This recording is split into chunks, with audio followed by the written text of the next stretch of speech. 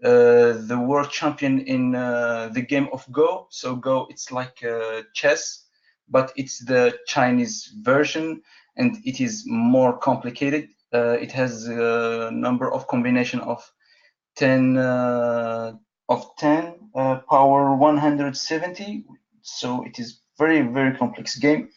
It is a big breakthrough because many specialists thought that artificial intelligence will be able to master this game to beat the world champion in like 2030, but it has been achieved more quickly in 2016. Also, we can talk, for example, OpenAI, which was an NGO founded by Elon Musk. It developed, for example, it developed its own language. Then it has beaten the world champion in Dota 2, 1 versus 1 in 2017. So we can say that actually artificial intelligence could beat the human mind, the best human minds in some domains. We can talk about other application of artificial intelligence. For example, we can use machine learning algorithms to first to recognize characters. It is OCR, recognition of characters. For example, here it translates so from Taiwanese to English, and to be able to reproduce the same writing with the same font, same colors. And to do that, the algorithms try to learn from previous translations. Another application, for example, Facebook developed a tool that can negotiate, that can lead negotiation like a human being. And another application, for example, here, this is called deepfake. So it uses algorithms of deep learning to try to switch faces. Here in a movie, they switched the face with Steve Carell face. It can recognize, for example, it can do the lip syncing, take the features of the face and replace it with another, and it's hard to notice the difference. So here it is. Now I will try to answer one of the questions that they have been posted in Behindz, which is what is the best practices of the workflow in data science projects. So data science projects, what is the pipeline that is followed in traditionally in a data science project? Here I will talk about a general framework which is called AWESOME. So AWESOME stands for obtaining our data, then the S for scrubbing and cleaning our data. Mainly as a data scientist, you will work mainly on these two parts. And then there's exploring and visualization our data. The M about building models and prediction, and the N is to interpret our data. So, for example, generally in the media or in blogs, they picture data science as only this step, models and prediction, which is to suggest, for example, machine learning algorithms or models that could explain best a given phenomena. But 80% of your time as a data scientist, it will be spent here. So obtaining our data, because if you don't have data, you have nothing, you can do anything. And also scrubbing and cleaning our data. So for the first step, obtaining our data. Here, if you don't have data, it will be a big challenge because you can't do anything without him. And also, you will need some knowledge about big data technologies, because currently we we still using relational tables, so little tables, but the data have become massive. They are in scales of terabytes, and it is impossible to store them in relational tables like MySQL or SQL servers. Mainly, big data are stored in servers like in Hadoop or Spark technologies. So a data scientist, in some cases, needs to learn how to use big data technologies like Hadoop and Spark. I want to talk. What is the difference between first? What is the difference between big data and data science? Is that big data you will handle big data of large scales. So you will have for example, you have data of multiple terabytes, and you have to load them. So that is your responsibility as a big data engineer. Data science is more about proposing models, for example, to predict, for prediction, to propose machine learning algorithms. Now, the second step is scrubbing and cleaning your data. It is that the data you will get, it not will be clean. There will be a lot of corrupted data. There will be a lot of missing values, and your responsibility is to repair that, to make it usable, to enhance the quality of your data. And for that, it's not easy. You will need you will use mainly scripting languages like Python or R or SAS. That's it. And then we have exploring and visualization. So before proposing models, you have to find patterns in your data. You have to find hidden patterns, hidden insights, like something valuable. You have to explore it to know the attributes, for example, of your data. You have to understand it. You have to get a good understanding of your data first before attacking it. And then the most interesting parts is models and prediction. So here you will try to propose a good model, like to propose a neural network or a good algorithms with the most suitable parameters, so that your algorithm will give the best results. And not only so, first you have to divide your data into training set and testing set. One of the most common mistake is that data science try to build a model which is very good at the training set, but will fall short on the testing set, and that's what we call the overfitting. And it is very common with neural networks, because they are very good on the training set, but when you apply them on the testing set, it will give poor results. So sometimes you have to keep that in mind. And our last step is interpreting the data. So now that we have built our model, and we have built a good system that could predict new data.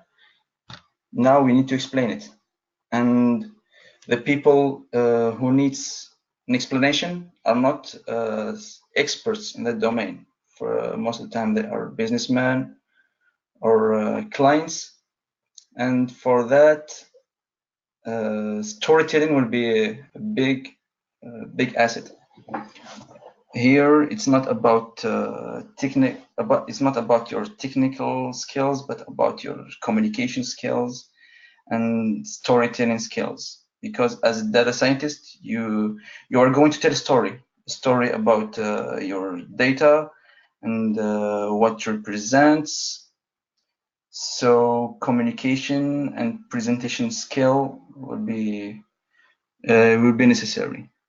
So that's it about this framework, which is called Awesome. it is needed you need to follow these steps in these orders. For example, if you skip this step, you can forget. You can forget to, if you don't have data, you can forget data science, you can do anything. If you forgot, if you don't do good cleaning of your data, you will have a messy data, and if you feed your model with bad data, it can lead to poor results. So you gotta have data of good quality, and then Walid, yeah. قال لك can you re-explain the modeling phase? The Modeling phase. The modeling phase. the modeling phase. So the models and prediction. Yeah. For example, let's say you want to. So, for example, you want to predict the sales of houses given certain criteria, like the surface or the location. So you want to build a model that can predict the price of a house, given the surface, for example, or given the region. And to do that, you will need first to have a training set. So you will have, for example, to have data about houses, and you will propose a model. So a model, there are a lot. For example, neural networks, SVM algorithm, random forest, decision trees. And also, I forgot to mention something, is that there's two types of classification. There's supervised classification and unsupervised classification. So supervised classification, for example, SVM, your classes have labels. For example, I have an image and I want to recognize objects, if they are cats or dogs. So I'm in my training sets, I have labels of these objects. Because, for example, I have an image of a cat. It is labeled cat in my table. I have an image of a dog. It is labeled dog. That's for supervised learning. And for unsupervised learning, that's where the data doesn't have a label. For example, so let's take an example.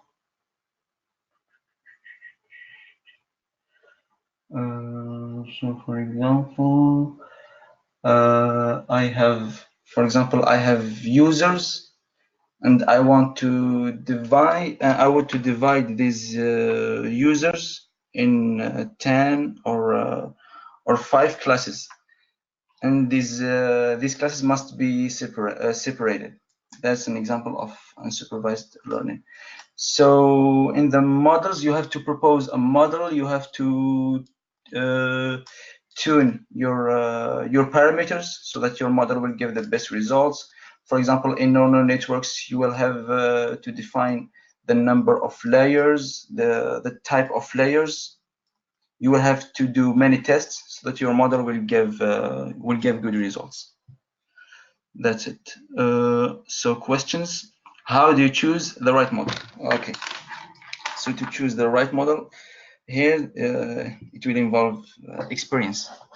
For example, if you have a small data set, it's preferably to use. It's not preferable to use neural networks, because neural networks works best with large data sets. But with small data sets, for example, you can use SVM or random forests or other algorithms.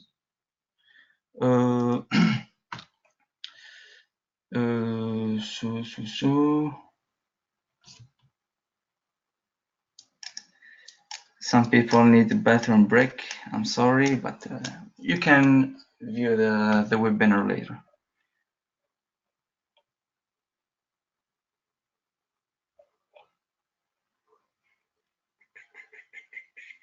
Hi. So there is another question: the difference between data science, data engineering, and data analytics. That is a good question. Yeah. Walid, شوف try and address the questions about your presentation, and we can leave The others, okay to you. more Okay. questions like this to the panel, to the end of our presentations. Okay. Okay. Belhadj. So yeah. So I think I'm done. I will answer the questions later. Okay, there is one more question. Get like, is this only used in machinery or robotics? It is only used. I In didn't hear machinery or robotics? the first, or robotics, or Machinery. machinery. Yeah. What do you mean by machinery? قصدها domain industrial فهمت. Domain industrial. آه. Uh, don't in industrial domain.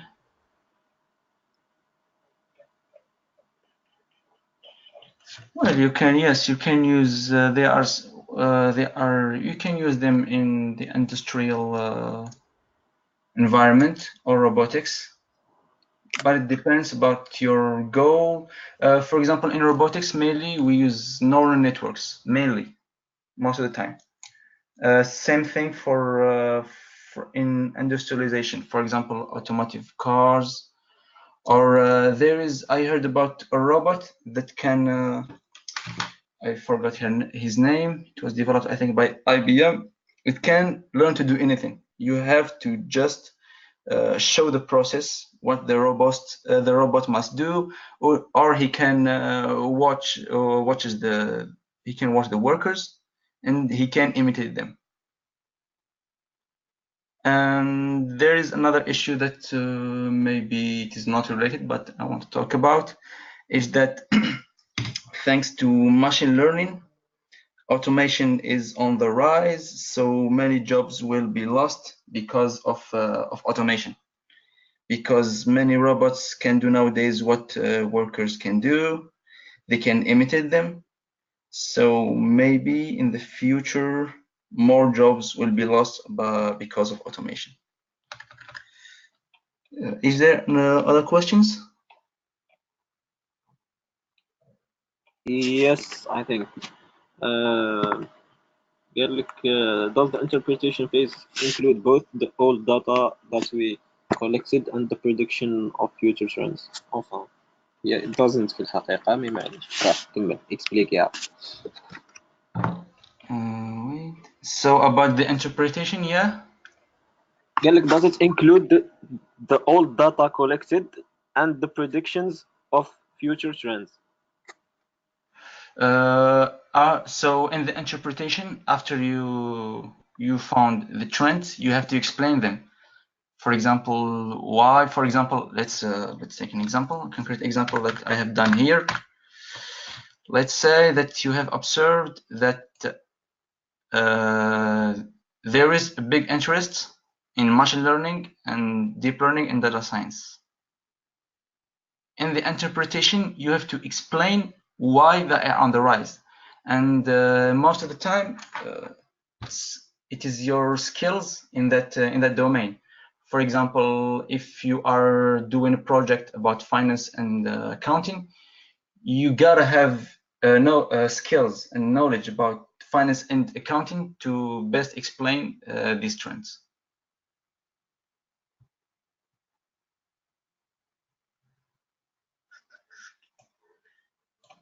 Is there other questions?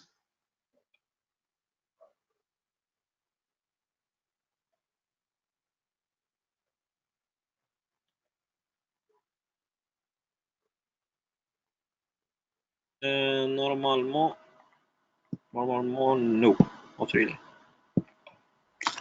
Okay. I will just answer the final question: the difference between data science and data engineering and data analytics. Okay. So, if we can, well, there is a lot of overlaps between these three fields. For example, if you are a data scientist, you can do things that a data engineer does and things that a data analytics does. So data science is mainly about models and prediction. You have training set and you have to make prediction. So that's mainly about data science. Data engineer is mainly the one who obtains the data from the massive like from Hadoop or Spark, and then he does the cleaning of the data. So that after the data scientist will explore them and build models upon them.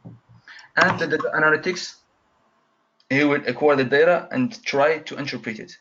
For example, business data analytics, he will need to have knowledge about business, and then he will interpret the data for the businessman or the decision makers, etc.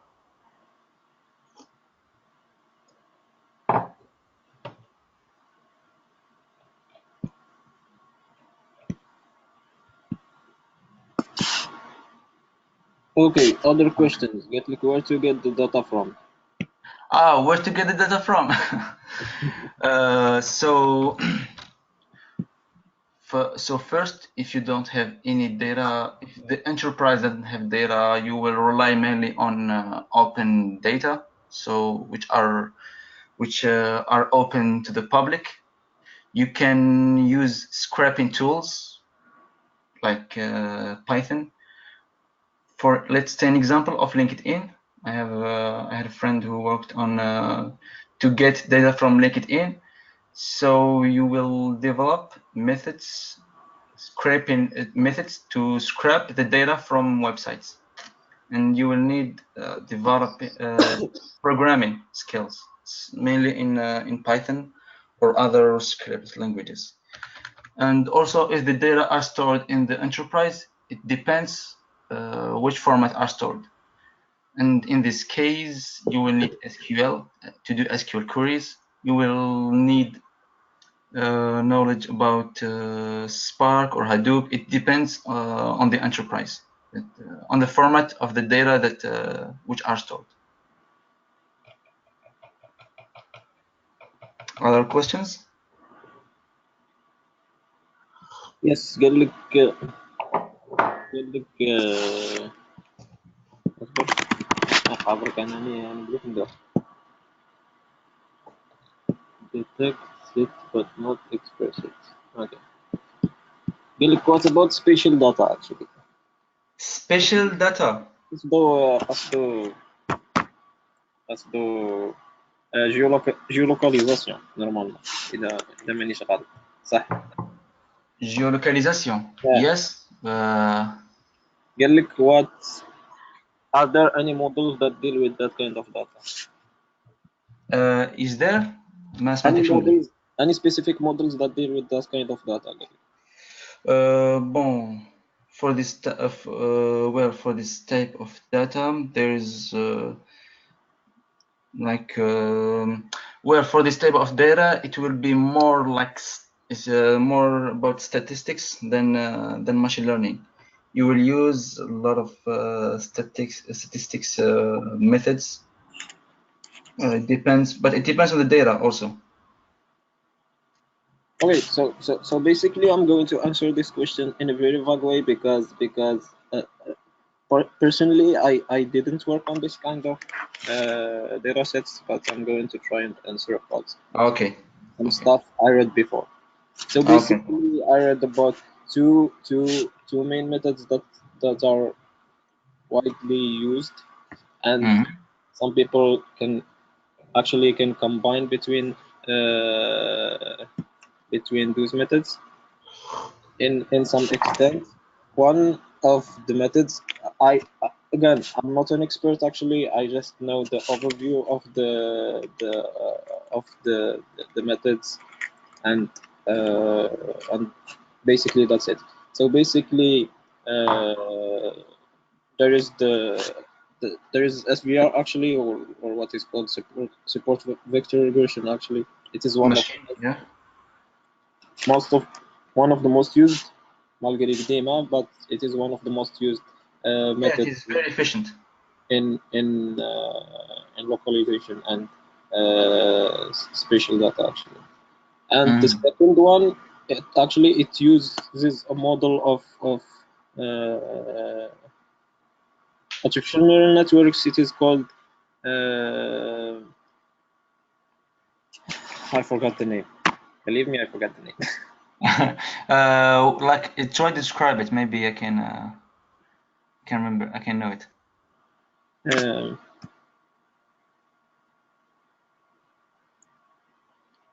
اصبر.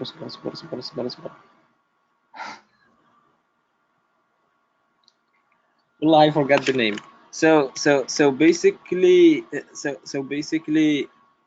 it is a very very well used model, but I forgot the name. To be honest, I forget the name. Do you remember how it works? Not really, actually. It is Okay. a machine learning. Yeah, it is a neural network architecture محل تفكر كيفاه كانت مخدومة يعني قريتها من نسيتها. Yeah, there is a lot of types of neural networks. So basically, you can always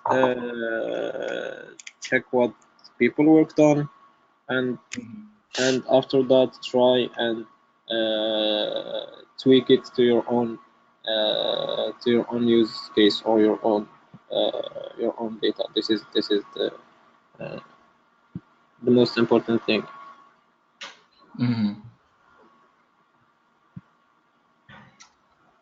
Is there other questions?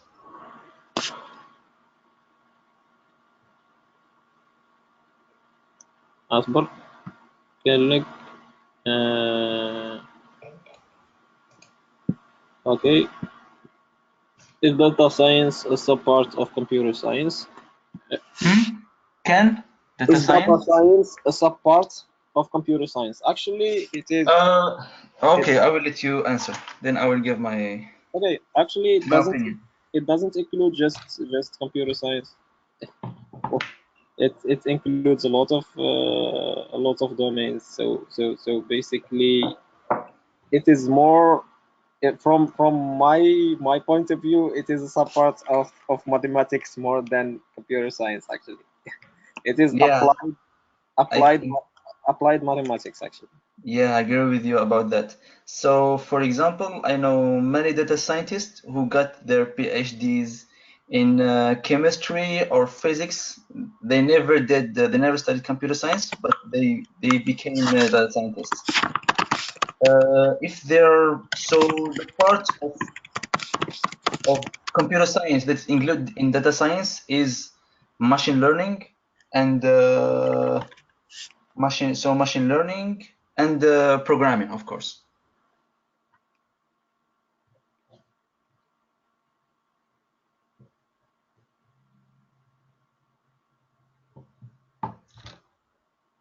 Okay, this is a very general question, yeah, Anisa Abir.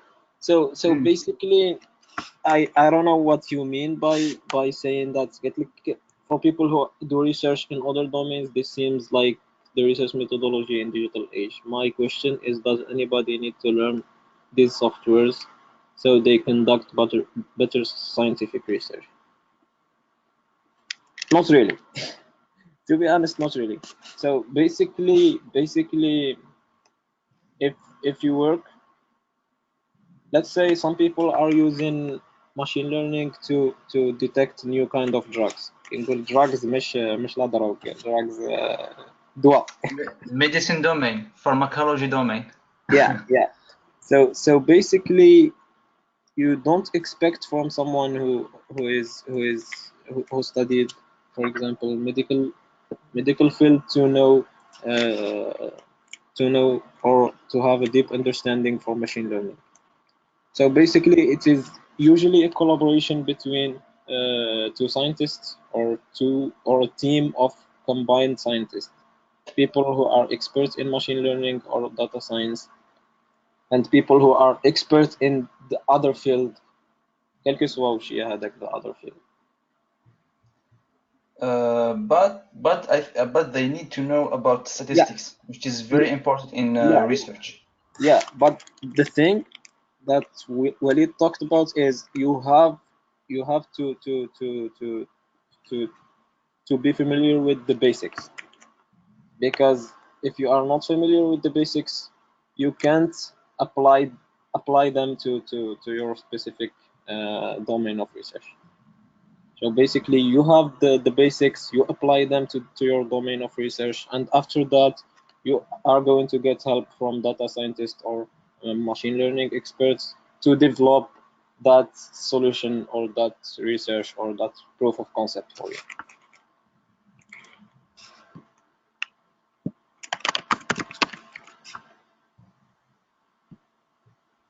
Okay, other questions? Islam? Okay, full and yeah, can do data analysis, critique, modification. Okay, so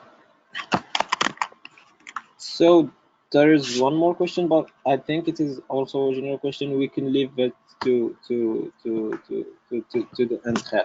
Okay, so We move look on. look at Tahar. We move on to question. عرفناه. Normalement. يب Yeah. أيوة صح. شوف نحطو.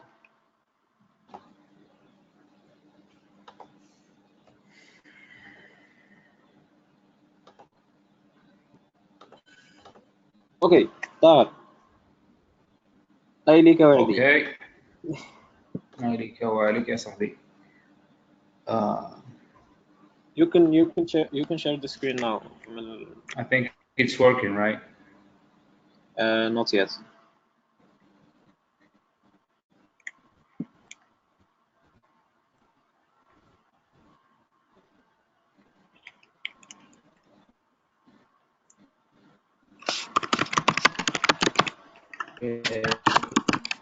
Okay. It says people can see your screen. Yeah, done. You can see it now. Oh.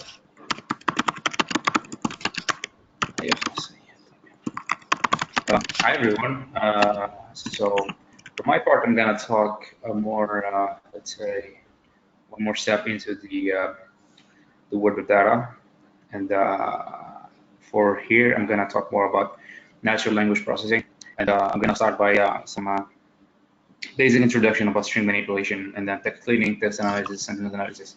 So just a heads up, I'm sorry if at some point some of you may feel lost.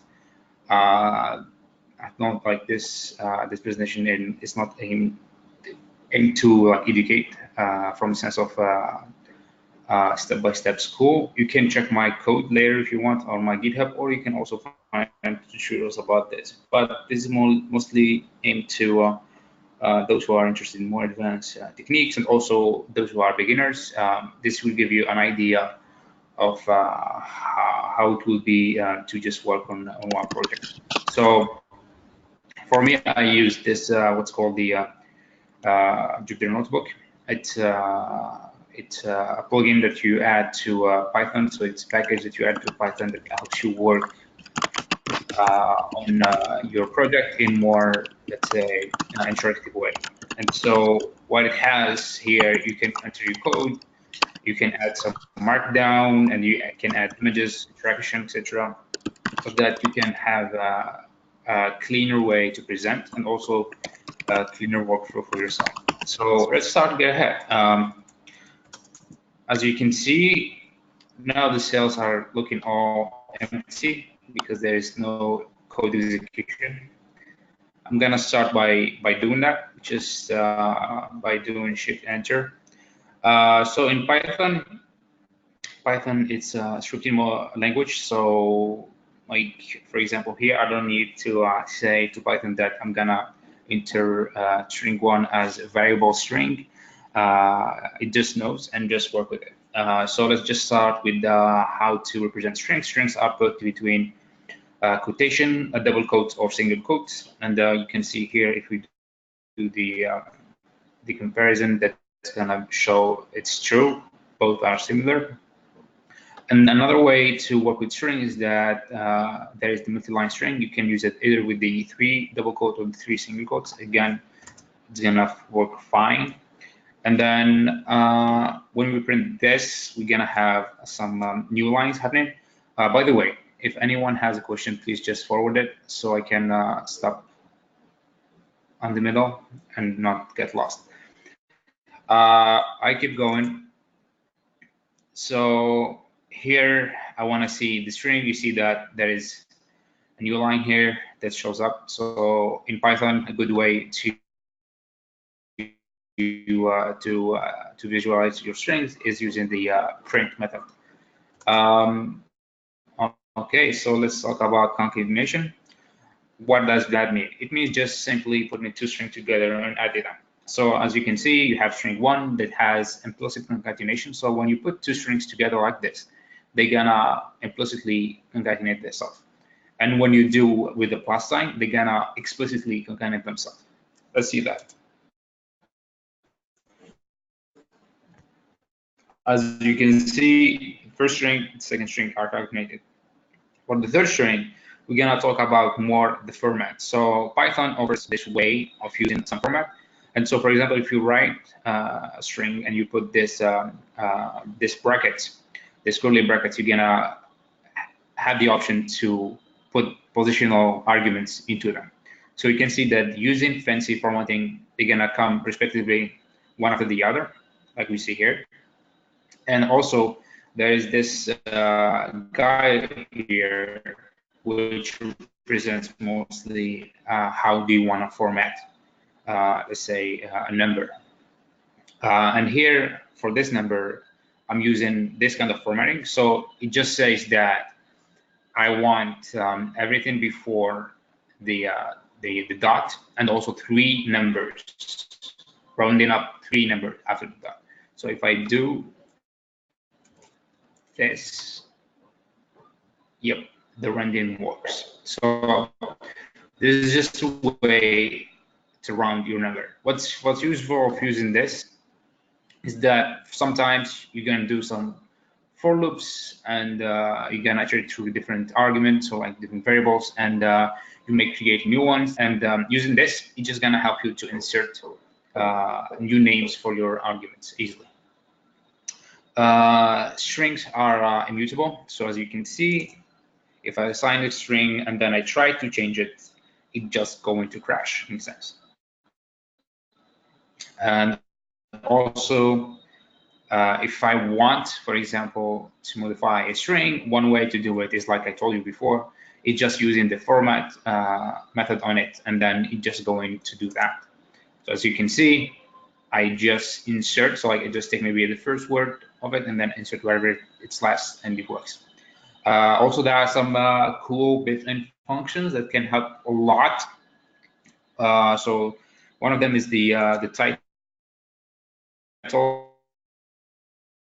There is the lower, there is the cap. There are a lot of things. So like you can use them, and they are very helpful. Now let's move on and talk about slicing. Strings are actually, they are not one full object. So in strings, there are letters, and every letter has a position inside the Python list. As you can see, whenever, so just to say this, list in Python, all of them start from the 0 index. So when you say 0, from the first letter. And here I'm saying string 1 starting from the second letter, if I'm saying 1. For those who maybe are familiar with Python, they won't find any issue with that, but for many new beginners, they are stuck with this. And so whenever I try to do like, it's not fancy slicing, but it's just like a different way of slicing. So when I say slice 1 and upward, so like when I say like 1 and then I do the semicolon, it just says like take everything from the second index and upward. And it is just the same thing saying take anything from the second index until the end of the length of my word. The beginning of the string is this, so I said that it's string 0. The end of the string, it gives you by -1. But also you can not only work like that, so like you can have anything, like you can even say like,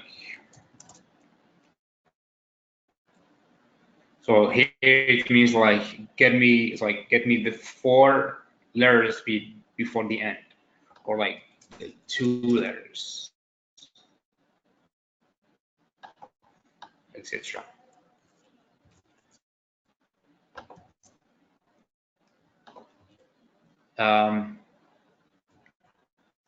Also, indexing is inclusive.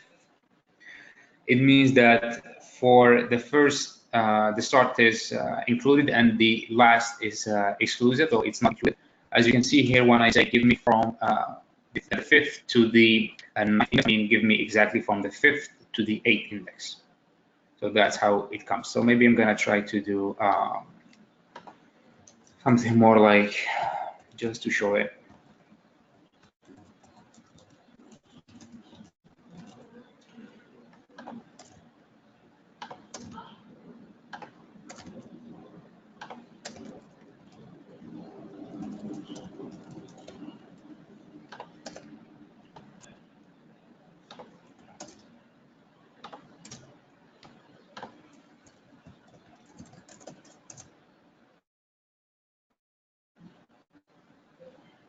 Last one doesn't come.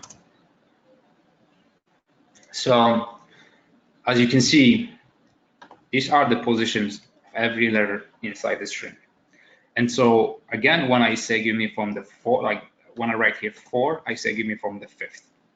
And as you can see, it's gonna start directly from the T, which is in the 5th position. So first position, second position, third position, fourth position, 5th position, right? And then, so it's inclusive. I am including this 5th position. And then when I say until 8, I just mean include the 8th position. So we said 5th, 6th, 7th, 8th. So it's gonna stop at L. I'm not going to include 8. I mean the 9th position or the 8th index. So this is it for the introduction about the string manipulation. I went fast. So if there are quick questions about that, maybe we can stop and just look at them. Otherwise, I just move on to the next section, which is it's gonna be just web scraping and then data manipulation, etc. Any questions?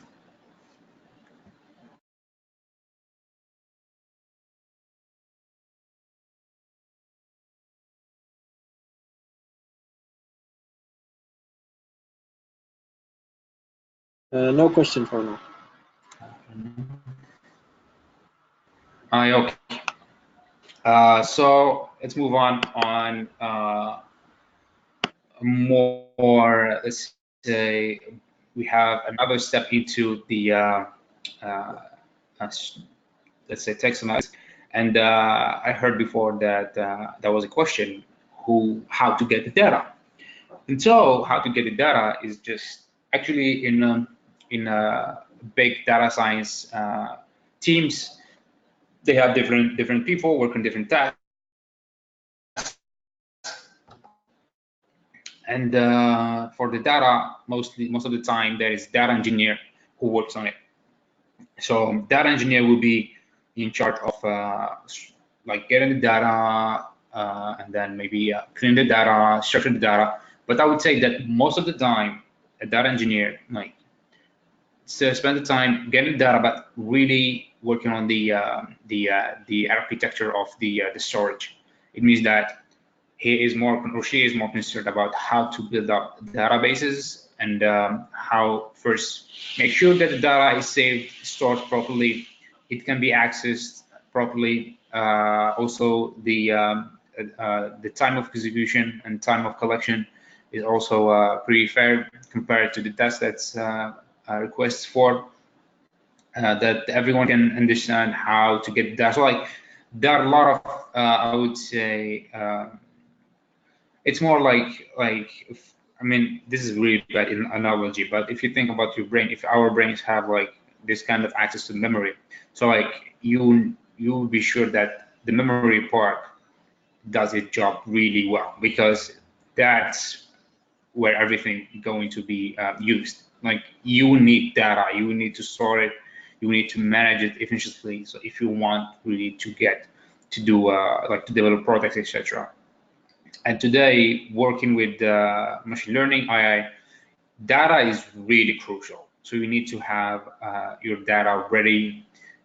It's you gotta be set up and also very efficient. So we're going to do text, and this task is going to be mainly about sentiment analysis. Later we're gonna see text classification, but this task is gonna be sentiment analysis. And for me, I choose this for this example, a work of Chomsky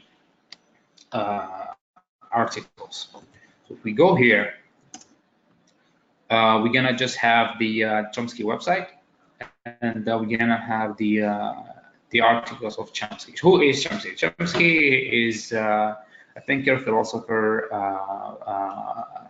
specialist. He is a lot of stuff. And Chomsky also did something very interesting that maybe not most of people know. It's the he contributed a lot to the natural language processing field that we know it today. He was the one who introduced the idea of language models and how we can use them in computers, etc. So I found the person really interesting, and so I want to take him and take his article. So as you can see, these are the articles. Maybe for those who are web enthusiasts, they know how to do this stuff and how like maybe to start do very basic web scraping. Those who don't know, maybe I just got to it. So like one easy step would be just to inspect the page, and you can do it either like right-click inspect or just like Control-Shift-I. Just gonna do it, and then here I wanna check different elements of the website. I'm not going to give an introduction to web development, but basically today in web, so every page has it's a structure, and we use this structure to display information. And so today, there like the web has different tags, as you can see. The body means all the page where like everything we gonna put in, and then you have the header, etc.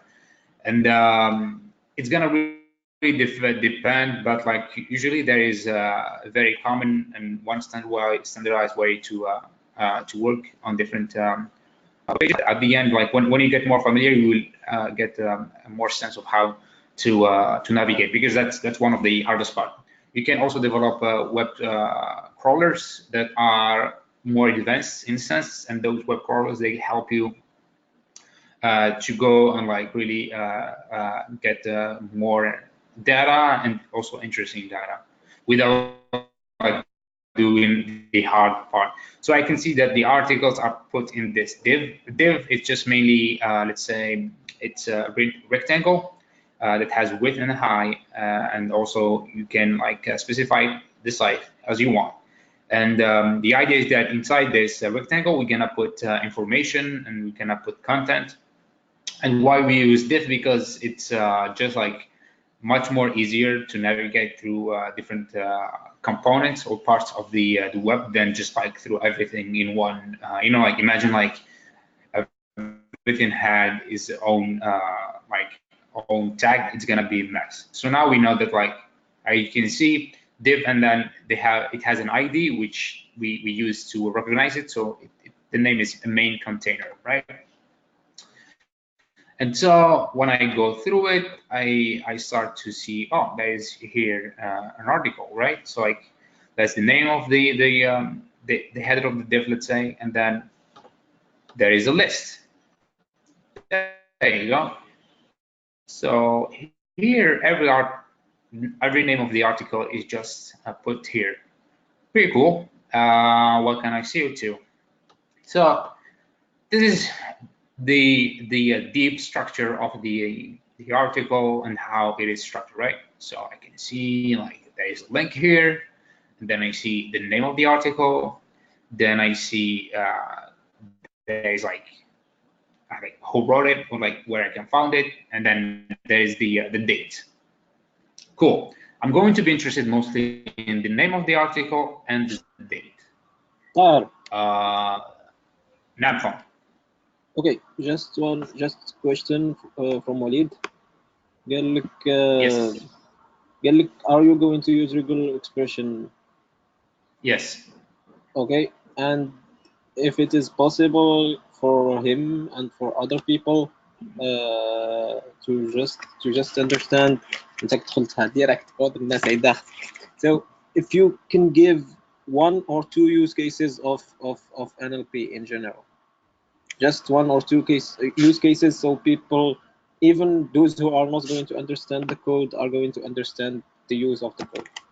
Yes. So what we're going to do is just that. So here I want like to unfold one by one, so just to keep people wondering what's going to happen, and then whenever you reach the end of the point, you will be okay, so that's what happened. Okay, so I'm gonna just spoil you guys, and then what's happened is that here I'm interested to use sentiment analysis. Sentiment analysis is just a way to say, can I have let's say an emotion about a text. So is this text positive, or is this text negative, or is it neutral? So a positive text means that there are a lot of good stuff. So imagine like in reviews, it's gonna be, oh, this product is awesome, this product is very good, etc. Negative sentiment is more, it's just negative. It's just the opposite. So it's gonna be this movie sucks, or this this product is really bad, etc. And then neutral one would be like, I don't know. It's like it could be like having either like like having a mix of good and bad, or just like having none. And then it's just gonna be let's say like it's gonna be maybe someone said, oh, I ordered the product, it came on time. That's it. So like this is like really negative, because like it's how the model is trained. So the words, or the words and that are used inside the model maybe are not telling about the real emotion. So yes, so that's one use case. Another use case is gonna be very pretty famous one was the Quora. Maybe you know all that website. So Quora is just a website where you can go and ask questions, and people from different domain answer the questions. And so Quora had a challenge on Kaggle, and they want to know which questions are duplicates. And that was really a big challenge. And so they used NLP to classify these questions. So actually they had the training data, so their own labeled questions. So they would have two questions, and they would like label it and say if they are duplicates or not. And then they asked from Kagglers, or like from people to submit their models and see if they can build a new model that can actually predict if the question is duplicate or not, without like without doing it manually. So with training and machine learning. And in that challenge, it was one of the hardest maybe recently, because the questions have a lot of context. And one of the hardest part in NLP, and we're gonna see that, is how to capture context. And there are very basic methods that we can do, and we can do pretty fine or pretty good. But as more like the text gets complicated and get very evolved, it's gonna be harder to capture context using very simple methods. So these are like maybe very on the surface applications, but there are like so much more.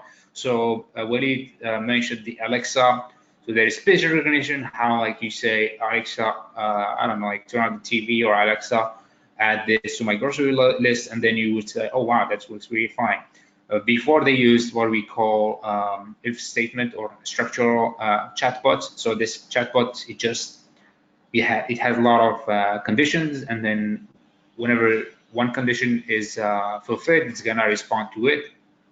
But you can imagine it can grow exponentially because you don't know the context. Sometimes people like say, how are you, using just a U without like Y O U. So that's really hard, right? And so what happens that they build up new models using neural networks and what we call recurrent neural networks, which are pretty advanced. And I mean, the idea is very simple, but how to work around them needs experience because they are really kind of like complex, let's say. So these are some of the methods. There are much more today that we use, and I'm not going maybe through all of them because I think that you can do that by yourself. But I want to maybe just go more on the code, and then why? Because even if you don't understand it, just fine. Because I want like to push those who are interested to just go ahead and check my my code later. So it's available on GitHub, or you can find others, and you can just like maybe go through again this webinar and see how it works. So don't be alarmed. Just try to if you can like pick maybe 20% of what I'm saying, like even 10%, it's just fine. You can go come back later. But again, if you have questions, just stop me. Okay, let's move on. And yep. So yeah, this is the web, blah blah blah. And now I go back. When I go back,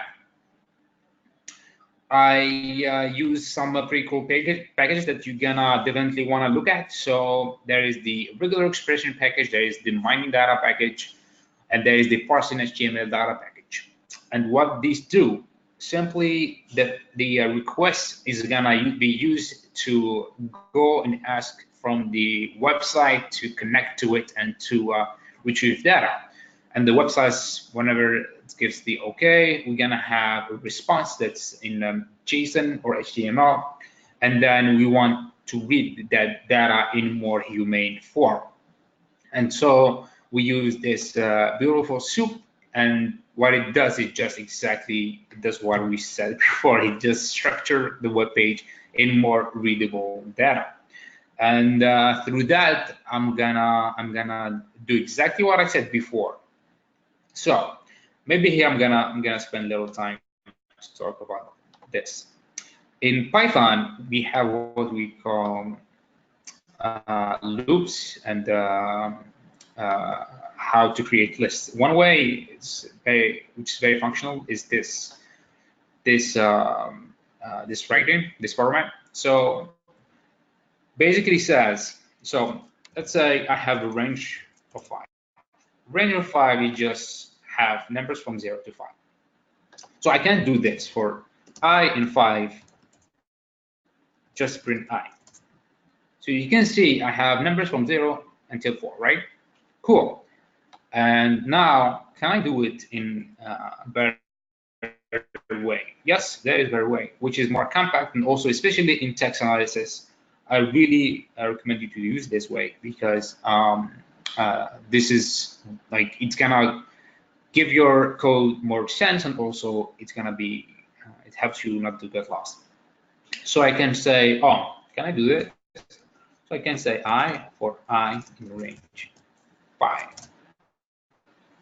Oh, now I have a list that's already of numbers from 0 to 4. And in text analysis, you can imagine that all the time we need to have the text in this kind of way.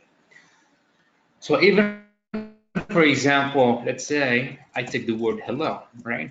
So you can see I can have every word being an item of the list, and I can use a layer if I want to.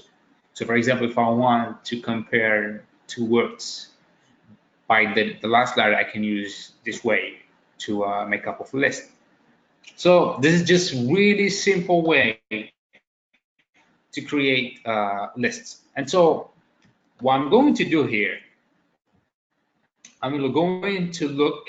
So again, in web and especially Python, there are a lot of built-in function in soup. So let's just do this.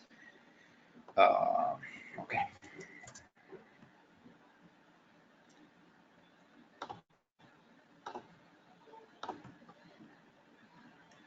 Okay, what happened? So what's this soup? Okay, it looks like some sort of web page. It is actually. So as you can see, we just got the content of the web page. That's it. Cool. And so this code, it just goes and look for different items in this web page. That's it. So for example, if I say find a, I'm just saying what are the tags that are, like you see here, this is an A tag, right? So if I say find A, that's just going to give me the first occurrence of the A tag. Pretty cool. And so what does this A has? So there is like the text usually. This can show up. Yep, you see? It just really don't get like I'd say frustrated about it, because I mean I know the feeling. What it has is only items and like some properties related to the item itself, and that's it. So here, if I go through it, what I say, give me list item text. Okay, so I named this date. So I guess I'm gonna get some data, right, date. And so what I say is that give me like list item text. And so what is this list item? It's just inside the list tags. Okay, cool. And then inside what is the item? I said item is just existing in the A. So how can we see it more explicitly for those who want that? So I said list item in soup find. Oh, okay. Can you print this item for me? See that? Well. We have, while we're looking at, we just have all these lists ready for us. Isn't that cool? Nice. I didn't do anything really big, so I just wanted to look for tags that are list, LE, as you can see. Okay, let's deep inside. So for item inside list item dot, here I'm gonna look for find. I'm just going to say find A. I'm gonna just print item. What's gonna happen here? Oh, right. So now we have just the names of the articles. But in my code, I said list item text. Okay, let me see that. What's happened? Oh, it doesn't work here. That's so weird. Let me check that again. For list item find A. Could it be that?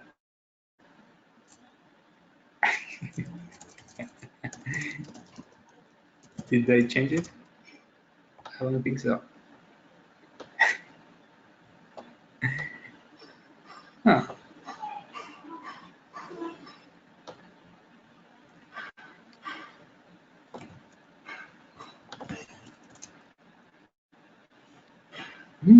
That's so weird. Find item, this item. Yep. Oops. Oh.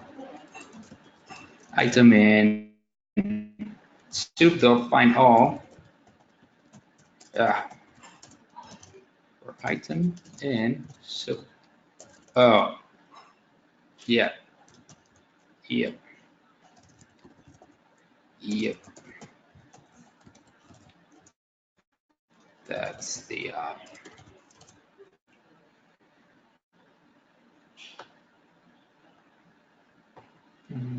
yeah.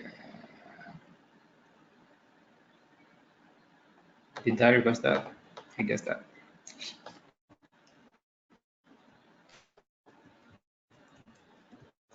No.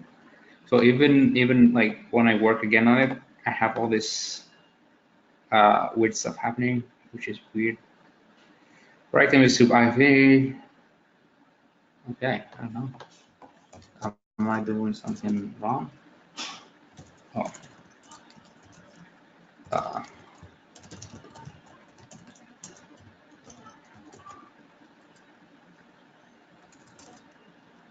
Is that in soup fine.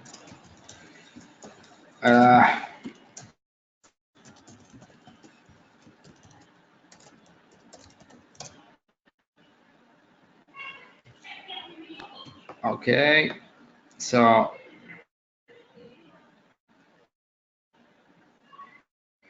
here I got all the text with the date that I'm gonna try to extract later.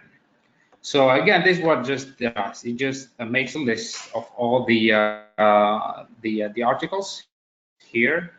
It just really collect these. That's it.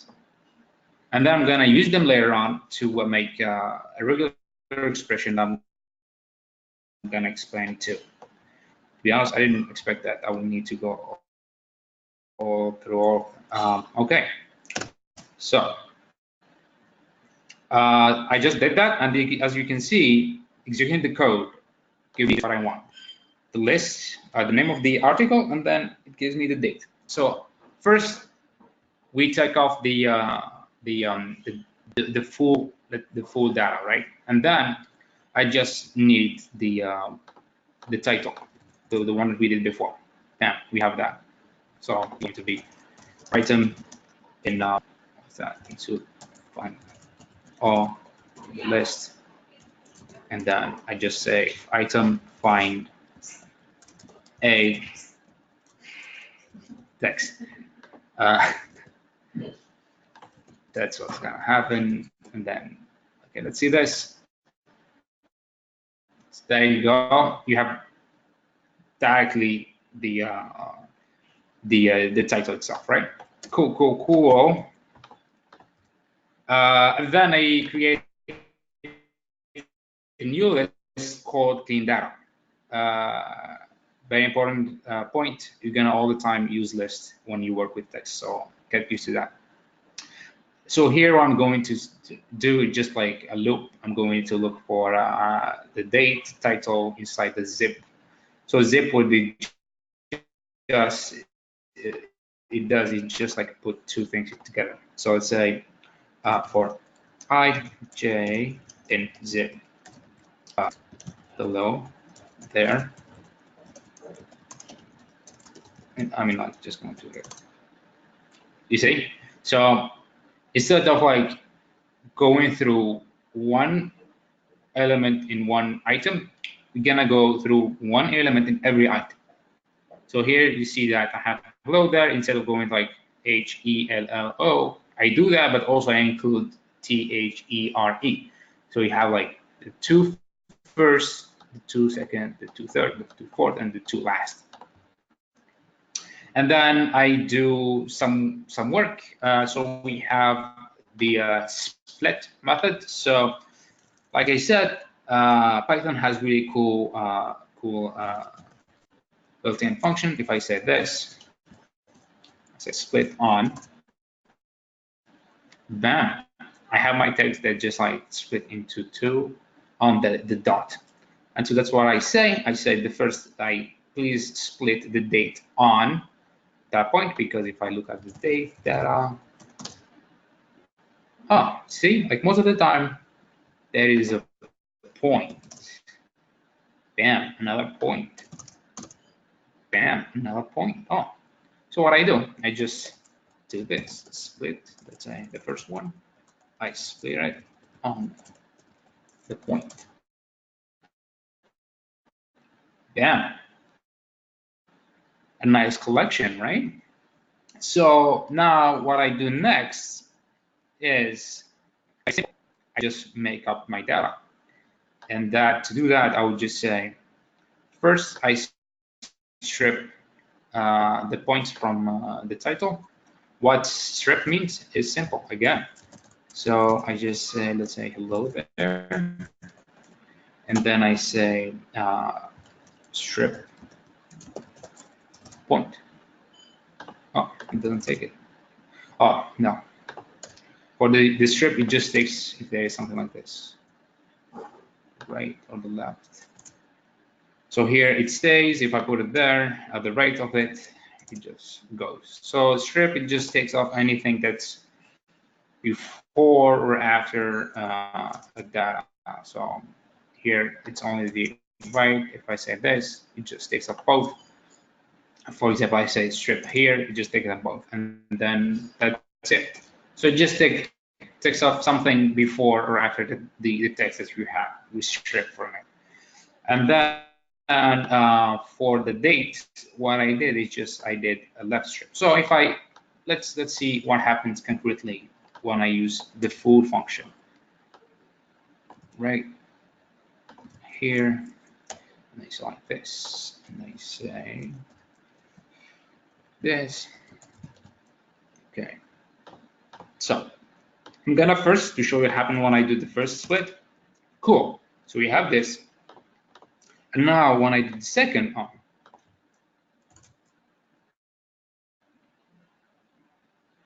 oh sorry.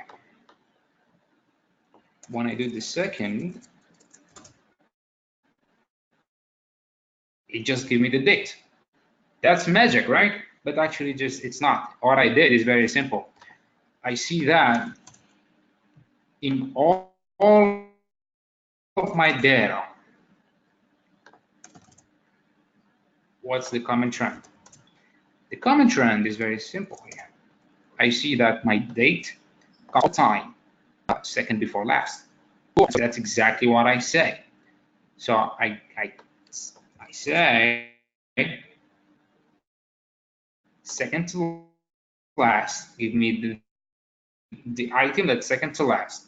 But also what I noticed that some of them, or maybe most of them, they have this tiny space here. I don't know if you see it here. So if I do this, it's a space.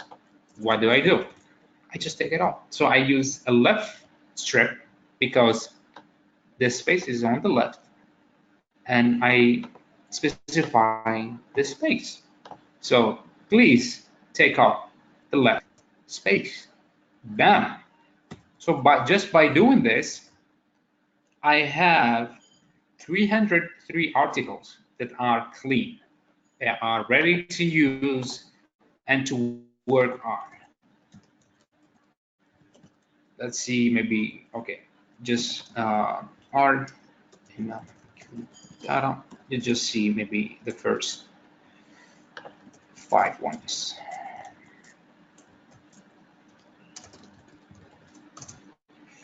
Cool. See, they are all clean. The name of the article and then the date. Name of the article and the date. And that's exactly what we want.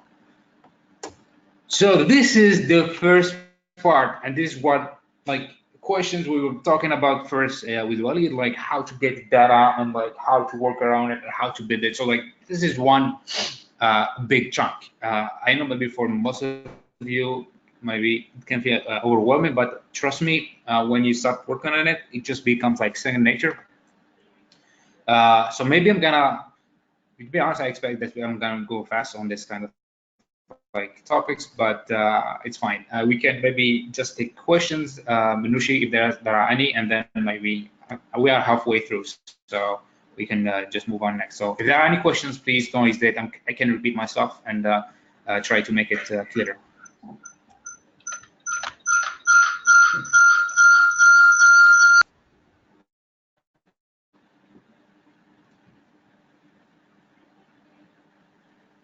خمس ناخذ.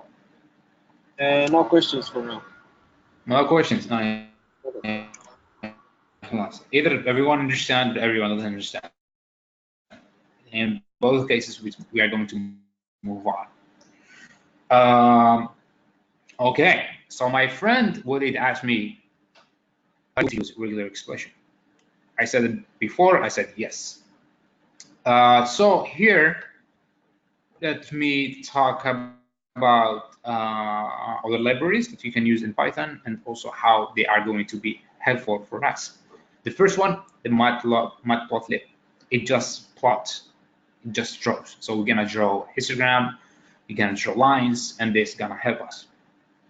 Why do I do this? So in Jupyter Notebook or in the IPython I'm using here, this is going to help me to display my plots inside the notebook. And then we have the NumPy. The NumPy is very, very, very crucial. I mean, so far, like since I've started working with it, I know that NumPy is one of the packages that you need to import. Sometimes you don't use it, but you import it. Why? Because it just has all the mathematical operation you would need. It has like array work around it, so like it has a lot of very needed, let's say, structural computational methods that you need to do your work. And so let's talk about the regular expression. What's regular expression?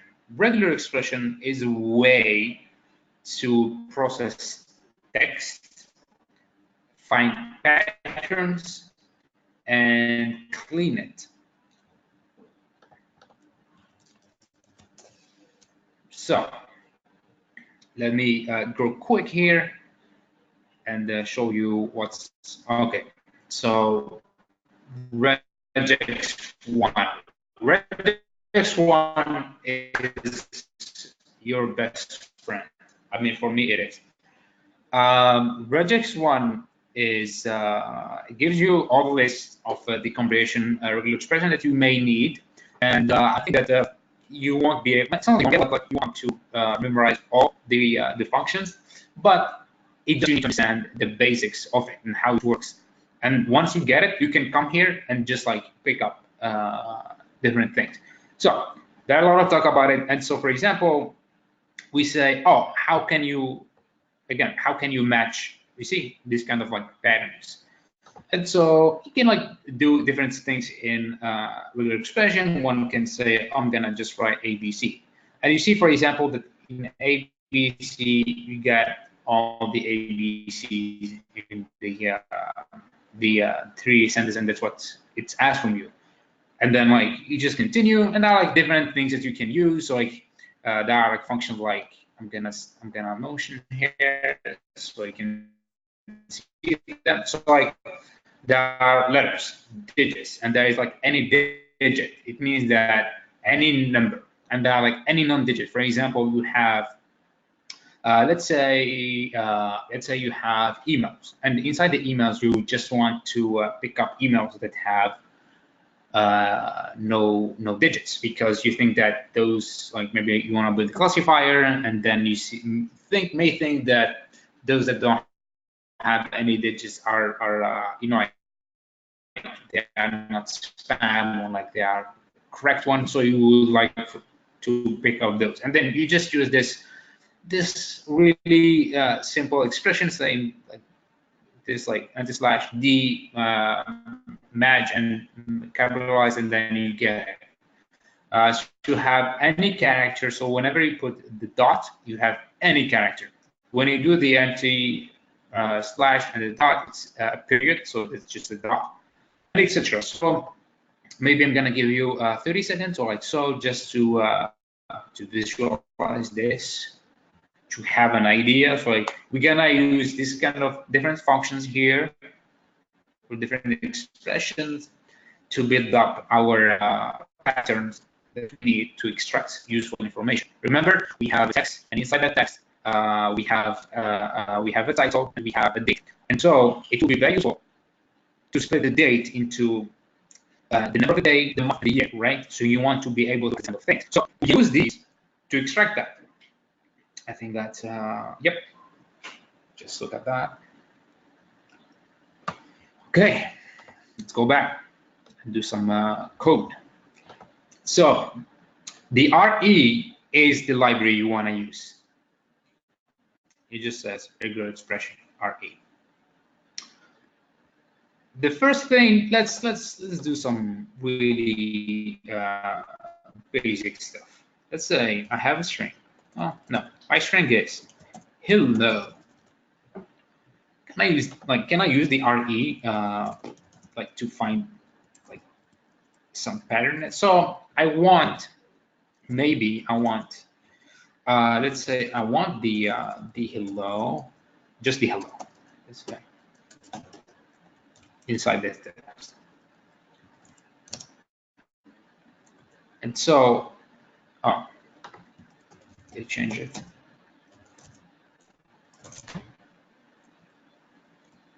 Did I? Oh, sorry.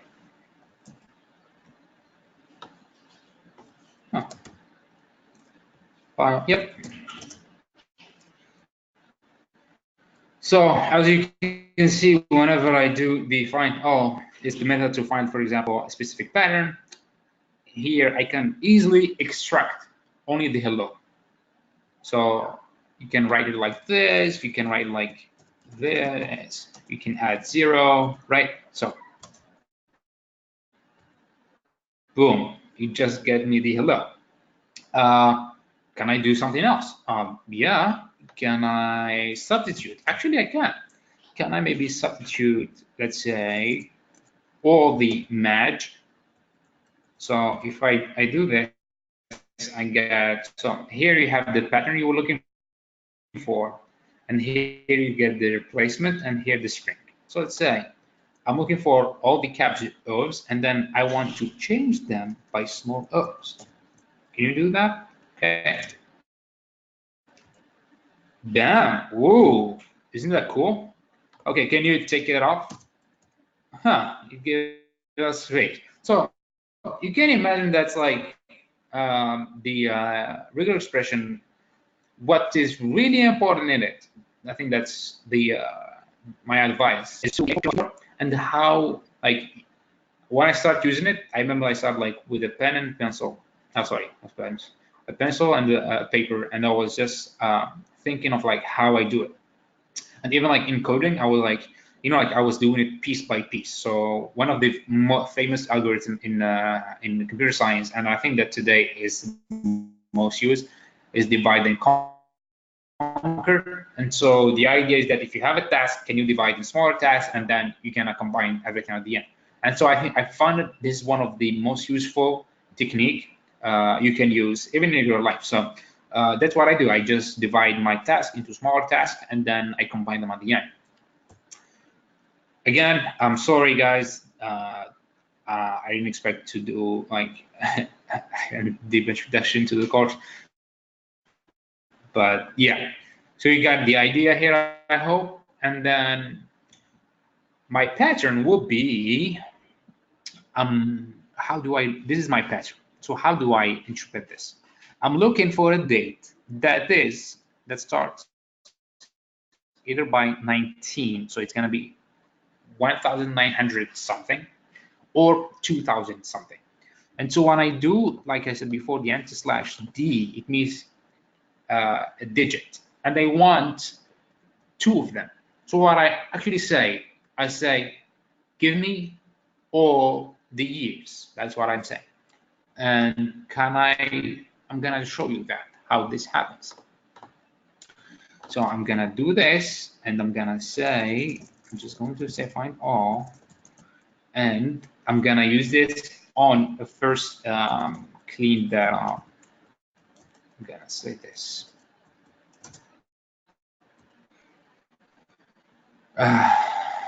Sorry. Oh yeah, that's the article. Oh, that's amazing. I just extracted the year that easy. So let's see what's actually. So you see, I have this element. I have this element. I want to find just the year. That's what I'm exactly saying here. So I want, you can see that, oh, sorry, I didn't mention this, but you see the bar is just used to say or. So I'm looking either for years that are that happen in 1900 or the year 2000. And so the regular expression just goes to look for it. It's just a bunch of like find methods that exist in actually in the string itself. So like if I can say find J, it's just going to say where is J, and then it's just going to use this like very simple methods to actually return my string. And there you go, I have my year. Cool. What can I do now? So now I am going to create, like you see, years list. I'm just want to look for years, and I create this function to do that. You don't need like, I'm not going to give it data, but it just does. It just simply gives me a list of years. That's it. Next, I'm gonna plot. And this is going to be fun. So let's just do it and see what's gonna happen. Whoa, there we go. So a lot of stuff happening here. What happened? I'm gonna tell you that. Here I start my plotting. And here you just, I don't need it for me. So here you start your plotting. And you say first argument is the figure. So I say PLT figure, and I give a figure size. Simple as that. Nothing complex, right? So it starts by the width and the height. So I give it 12, 6. Cool. So now I want to plot a histogram. So the matplotlib gives you this easily usable thing. It just calls histogram, and the histogram is just going to count frequency of a given argument. So I'm going to count frequency of the years, right? And so it's just going to happen like that. So I have years here, and I have a number of bins that they want to show up, and it just works. So it draws that, and then all the way here, all this stuff, it's aesthetic. I have here the title. I just give the title. The annotate is pretty cool. I like it because you can actually put like you see here this stuff. It's like this is the annotate, so I can add description of different points of the histogram. So I told you that Noam Chomsky actually published, or he is the pioneer about the language model, and this is where he published it. I think it's like 52 or 53, and so he published it here, and then you see like there's here the Vietnam War and then the Gulf War. Okay, so can we start to have some sense of what's happening with the Noam Chomsky publications? Actually, we do. So we can see that from where we have, he started like publishing maybe. So we have some data here, and then we see actually that he was active during the Vietnam War. So maybe I would expect that he would be talking about the war, knowing that he is a thinker, a writer, a philosopher. So we would expect that. Then also we see another like new pike at the Gulf War, and then there is more and more stuff happening until like recently here. Okay, can we get more? Yes, we can. So there are articles with different languages. There is the Castellano, there is the Dutch, and there is the Japanese. I'm just going to take them off. That's it. I just did. And then I'm going to do more regular expression things. So here, for those of you who really want to get deep inside, so I'm gonna invite you later, check the code, and then try to do the same stuff. And you can see, for example, there is Obama like this, and then there is, I don't know, so I'm sure there are like many more stuff. So like, I'm sure there is the US, there's the semicolon yet. So like you see the, to keep us like, so one of the most important tasks in natural language processing is actually doing the processing, cleaning the text and getting it to be clean and nice in very standard ways when you know that there is really low errors. And this is what I actually do. Here, the first, let's go through it. I'm not going to tell exactly how this works. I'm sure that you can actually bring your own stuff. It happened to me. I looked different, like when I started to work regular expression. I saw people using different stuff, and it just really, I think regular expression works really well because you can use your way of thinking and just supplement different regular expression like you want. And so my first item I wanna really replace is what? US. So like there's, you see, there is US with this, and there's some like different like ways to write USA. And so I'm going to replace all this stuff with one thing, USA. That's it.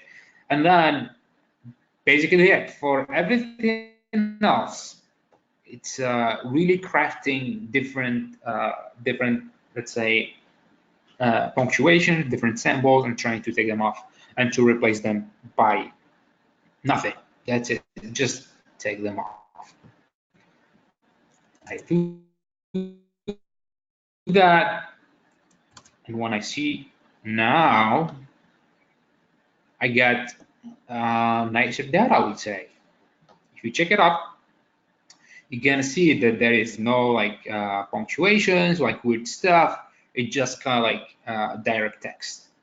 So this is a more useful data for next. Okay, let's keep on. Okay, any questions here? Because we are almost done. Next, there is the text analysis, which is also fun. So if there's any questions, guys, please ask. You're welcome.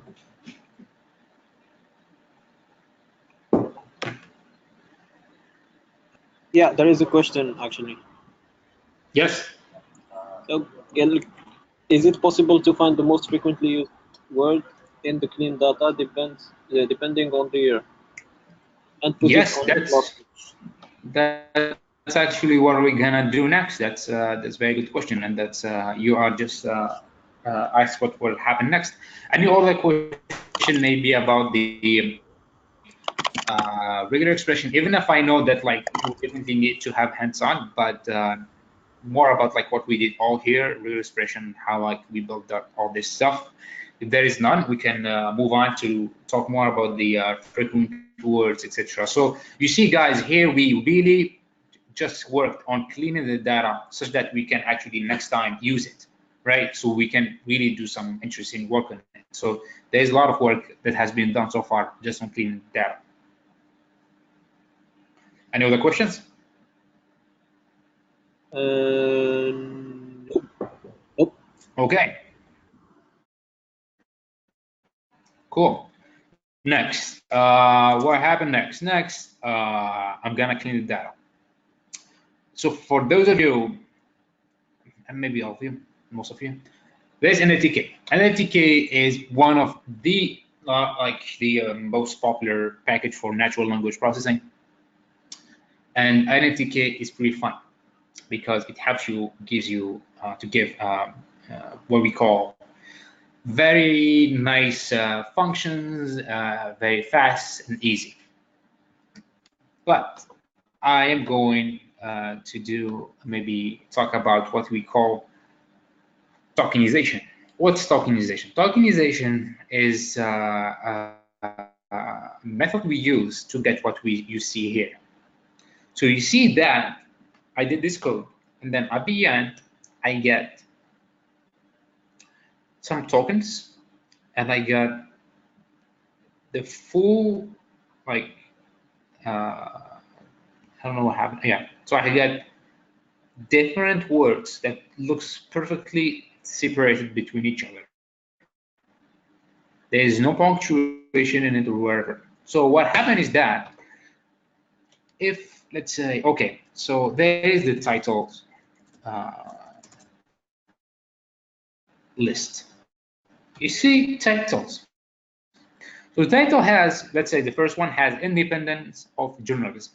One thing that unfortunately computers understand by numbers, right?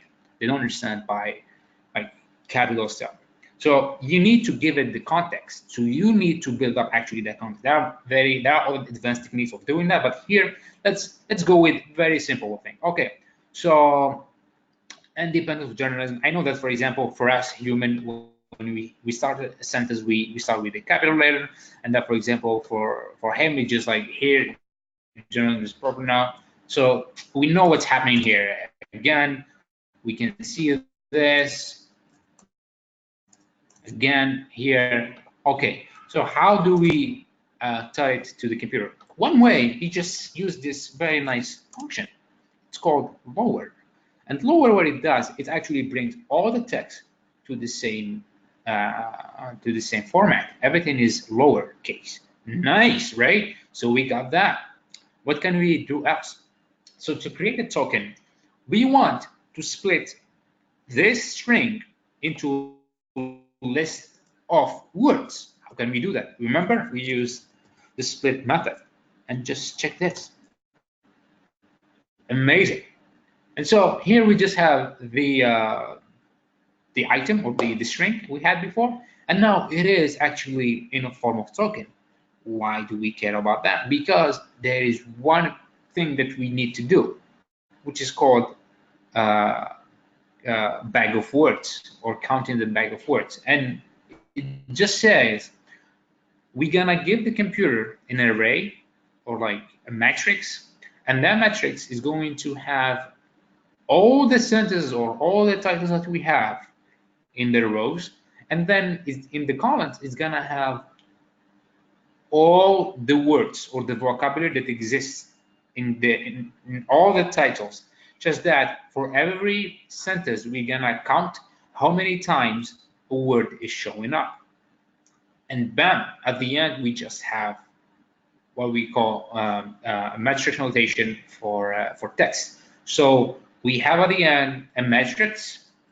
It could be like it is an n times m matrix, because it doesn't necessarily mean that like the sentences equal the vocabulary. It's in the contrary, all the time or most of the time. I think it's like 90% of the time, the vocabulary is going to be bigger than the actual sentence, the number of sentences. And that's it. So we do that, and then we're just going to do some count. Yeah. So as you can see, I did exactly that way. So I lowered my text, and then I used this NFTK has again beautiful thing, what's called word tokenize. So it just splits the words like I did here without doing like the split blah blah blah. And at the end we just get this beautiful list. It's full of tokens that we can use, and we can count it. So like you can see, guys, I have all words here. And so now you're gonna ask me, okay, you have the list of all the words of all the titles, right? What do you want to do with it? Well, my friends, I'm going to do just what one person mentioned, is the frequency of the words. Damn, isn't it nice? Okay, so what happened here? What happened is that I used what's called the frequency distribution. This is a method on NFTK, and you may ask me, can you do it in in a very raw level? Yes, I can. So again, we have the tokens, right? Okay, we have a list of tokens. How many tokens do we have here? Wow, we have 1,638. So the question is, are these tokens unique? Actually not, there are some repetition, and this is where we can do the count. So there is what we call a dictionary that we can use. A dictionary is just a representation in another structure where like you have an item, and you can have a count of how many times it appears or like it shows up. And so dictionary has this form, like let's say this. So it's gonna be like something like this. Token 1 has appeared 10 times. Cool, right? Okay, so let's do that. So let's implement that. So for every token in the list of tokens, right? And here I did an empty dictionary. What's the cool thing is that I can say if the token already exists in the count in our dictionary, well, I just want you to add +1, right? I say the name of the token and say plus, okay. So it's gonna be count. Okay, I just add 1. Else, everything else, I just ask it to make it the first occurrence. So I just say mark it. Okay, so let's run this. That was fast. I mean, we didn't have a lot of members. So let's see what this is. Okay. Oh, okay. So we see that it does exactly what we expect it to do. So it just counts our words. Isn't that cool? And in LTK, this frame distribution, it just counts the distribution or the frequency of every word. See, the same thing. Cool. And what do I do next? Well, I just plot the distribution or the frequency of words, and then you see, which is something very expected, is that you will have some words that are high frequency, and then it's gonna like look like exponentially decreasing function, where you will have like really low words. So I plot the 20. I can plot the 30 words again. Maybe I can plot the 50. I don't know if you can see it clearly. Yep. So you see it. It's very clear. Decreasing exponential function that goes towards 0. I mean, like maybe not 0 because there's no 0. Like we need at least 1 occurrence of a word that shows up here. So it just stops at 1. Cool. Nice. Can we do something else? Yes. Maybe you have noticed that the most frequent words are the of and. Maybe the USA, in A. So these like the, of, and, in A, etc. They are called stop words. Why stop words? Because like these words, we should expect to see them showing up more than the others. Okay. So like in the sentence, we are here watching the I don't know, like the webinar that has started on today, whatever. Like can you see that like are like the here that's like they constitute most of the sentence, right? And so we want to take them off to keep only those words that actually can give us some context, right? And so this is what we do in LTK. There's what we call the stop word list. It's already there, so you don't need to create your own. So here you have like I, me, myself, we, our, and so all these. So far, they don't give you a lot of context. Maybe later, if you want to use advanced techniques, they can. But now, for this basic stuff, they are just going to be noise. So let's do that. So what I do, I create a new list of tokens where I say, please keep the tokens that are outside of the stop word list. That's it. Let's do it again. Oh, cool. We have another plot here, and as you can see here, it becomes more, it gives more sense, right? So like here you have You start with the USA, war, Israel, peace, East, Gaza, Obama, democracy, crisis, etc. And you can see that there is no apostrophe, no, no punctuation whatsoever. Oh,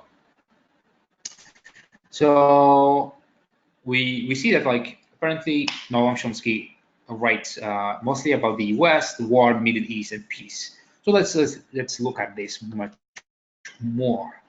So one of the cool thing that exists in NLTK, it's called the bigrams and the trigrams. So what this says is really simple. So remember, first we counted the appearance of one word.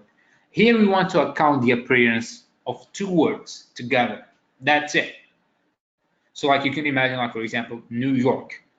So like it will be like if there is like a text, New York, the pair of New York is going to be higher than just New, just York, right? So let's do that. And then, interestingly, we have two plots, one for the pair of two and another one, three, top of three. So the first thing, so you can see, for example, like I said, you can see Middle East. So like the Middle East is going to be more frequent, just like saying Middle East, right? So you have the Latin USA, you have East and Timor, you have USA decline. So that's interesting, USA and decline. So he thinks that there is some like decline. US is going to have decline. So you can already have a sense about what Noam Chomsky is talking. So there is Noam Chomsky, which is really expected, and again there is USA and democracy. Interesting. War and peace. Israel and Palestine. So like you see how this can give us more indication about the context. Now, when you explore the wait. Yeah, there is a question. Mulay قال لك, is there support for other languages in the stopwords library? Good question. There is the I think there is the French, the Dutch, I would say the Spanish. If you're thinking or ask me about the Arabic, unfortunately, not many or not much. I don't think the NLTK supported because of many things. One of the things that Arabic representation is really hard in terms like today, the presence of Arabic is not quite there, and also not many Arab speakers are actually developing NLTK or like natural language processing techniques, which is really sad. So most of the techniques are applied using language, using English, then Dutch, and then you have Chinese, Spanish, French, and then everything comes like that. But for the Arabic, unfortunately, I didn't really see many application. I mean, like, it's not application, but implementation. So I didn't really see any papers or like articles that talk about how like you can use it for Arabic. That's which I think is really sad, but that's the actual reality. And okay, going back. So what we noticed too is that نور الدين قال لك سكرابيت الانترنت كامل بشويه عمرك.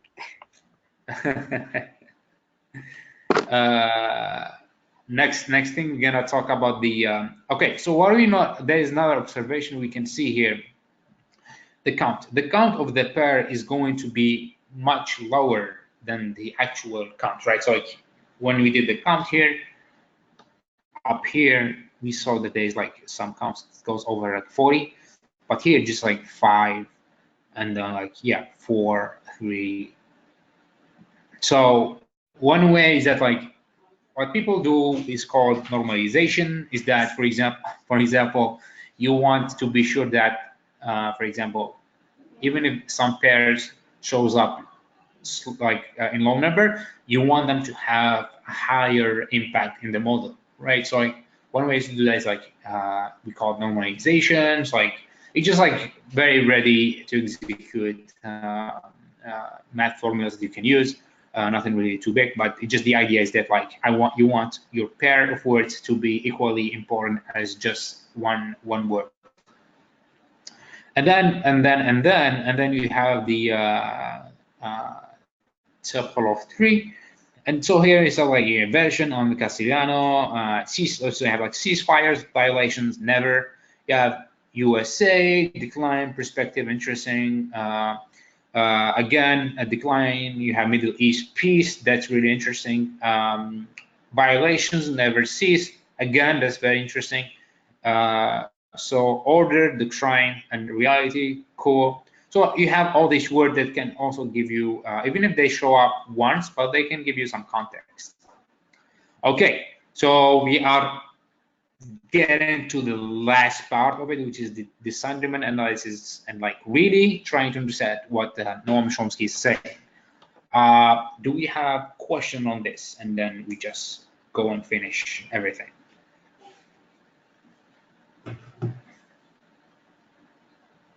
No questions.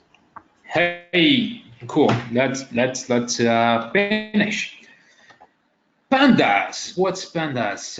Is it the animal of the Japanese? Yeah, but also it's one really cool tool here that help us organize data in what we call data frame. It's just like tables, you see. If you have never used pandas, go and check it out. It's amazing. And if you want to do data science, you're gonna use it so much. So pandas has a lot of cool stuff. Data accessing, data indexing, data aggregation, data visualization, so much stuff you're gonna need. So look it up. It's just a way, it's also called a hash table. So it's just a structure that you can use to store your data. So we just did that. Now we have more visual about the data. So we have the text, so it's the title, so you have this, and the years that it appears. Cool. What can we do next? So now let's talk about sentiment analysis. My friend, this is called a text plot. So this text plot was used. It's used a lot of times by in social media because it's fast and also it gives good results. So I use a package from Text Blob. You can use it, guys. It's really good and fast. So what you do is just you go and look for you import the package, and I just here build up a function. So what it does, I enter the text, and then I analyze the text or the sentence, and then what happens that I say what's the polarity or the sentiment of my text. So what I'm doing here is just a threshold. Why? Because you need to study your text in general and see how it is and how it works with TextPlot. You need to know that TextPlot is trained on a different model. So again, maybe US isolation. This could be something good for your training data, but actually maybe TextPlot is just going to say that's neutral because it doesn't find the words that it has been trained on. So keep in mind that, and that's what you need to know. If you want to build up your own sentiment analysis model, you can do that. It's going to be some work, but you can do that. Let's do that. Let's use this ready to use package. And again, let's see. Oh, nice. So you see that here, the first, let's see, let me see the 20. Okay. So there, all these are considered to be neutral. Huh. So like, so you see independent journalists, maybe this could have been positive, maybe for some negative, but I think neutral is good because you don't know exactly if this is going to be bad, like it's going to have bad or good sentiment. Here, I think most of those are zero are good. So here, interesting, a brief history of US called Blooded. Okay, so which one is this?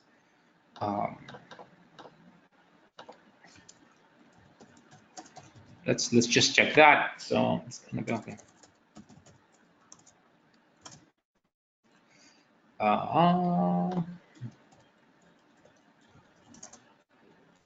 Interesting. Okay. A brief history of USA cold-blooded terroristic treatment of Cuba. It is -1, so it's a negative sentiment, and I think it's correct, right? So like you can see, that's like there's the cold-blooded and terroristic, which are, even for us, we understand that they are really bad negative word. Interesting. So let's see also the 12th one. So what is happening here? Oh, God.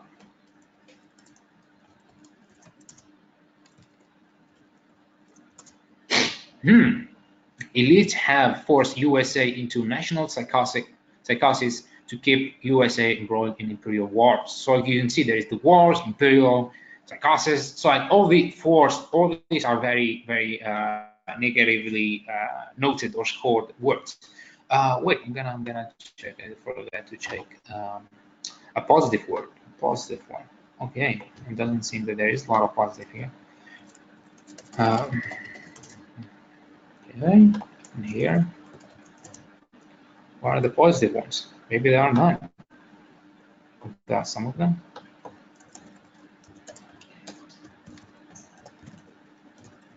Okay, so here I'm doing what's called the indexing, and I just check for those that are positive. Okay.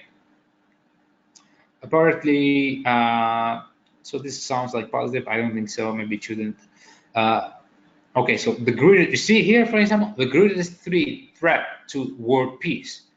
It sounds positive, but actually it is not, right? So like, it's talking about the biggest threat, but it's a positive. So you see how the model can be misjudging, misclassifying assignment. Okay, let's move on. So let's check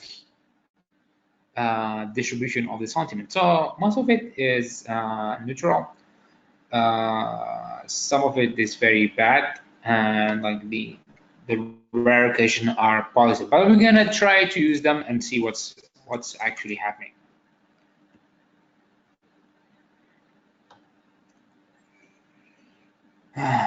Okay, what's happening here?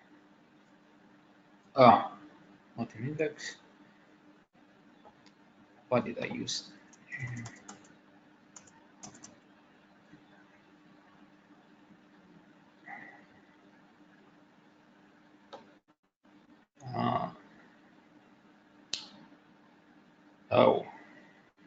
Oh, oh yeah.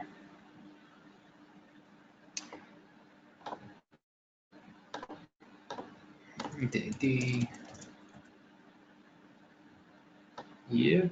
Okay, so what I'm doing here, I'm just reformatting the my data such that I get the years as index. I get the count of negative, neutral, and positive. So you can see, for example, why I'm doing this, because I want to see that like mixed elements. So for example, for the year 1973, there is some negative and some positive. Yep, sorry, negative and neutral. And then it goes on, for example, this year, 2005, there's a lot of negative, etc. Now I'm just trying to see why it doesn't plot. Okay, it should be plotting.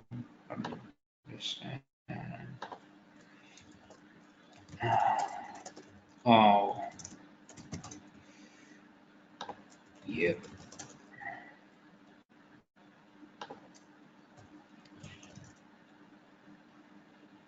Oh.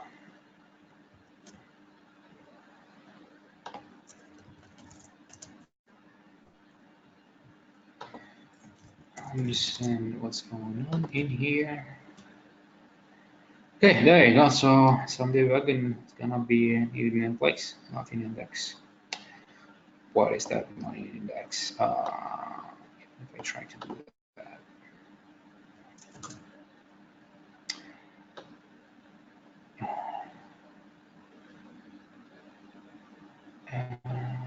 Oh shit.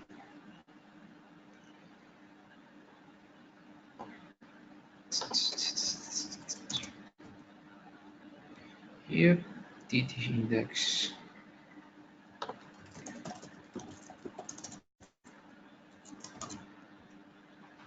Okay, this is happening. Blah blah blah. Okay, maybe that's what's not working.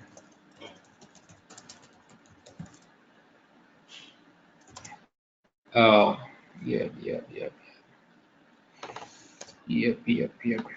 So Panda has this function that you can use to plot directly, and I think the recent change is not included in my data, but what it means that here you can use the Panda to plot different lines. And here, what happens is that it's not recognizing the values of the index. So because there are these, see here the new line that exists actually in the index, but we're gonna do it differently. And so how do we do it differently? We're gonna plot what we have here as index, and then we just plot every value that we have here. So you can see that if I do this, should get something happening. See, so what do? You just do this. Just because I don't want to debug this. This. Negative, neutral, positive. There you go. So we just debug that. What we see? We see again that the negative is it? No. Negative is higher than the positive, and the neutral is just higher overall. But we are interested to see the difference between negative and positive. So we see that, for example, up until maybe 2003, 4, it has been like is like almost similar sentiment. But then after that, we see that the negative sentiment is going higher than the positive one. So we can see that like that maybe Noam Chomsky has negative sentiment from some, like, especially in his articles, he is being more negative than positive and about how he sees the world.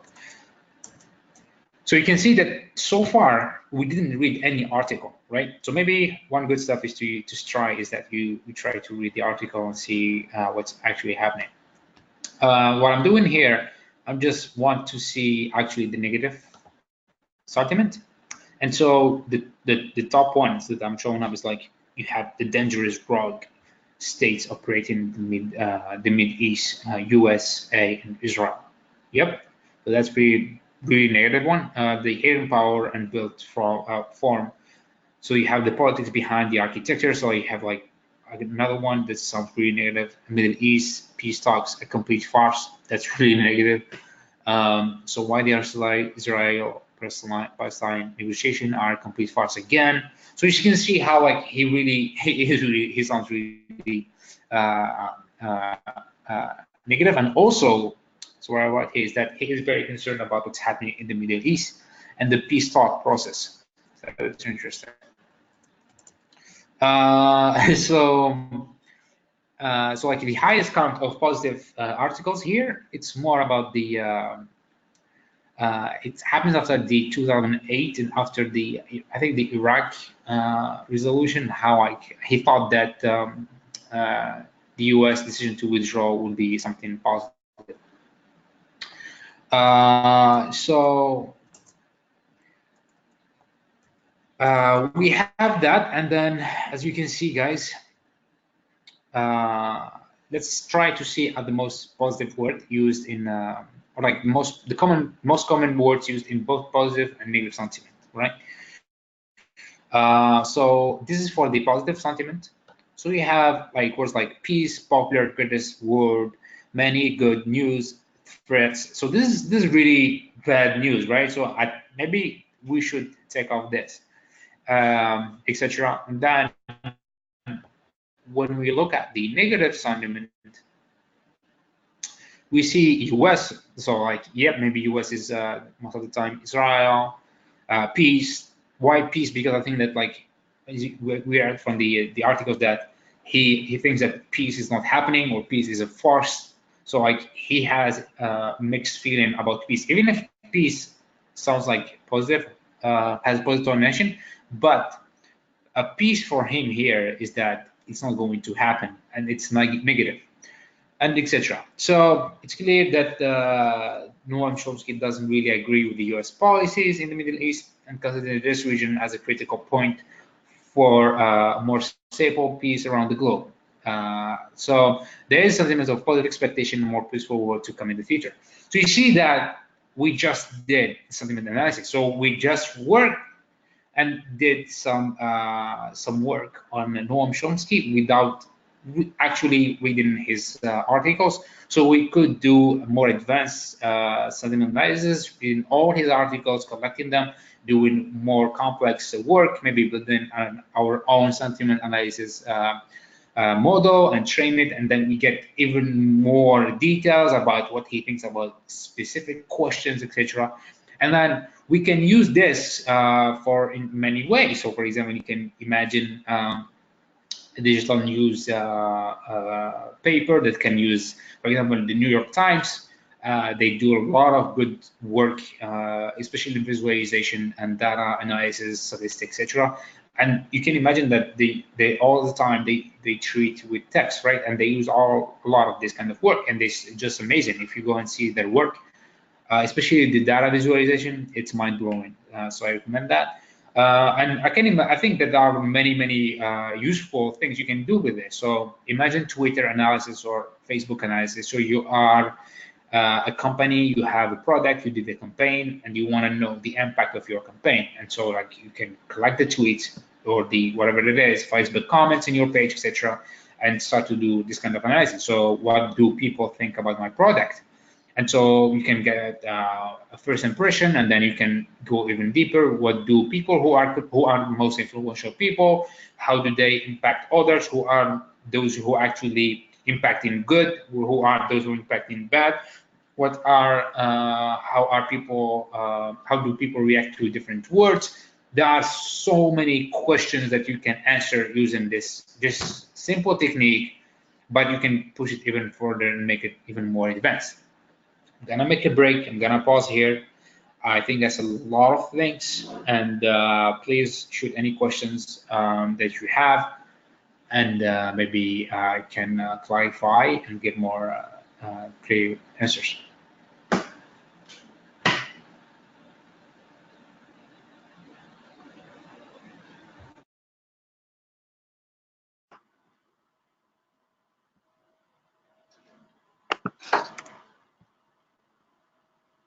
Okay.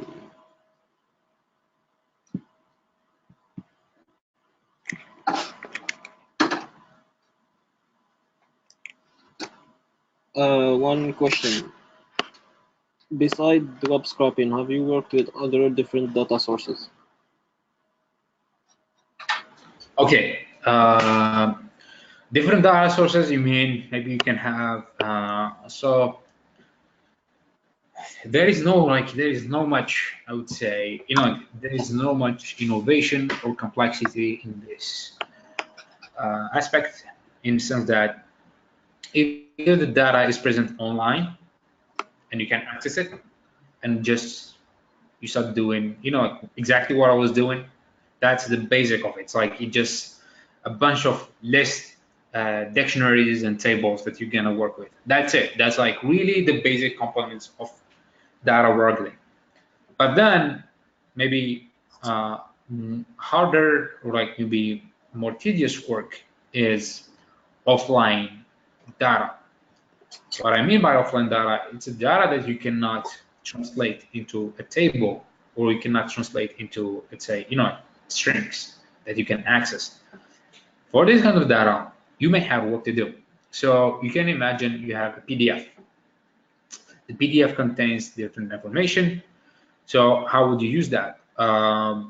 Well, my friend, you don't have a lot of choices. I mean, today we're lucky that we are developing a lot of computer vision algorithms that can actually use what you call UCR, and it just methods to extract text from pictures. So now there are like also free software you can use to extract information from PDF.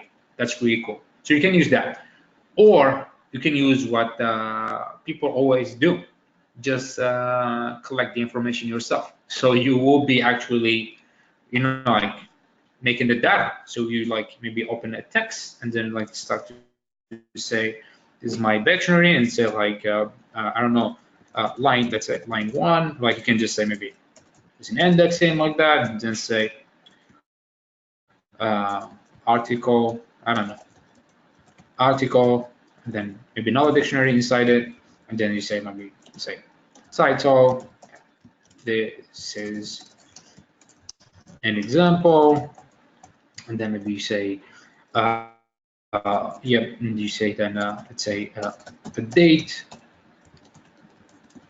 and then you give it like, I don't know, language, and bam. Oh, what I'm doing here. Oh.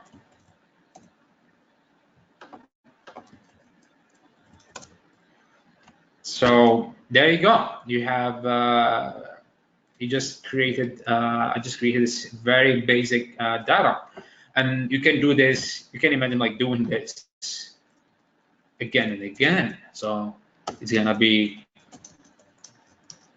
okay. Bam, poof, blah blah blah. It's gonna be the same thing like over and over, and you would have many different articles.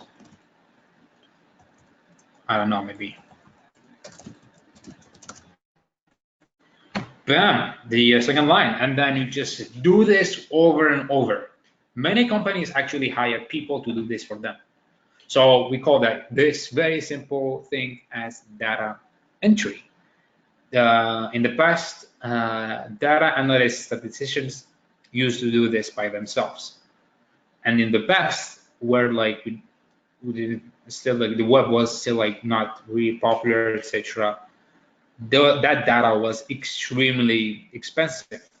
Even today, for example, there are many data that are missing, and if you can formulate like different problems into data structures and data forms, you will be having a lot of variable information.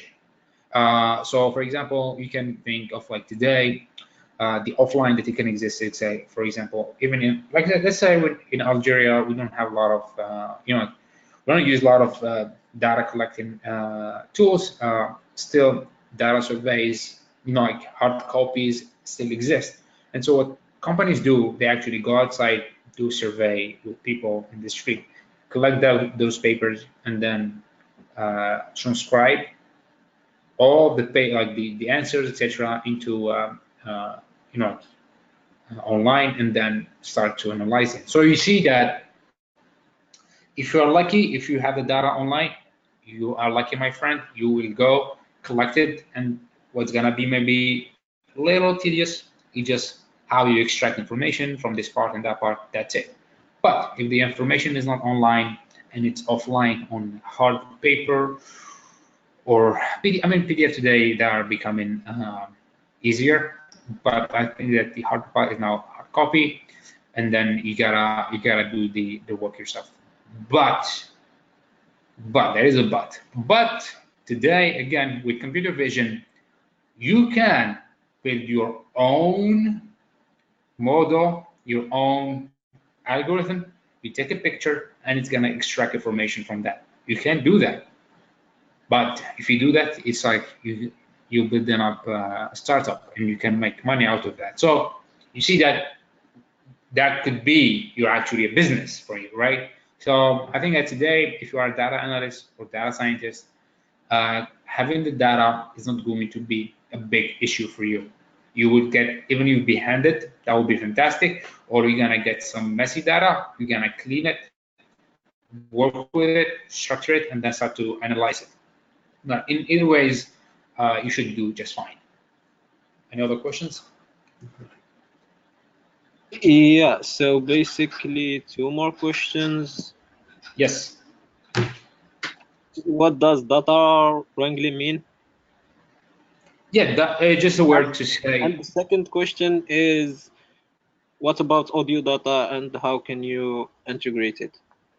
Yep, data is just a way to say like data management or data. It's just a word. It's used to describe the action of working with data. It's data. It's data wrangling is just data manipulation. That's it. Okay, for the second question, it's exactly how you would treat images. There is no big deal about that. So um,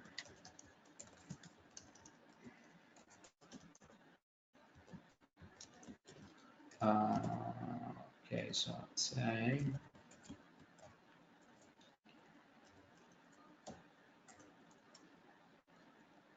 uh,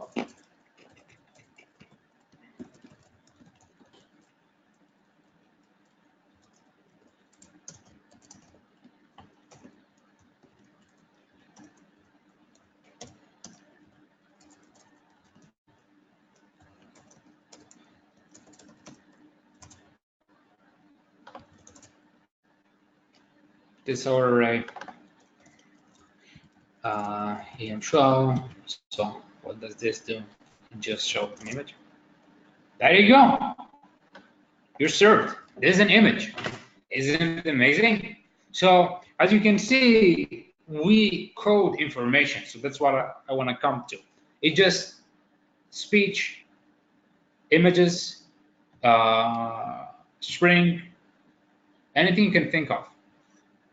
There is always one thing we need to do, and I think that's the hardest part. Or like this is why we feel that, like for example, machine learning or like AI is like, oh wow, it's like happening, blah blah blah. Why? Because today people start to be able to think of ways how to encode the information, how to use it, which is really important. And this is why, like Wade mentioned, for example, the logistic regression algorithm exists like for many years, and it's like being used so much, and that's also very powerful because actually the ideas of how solving different problems exist. Like people thought of them, they wrote them, they are ready. The theory is here. However, it's just how do you use it? And this what happened is that today we're having a lot of data and we start to make sense of it. And that's like what I think that's one of the most important skill a data scientist can have. A data scientist, yeah, truly, you do all the data stuff, you do the modeling, blah, blah, but what makes a difference like between two data scientists is how they make sense of the data they have. It's like how they can make use of it. And today you can go online and you can find so many applications, for example, for different neural networks, etc. And it's just how people, like how they integrate the data inside the network to make it work and make it give some sense. And that's what's the really hard part. And how you get this is by experience, by reading a lot, by understanding the math, which is really important. The math is one of the most important parts. You gotta go through it. It may be intimidating first, but you can do it. The math, the stats. Why the stats? The stats gives you an understanding of how we get to work with probabilities to make inference. Because, for example, when you have the data, when let's say when an event happened, you are sure that that event happened because it happened. But before it happened, you don't know. And when you don't know, there is what we call uncertainty, and that uncertainty is modeled through what we call distributions. And that distribution just means how sure or unsure are we about an event to happen, right? So, for example, if today it's sunny, and like you look at it just before sunset, and you see there is sun, there is no clear clouds. I think that there is some pretty high probability that tomorrow is going to be sunny, right? And so this is how we just do the model. So you need to understand all this stuff. Once you understand it, when you understand the theory, more advanced concept, you will be able to explicitly or implicitly formulate your problems in very unique way, and that's where you're gonna get the value. But like just going and maybe I mean, like from the start, you can go apply, use different methods and do them. It's gonna be fun. It's gonna get you a job. It's gonna get you going. That's important. Then you're gonna do a lot of work to understand what's happening. And that's why, like today, there is a big gap between data scientists job demands and data scientist job offers and data scientist job demands. Why? Because there is a lot of demands and there is a lot of offers. However, the offers stay empty and they are not filled, which sounds like kind of like paradoxical, right? But when you think of it, it just how exactly the world works. Actually, today, the data scientist position or even the quant, let's say finance quant positions are also very, very in demand. And however, the demand is really selective. It's really competitive. And like they ask almost crazy stuff. And people just think that because there is a lot of demand, they just can go and like, throw themselves out there.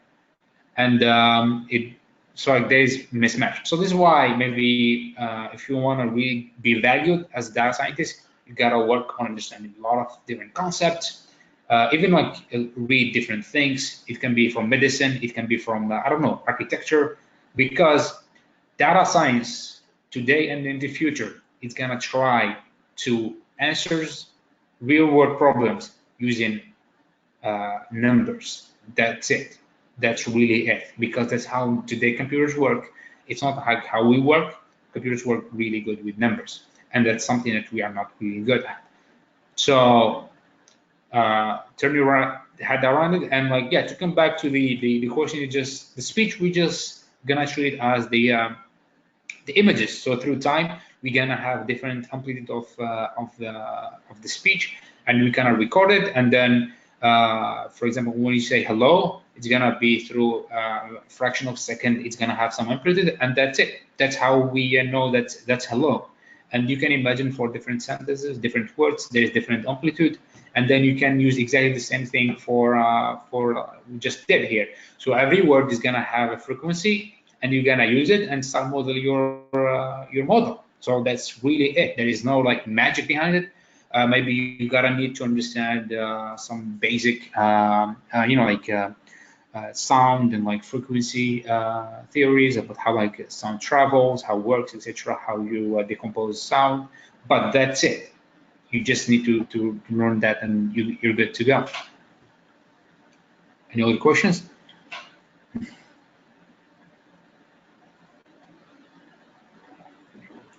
No, I think that's it. Okay, so I was going to do more stuff, but I think it's like, yep, it's gonna be more advanced. I got asked to do TensorFlow. I prepared that, but I guess maybe not for today, maybe next time. But for those interested, you can just like go to GitHub. You can find like a lot of. I mean, I did a lot of models that I did a while ago, so you can find them and maybe use them, or like learn from them, whatever you think it's good for you. So, yep. Thanks, guys.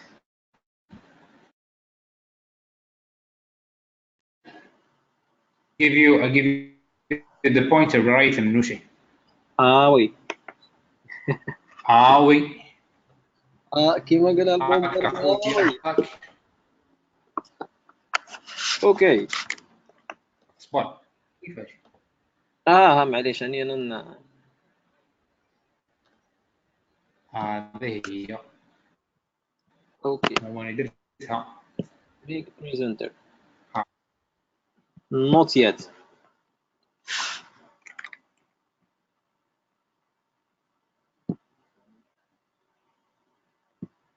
Okay, so basically my part of those presentations are going to be a little bit of mix between the technical and the use cases of machine learning in general. So I'm going basically to talk about some projects I worked on, and I'm going to show just a little bit of the technical work behind them. To be honest, I didn't prepare any slides for those presentations, so I'm going to use some old slides, and I'm going to follow the presentation using them. Okay, so basically first I'm going to talk. If you guys have any questions, you can stop me anytime. Also, for people who want to ask questions not using text but they want to talk, for example, you can just use the raise hand feature. You can find it somewhere in the left tool panel actually, and I can give you I can unmute you and you can ask the question. Okay.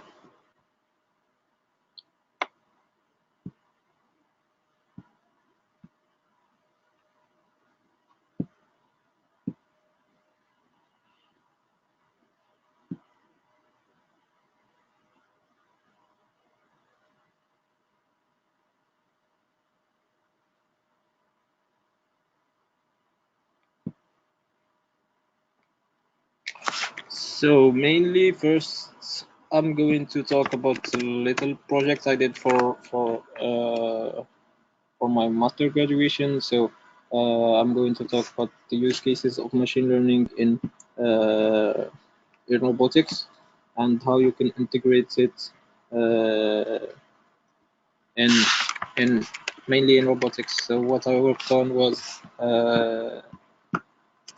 the title is going to be a little bit scary, but it is very simple. I worked on automatic and automated and context-aware navigation for autonomous and mobile agents.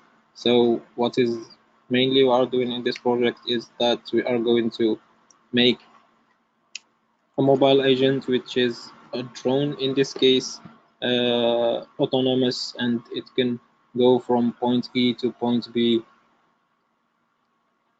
without needing guiding from any person actually. So what we used mainly is optimization algorithms and also computer vision, object detection, and indoor localization in this case. I'm going to talk just a little bit about the hardware that we used, so you people won't be lost. So we used a drone, a nano-sized drone. Actually, it is 27 grams of weight. It has a very limited computational power. It has 192 kilobytes of RAM, 2.4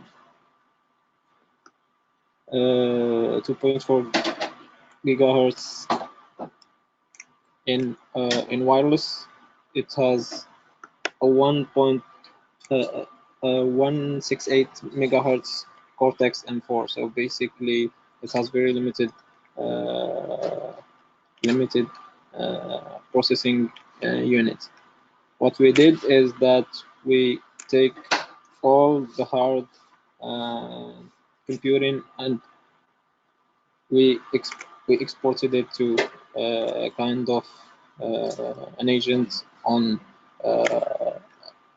an external station, which is going to be, for example, a server or basically a computer. Okay, so we used mainly open source technologies in developing this project. So the firmware used inside the drone is called free RTOS. Actually, it is a free and open source firmware that you can integrate in your drone or your robot actually, and you can make some modifications to it, and based on those modifications you can add features.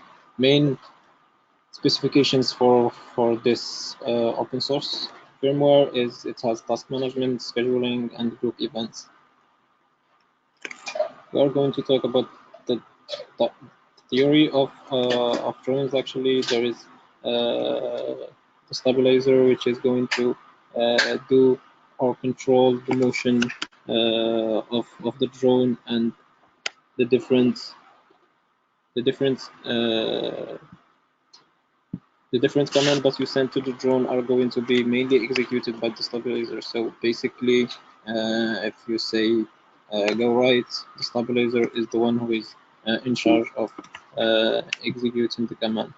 The stabilizer has something called PID controller, which is going to regularize those commands. So basically, it is the one who is going to be in charge of making those commands accurate to a certain point. Okay, a little bit explanation about the PID controller, how to tune the PID controller, because the PID controllers has parameters that you need to tune based on the weight, the power of your robots, and everything. So you need to stabilize your drone based on those parameters.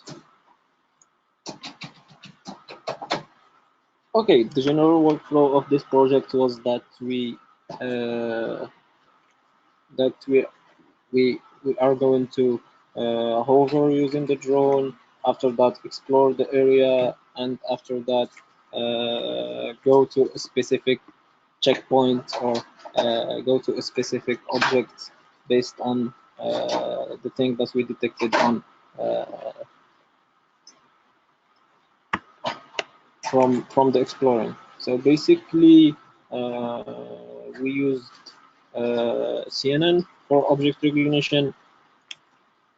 We used neural networks. Actually, we implemented a very specific architecture called Inception. Inception is an architecture created by Google. Actually, it was kind of the state of the art of object recognition starting from 2014. Actually, it was one of the best architecture that provided very accurate and good results when it comes to object recognition. I'm going to explain the architecture in a moment, actually, and I'm going to give a little example about it, technically speaking. Okay, so those are some results actually of the work that we did. We worked first on stabilizing the drone because it was very unstable, and after that we worked on the object recognition parts, and also we worked on some extra features that we added. One of them is face detection and flight following, actually. So basically here we are showing the difference between the first state of the drone and how it was unstable, and after that how we stabilize it. All this work was done in Algeria, by the way, and this is the feature that we added recently, actually, which is going to include face detection and following. Actually, it is also based on neural network. Same, we used Inception to develop a small model that is going to detect the face, and after that send command to the drone to follow the face.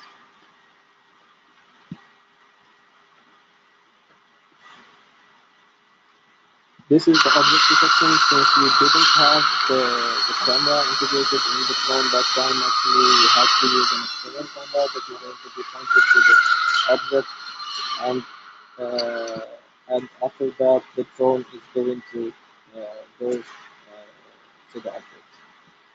So basically, this is the first project that we worked on, and we tried to integrate machine learning, object recognition, and a little bit of computer vision in it. So basically, if you guys have any questions about the project, you can ask them, and after that, I can move to the technical aspect of the project.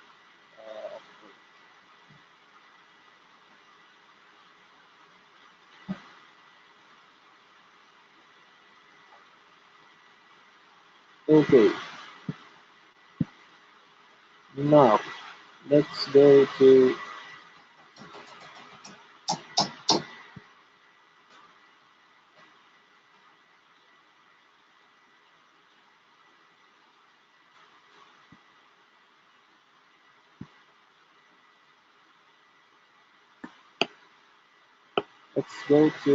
talking a little bit about the technical aspect of the projects and what we kind of did.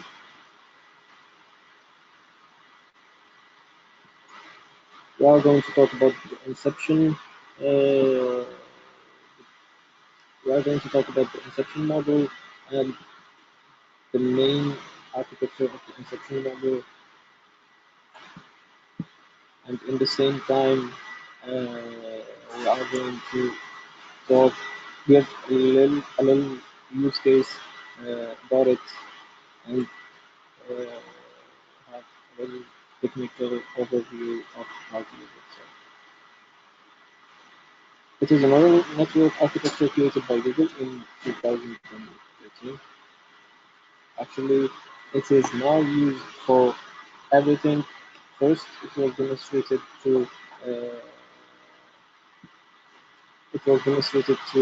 object recognition actually, and after that, uh, people started using it.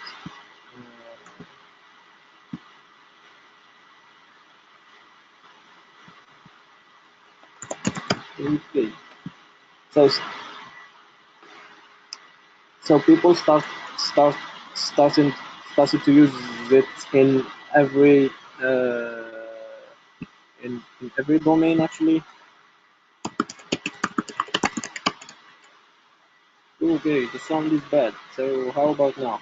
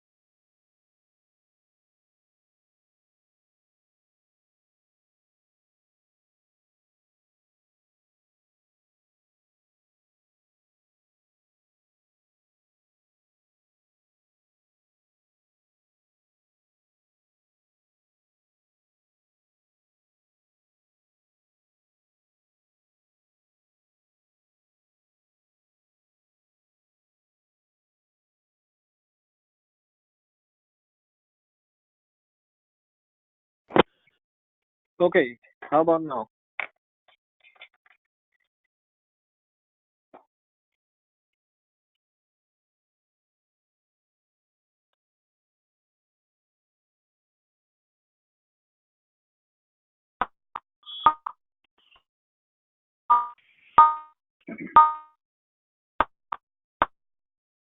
So is the audio better now?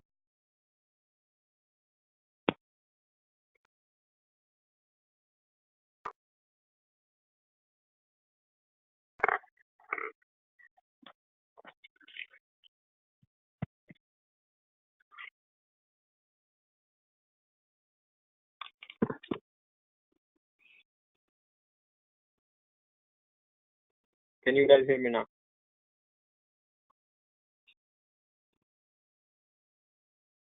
I do hear you.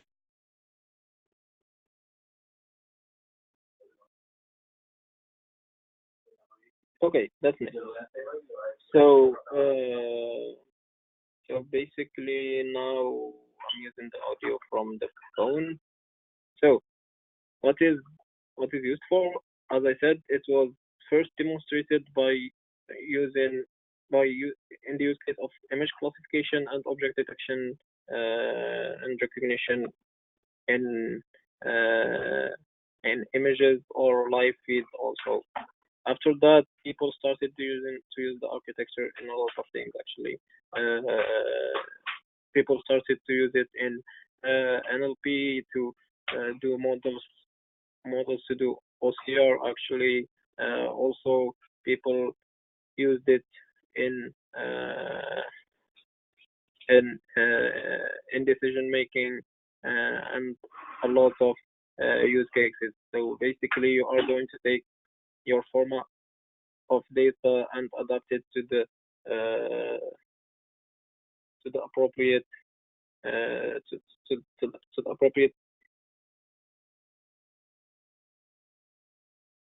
the appropriate architecture actually.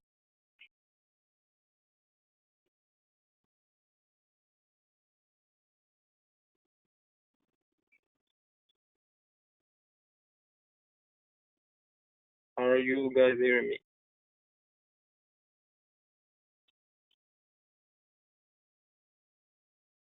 I do hear you, أخو. Okay, that's nice. فتش وليد. Okay, that's nice. So basically, the idea of the inception model was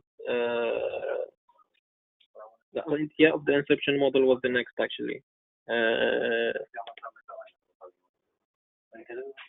Google what Google did actually is that they had a very simple idea.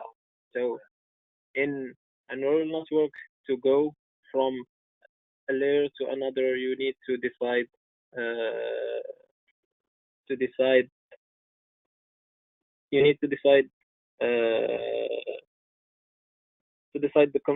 decision of the type of the convolution that you need to make at each layer to go to the next layer. So basically, do you want to do a three convolution or 5-5 convolution and so on. So basically, this is the basic idea of going from a certain layer to another in a neural network. What Google did is that they said, why not use all of them in a certain layer or in a certain inception module, and after that you are going to let the model decide. You do this actually by doing each convolution in parallel and concatenating the results in a kind of map before going to the next layer. The thing is that this kind of architecture will cause a certain, let's say, computing efforts actually, because you are going to do a lot of mathematical things in parallel. So what they did is a very nice idea, which is the greatest thing in the paper, in the inception model paper, which is called dimensionality reduction. Actually, what they did is they added a one-by-one convolutions and a max pooling to reduce the calculation that are going to be done in a certain layer. So basically, everyone was asking why there is the one-by-one convolutions and why there is the pooling in the inception basic model architecture. It was mainly to reduce the calculations that are done in in a certain layer. So reduce to, let's say, a reasonable reasonable amount to understand what they are talking about. Let's see actually how the model would work if there was no reduction. Actually, there would be just those blue convolutions actually, and it is going to take to the filtered concatenation actually.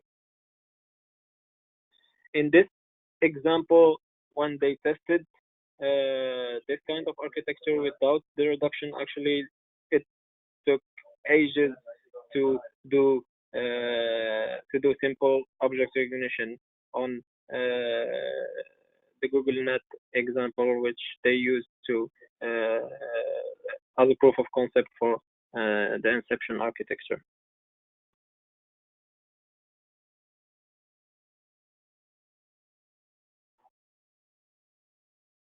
So basically, there was a huge difference between the architecture with and without the reduction. For a simple 28 by 28 image input, actually there was more than 120 million operations done, and that's a lot of computing without the reduction. Actually, to do this, they had to ditch that naive model actually and use the model from the figure that I'm showing in the presentation.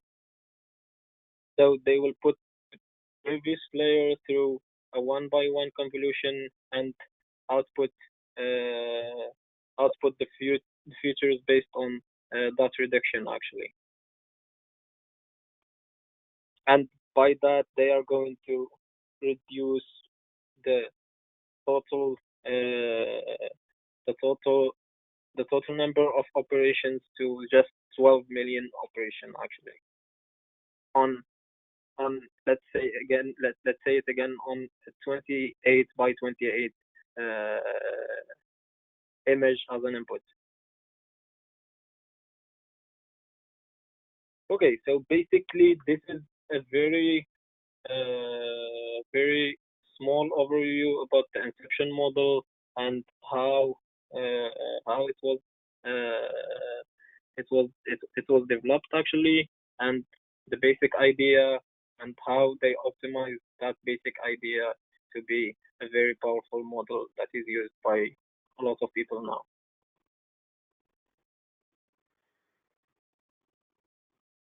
Now to the next.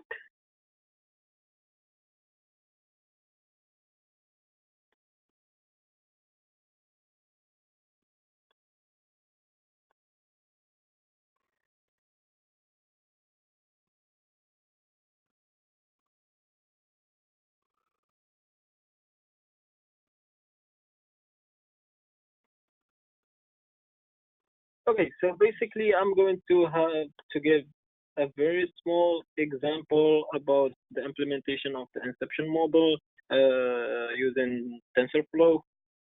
So we are going to use the MNIST dataset, which is used to detect handwritten numbers actually. So basically, you are going to detect you are going to have images of number written in hand, and you are going to detect which number is in that image actually. For simplicity, actually we have used a very reduced dataset form of the dataset. Actually, you guys found it in this link. It is a CSV file actually, so it is divided to training set and a test set. Actually, those are the files that we are going to use as our data sets actually. So we are going to load them using pandas. He talked about that, so I'm not going to talk about it again. We are going to show them actually. So basically, those numbers are a representation of the pixels of the images. So this is what he talked about actually also when he showed that you can represent any array in a form of an image actually, like he did in like Tahar did in his example actually. So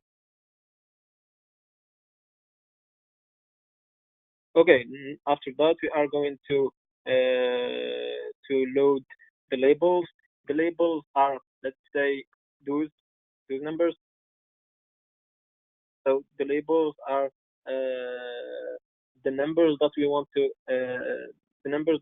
detect. Actually, there are those numbers 0, 1, 2, 3, 4. Actually, the labels are kind of the output that we need to detect. Actually, we are going to put them in an array. We are going to encode them to a proper format that we are going to use later in TensorFlow, which is a float format, actually. We are going to reformat the data so it is not going to be flat. We are going to create a four-dimensional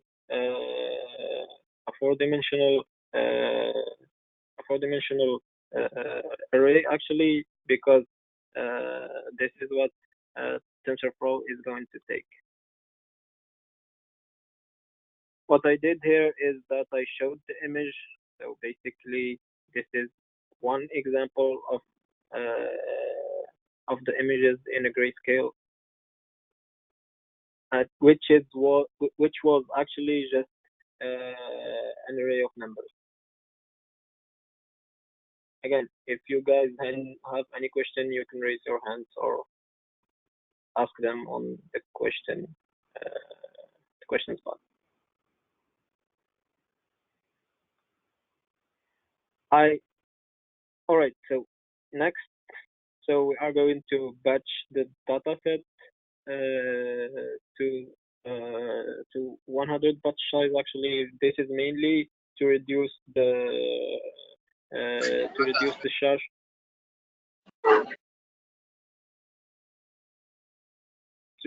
This is mainly to reduce the charge over the RAM.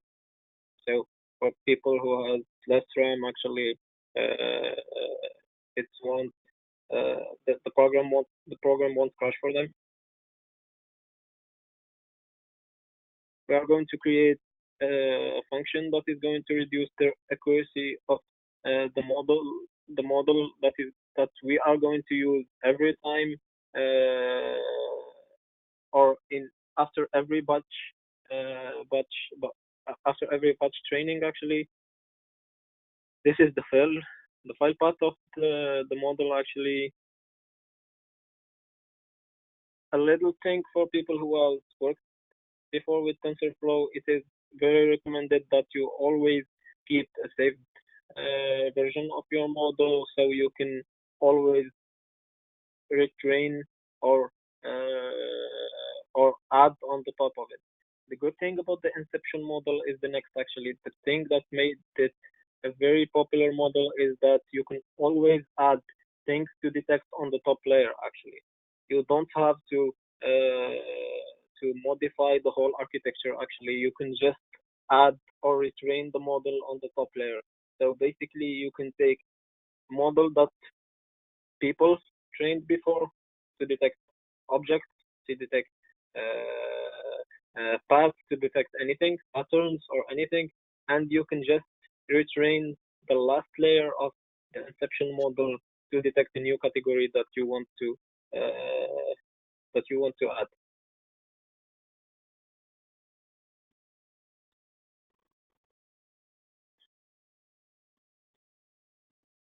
Okay, now going to creating the inception model. So basically we are going to Okay, I'm hearing someone talking. So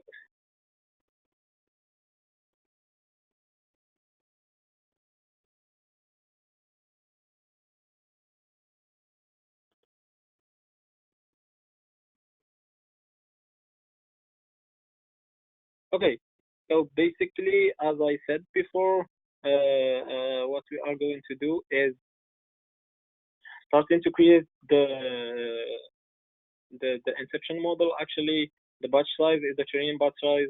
The map one is the number of features that the feature maps in the output.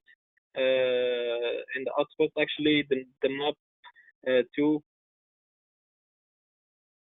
the map two actually is the number of feature maps output by each tower inside the second inception model. We are going to create two inception modules. Actually, we are going to create two, let's say two different layers, and between them there is a hidden layers, and there is a final output layer actually. So the the num FC1 is the number of hidden nodes that I was talking about. The num FC2 is the number of output nodes actually. And the most important thing is the reduce one by one actually, which is the number of future map output by each one by one convolution that we are going to use to reduce or proceed when we have large convolutions.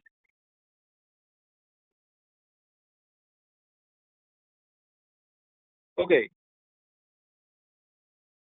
we are going to require TensorFlow uh,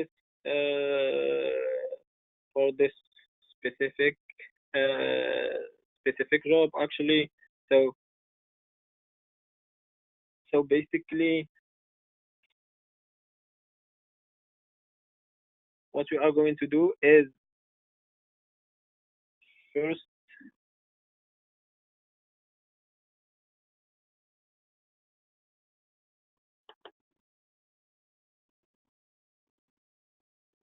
what we are going to do first is actually create placeholders that are going to hold our training data and training data, test data, and validation data sets actually. Then create some functions that are going to help us through the the creation of the model.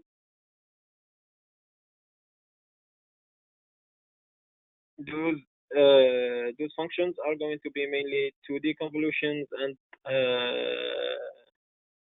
to assist us with the 2D convolutions, and also with uh, with the max pooling actually.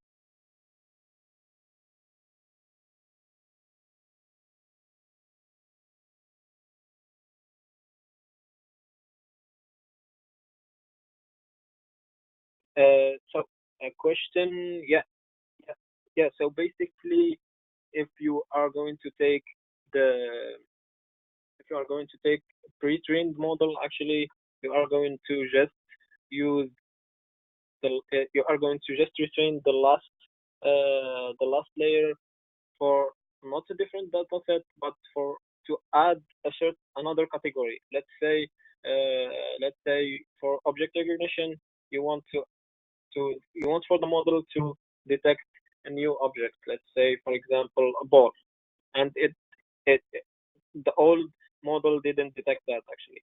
You can just train the last layer to detect the ball actually. This is the good thing about the model. So basically, use your own data set to add another category of objects, for example, that the model is going to detect.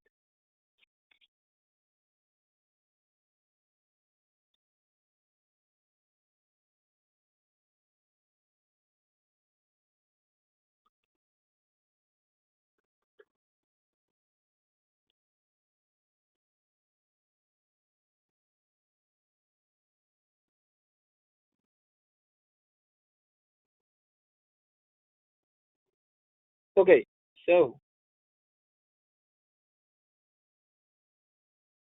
So basically, we are going to, as I said before, we are going to create placeholders for every data set that we have, training, test, and validation. We are going to create some functions that are going to help us in the way, and after that, we are going to start the creation of the inception model actually.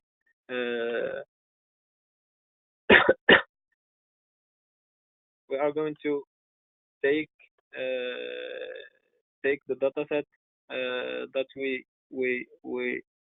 loaded using Panda before, and after that put them on the placeholder, and after that we are going to start creating the module one or the layer one using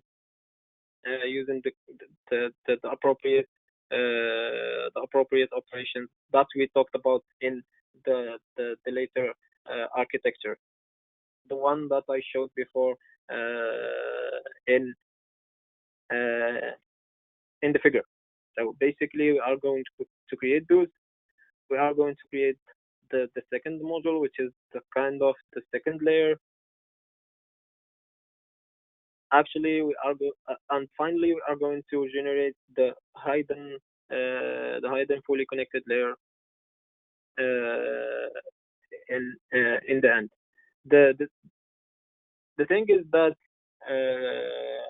most of the images that are used in the tutorials or the training, the model training that you are going to find is they are 28 by 28. So you are going to see that a lot actually. And after that, we are going to proceed to the training of the model. I'm not going to explain the very technical aspect of those things, so people don't get bored. Actually, I'm going to just try and link between the architecture that I explained before and this code. The code will be available online. I will put it on my GitHub or something, and you guys can use it later for to further investigate how the model is created.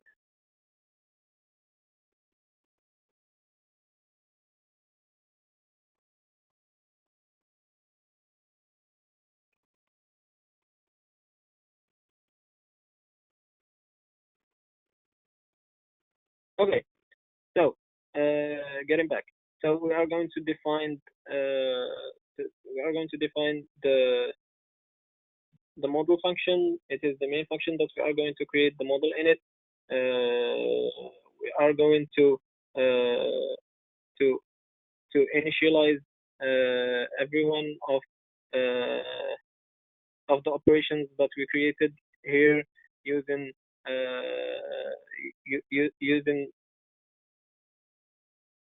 using the appropriate functions from the appropriate helping function that we created in here actually.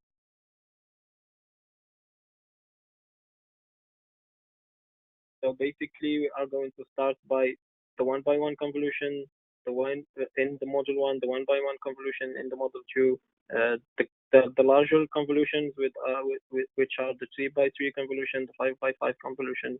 We are going to create the max pooling and the final fourth one-by-one reduction convolution.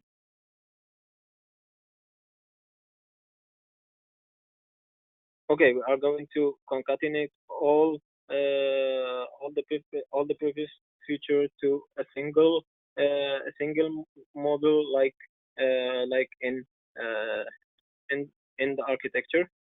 We are going to create the second module or the second layer in the architecture. Actually, again, we are going to initialize the different parts of the module, and after that, we are going to concatenate them.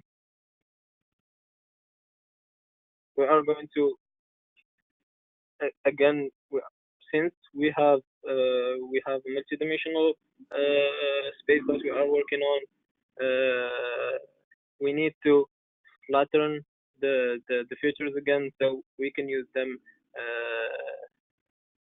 We can use them for the training later. Here we are going to define two important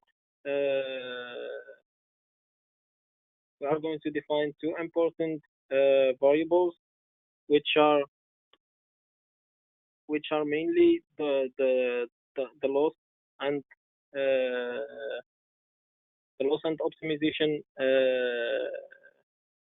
variable that we are going to use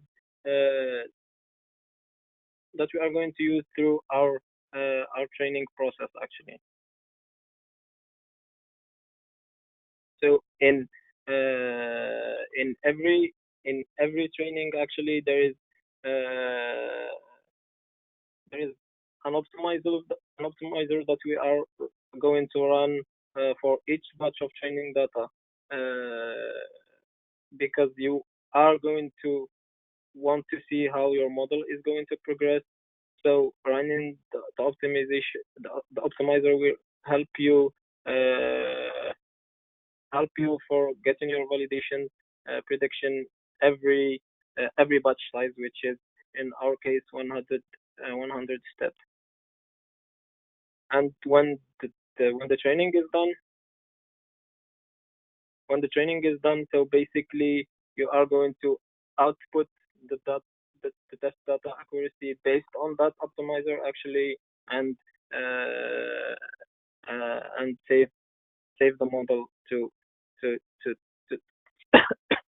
the path that you used before.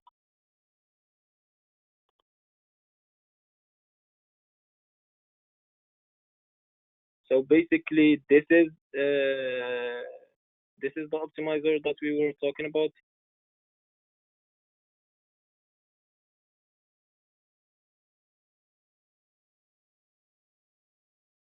After that, you are going to start loading your data in batches from the training set. You are going to start the training process, and you are going to print the validation accuracy. So basically, the validation accuracy, you are going to use the prediction value against the validation data set that you created.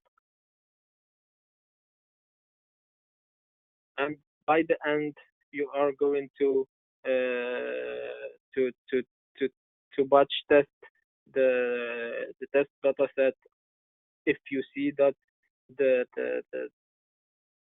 results that you got are kind of acceptable, you are going to print the accuracy, and after that save the model. So basically, this is the output that you are going to get. You are going to start with small accuracy rates, and after that, with the training, the accuracy is going to kind of change until you are going to get a higher accuracy. So by the end, you are going to get around 98.6% accuracy actually run against the test data actually.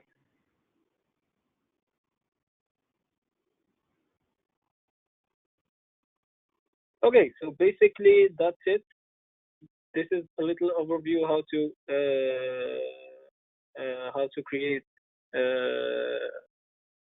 a basic inception model for detecting features in a certain image. It is the most basic tutorial that you guys can find online, and you can use to familiarize yourself with the basics of the inception model. Any questions?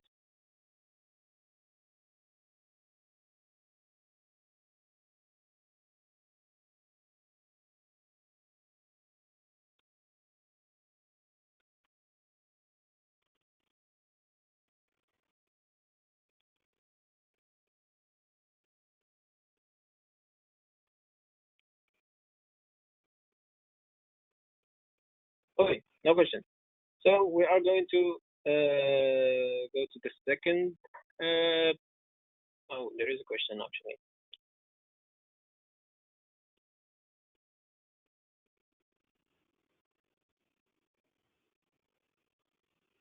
Okay, by the end, I will suggest a couple of tutorials actually about this. The tutorial I was doing actually is based on the tutorial that you can find on the TensorFlow website. TensorFlow.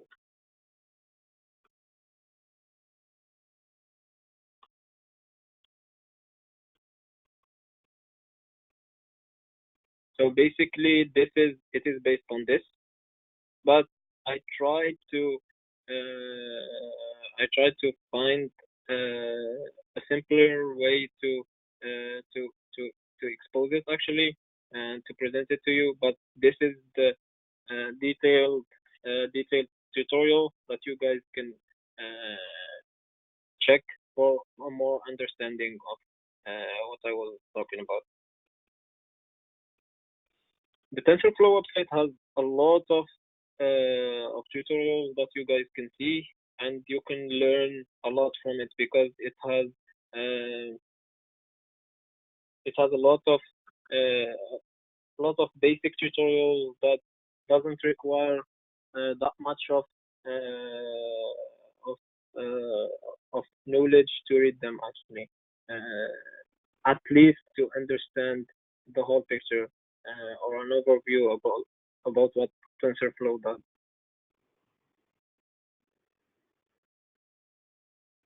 Okay, the second project that I worked on lately actually is uh,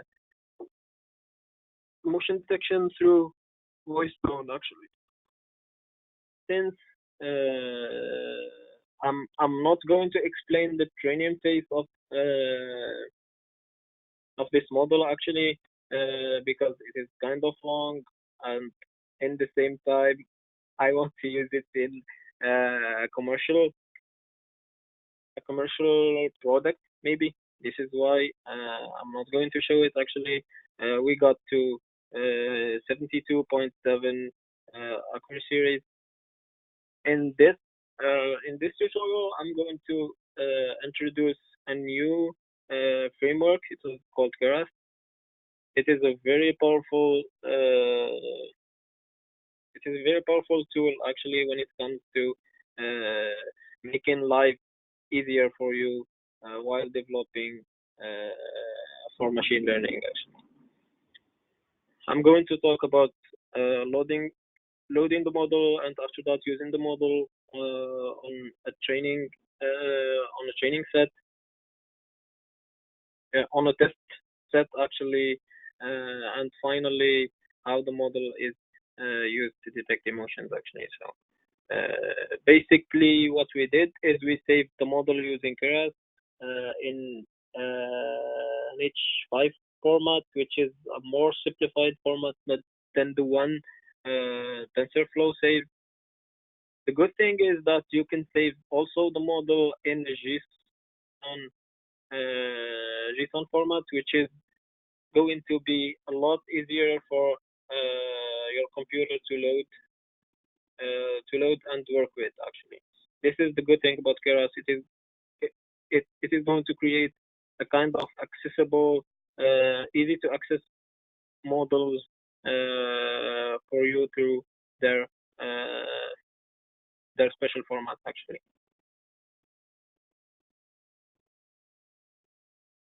What we used here actually, it is the same thing that we talked about before.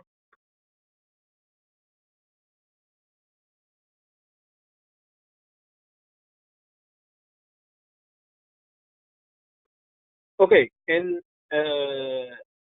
the case of Inception, yeah, it is deep learning. In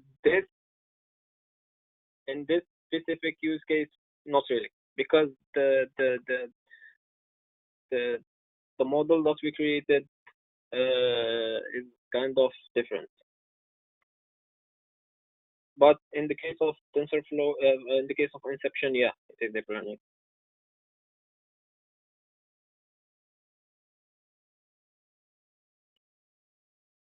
So basically, I'm going to give a little overview about the whole thing. Okay, so let me get back on the audio sharing.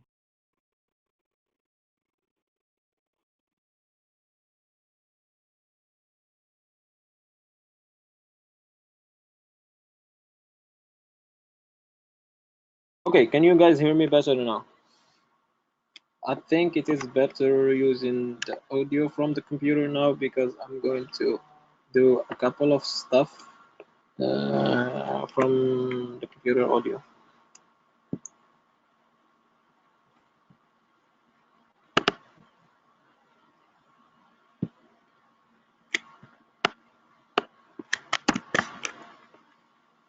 Okay, so I'm going to show you how this is going to work, and after that, I'm going to explain it for a bit. So basically, this is a little test. We are going to enter the file, the sound file that we want to use. Let's say angry.wave. This copy sucks. So it is going to read the file for you.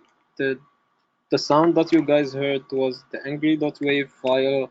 I read it actually, and after that it is going to do the prediction, and it is going to detect the first the gender, and after that the emotion, which was angry in this specific use case, specific example actually.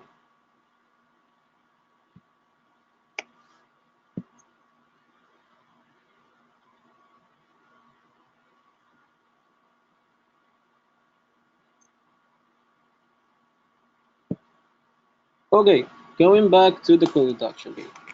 So what I'm going to expose here is how to use Keras to load models actually. So you guys should definitely check that, how Keras saves models actually. Keras is using the TensorFlow backend. So it is based on TensorFlow, but it is way more easier to use and to manipulate than TensorFlow. This is the good thing about it. First, we loaded the model that we pre-trained before. After that, we did compile the model, and we evaluated the model against the test data set actually. So we can see the score of the model, which was 72.73%. After that, we tried to run the model against the test data set actually. The thing is that the output is numbers and not emotions. But what we are going to do later is we are going to link those numbers with the labels that we have on a specific table, which is this actually. So basically, 2 is male, fearful. 4 is 3 is female, calm, and so on. So basically, we are going to link those to this table actually. And this is what we have done here actually. We try to take the 10 first predictions, and after that we link them to our labels actually.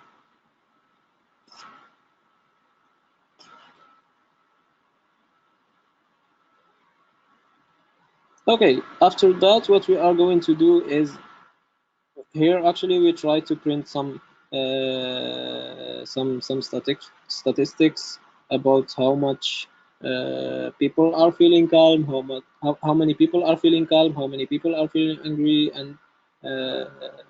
and so on. And after that, we tried to do a live demo, which was the one that I just exposed. We are going to use a library called librosa actually to load the wave file. We use this same library to extract the features that we use to detect feeling from the sound actually. The features, we used 3 features to detect the feelings from the wave sound actually. We used librosa. So basically what we did is we tried to find numbers from the wave file that we can use as features to detect the feeling from them.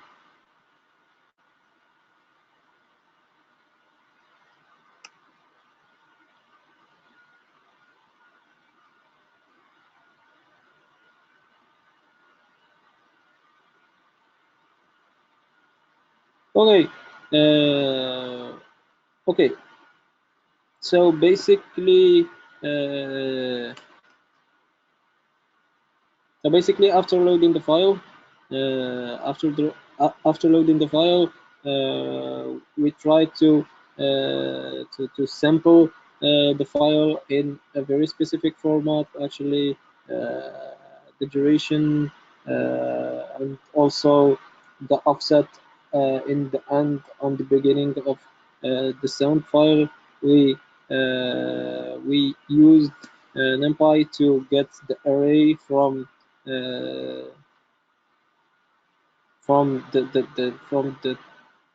sound file that we loaded actually. So now it is in an array format. After that we calculated our features here.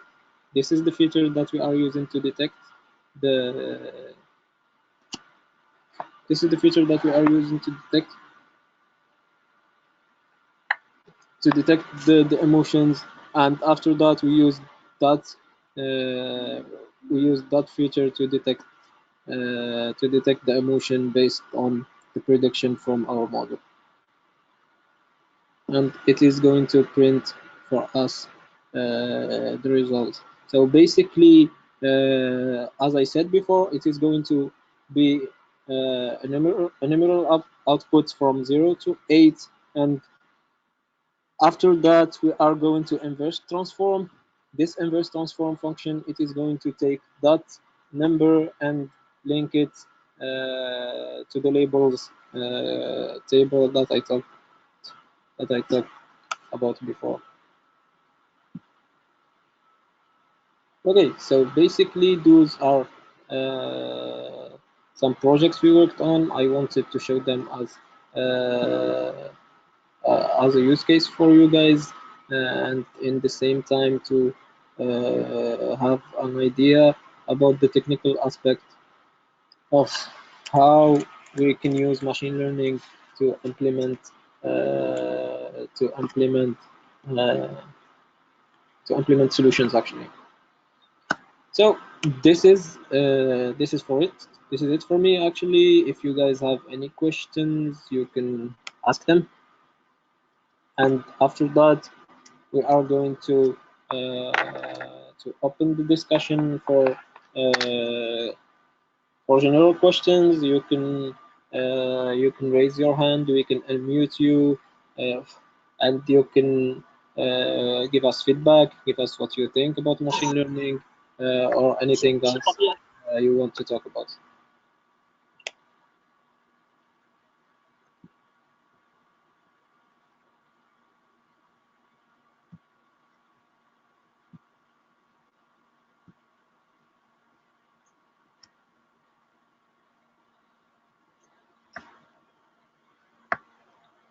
Any questions, feedbacks, ideas, anything that you guys want to share with us?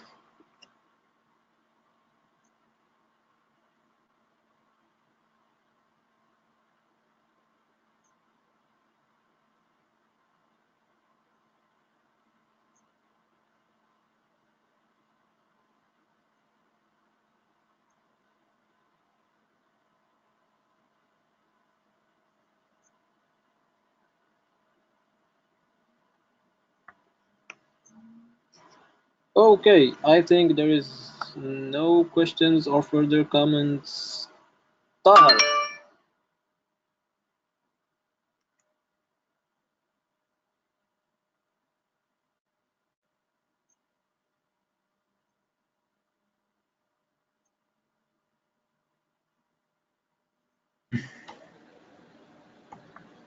Tahar, do you want to add anything? Wait,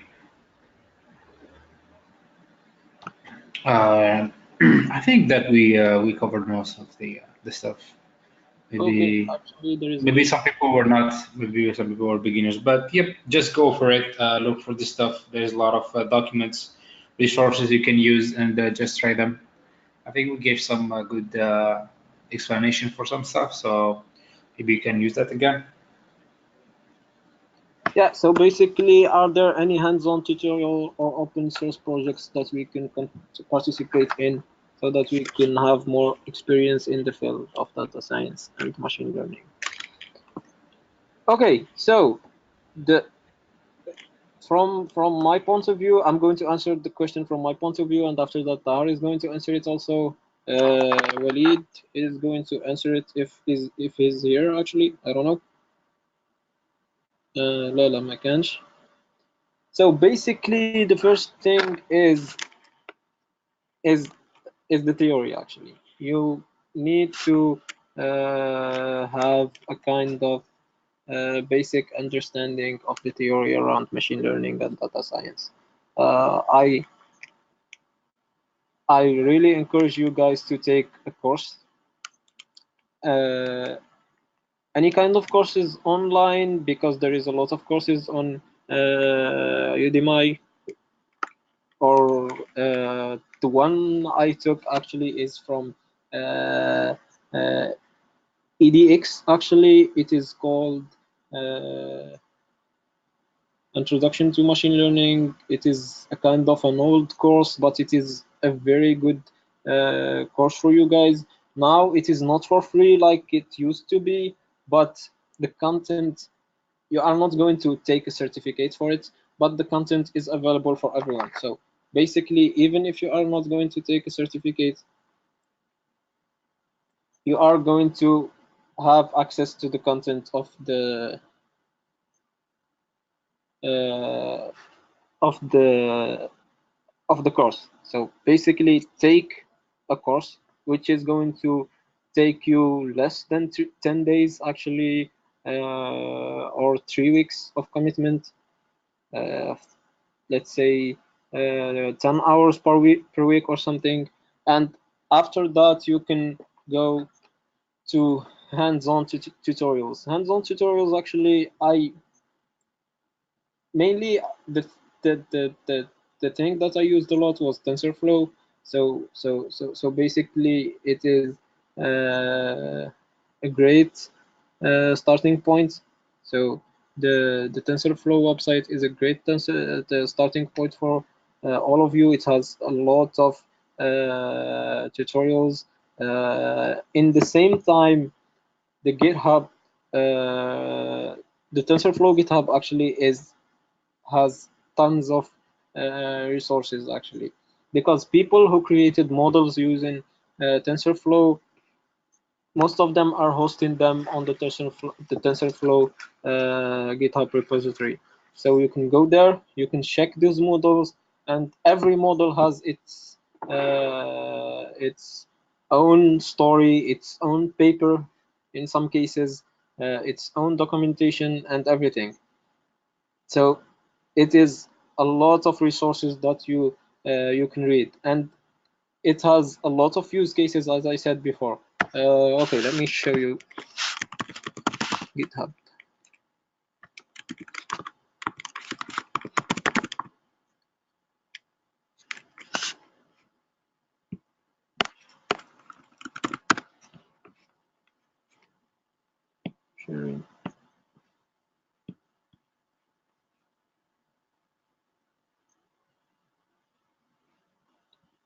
Okay, TensorFlow models.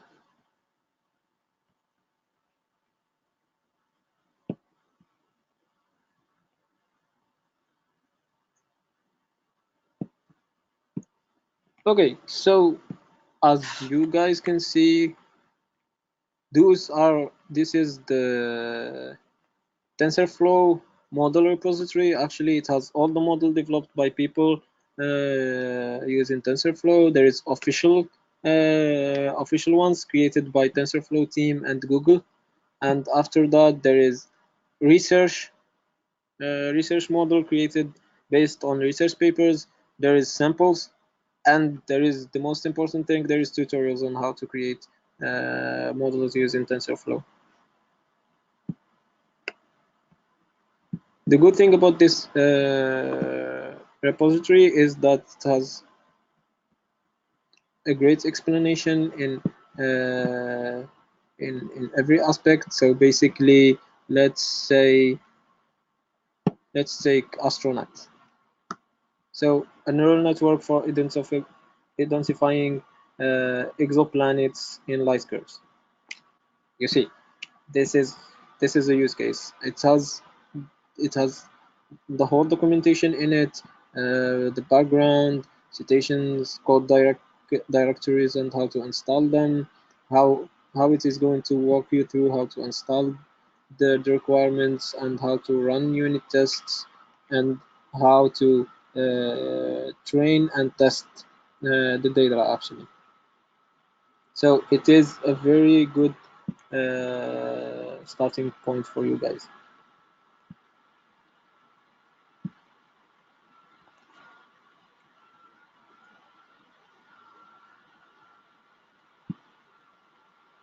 Okay, your turn, Sitar.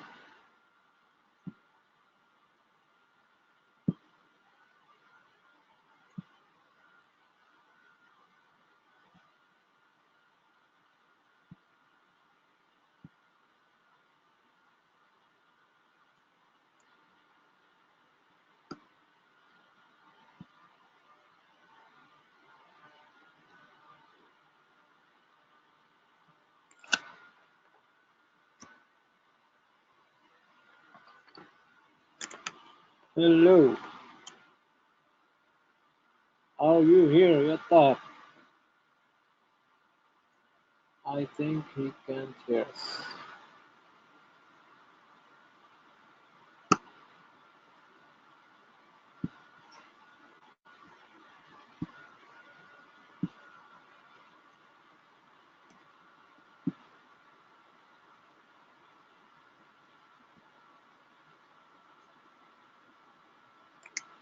So basically, Walid said I advise Kaggle. Yeah, I think I saw something about them here in Toronto. Actually, they are one of.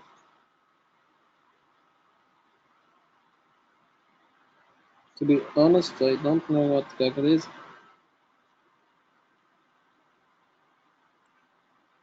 Maybe not.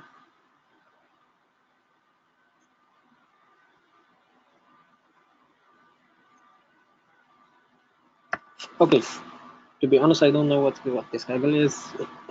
Walid can explain it. So basically, he said that you people can start from the Andrew NG course in Coursera. Yeah, it is a very good resources for you guys to start from. Also, for statistic and data science, he recommended a book which is called The Elements of Statistical Learning, Data Mining, Inference and Predictions, second edition.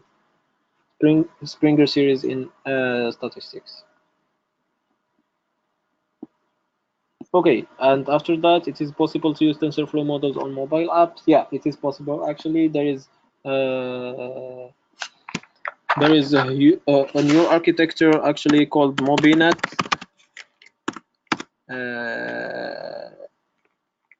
MobiNet TensorFlow. You can just You can just Google it. It is. I will answer the question here. So mobile net sensor. So there is an architecture called mobile net that you can use especially uh, for uh, for mobile applications. So you can integrate the models in your mobile applications. MobileNet, what is going to do is it is going to create light, light weight models. So they are models that are easy to integrate on your mobile application, but they are less accurate actually.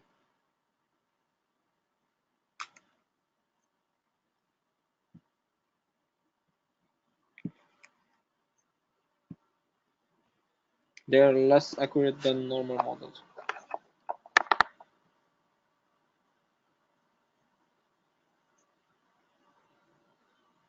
Okay, any other questions?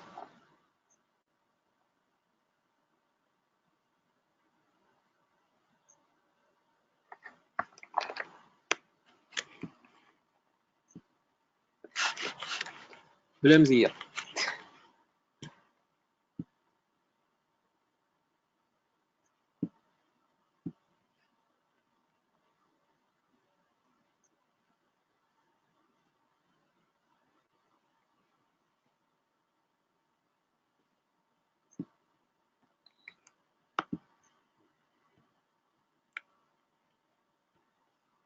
Okay, other questions?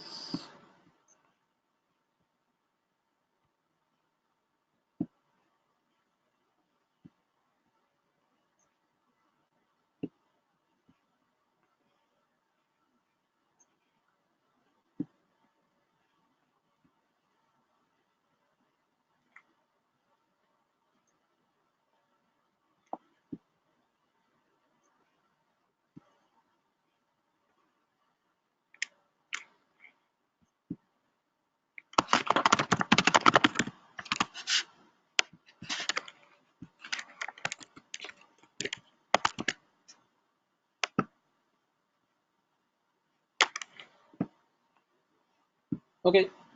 Okay.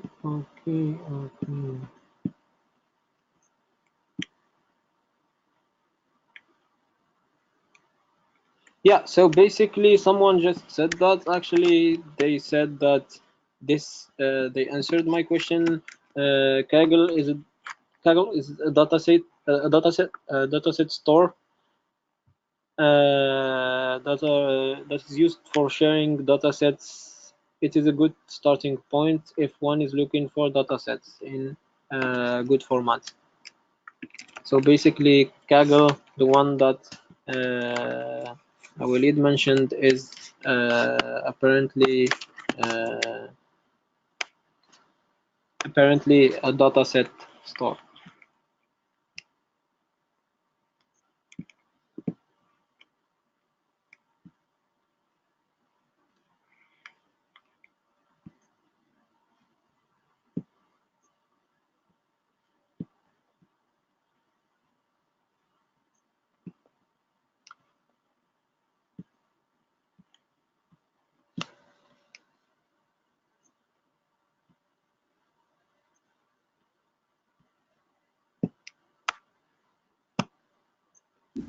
Okay, Lennon, you can talk. Okay.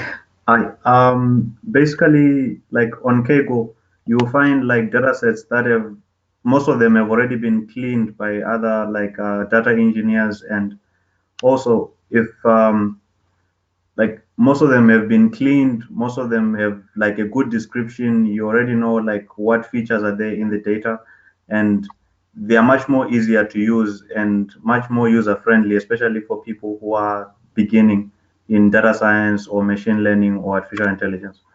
So that's basically what it is. It's just a website that you can where people have shared data sets and where people keep sharing data sets so that other like engineers or data scientists can use easily. Okay, that's nice.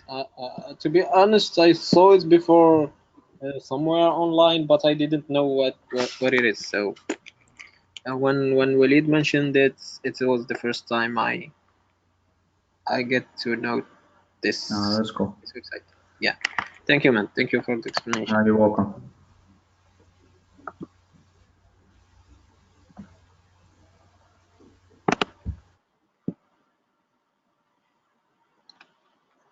Okay, any other questions?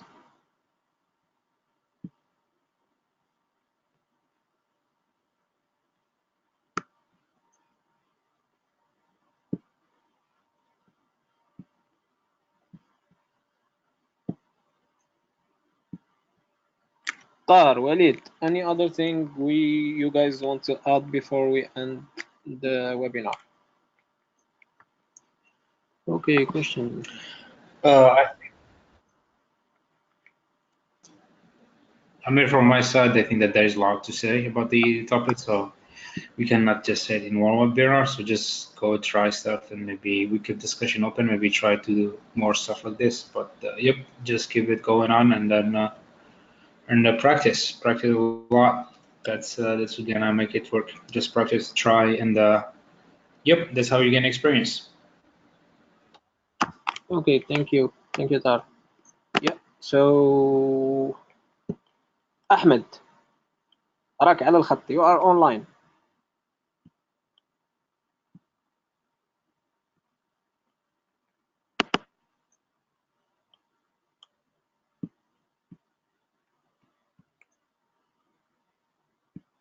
Okay, Ahmed, can you talk?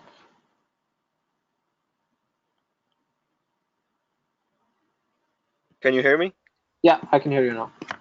Yeah, so hi. Do you think like with enough data, anything can be predictable?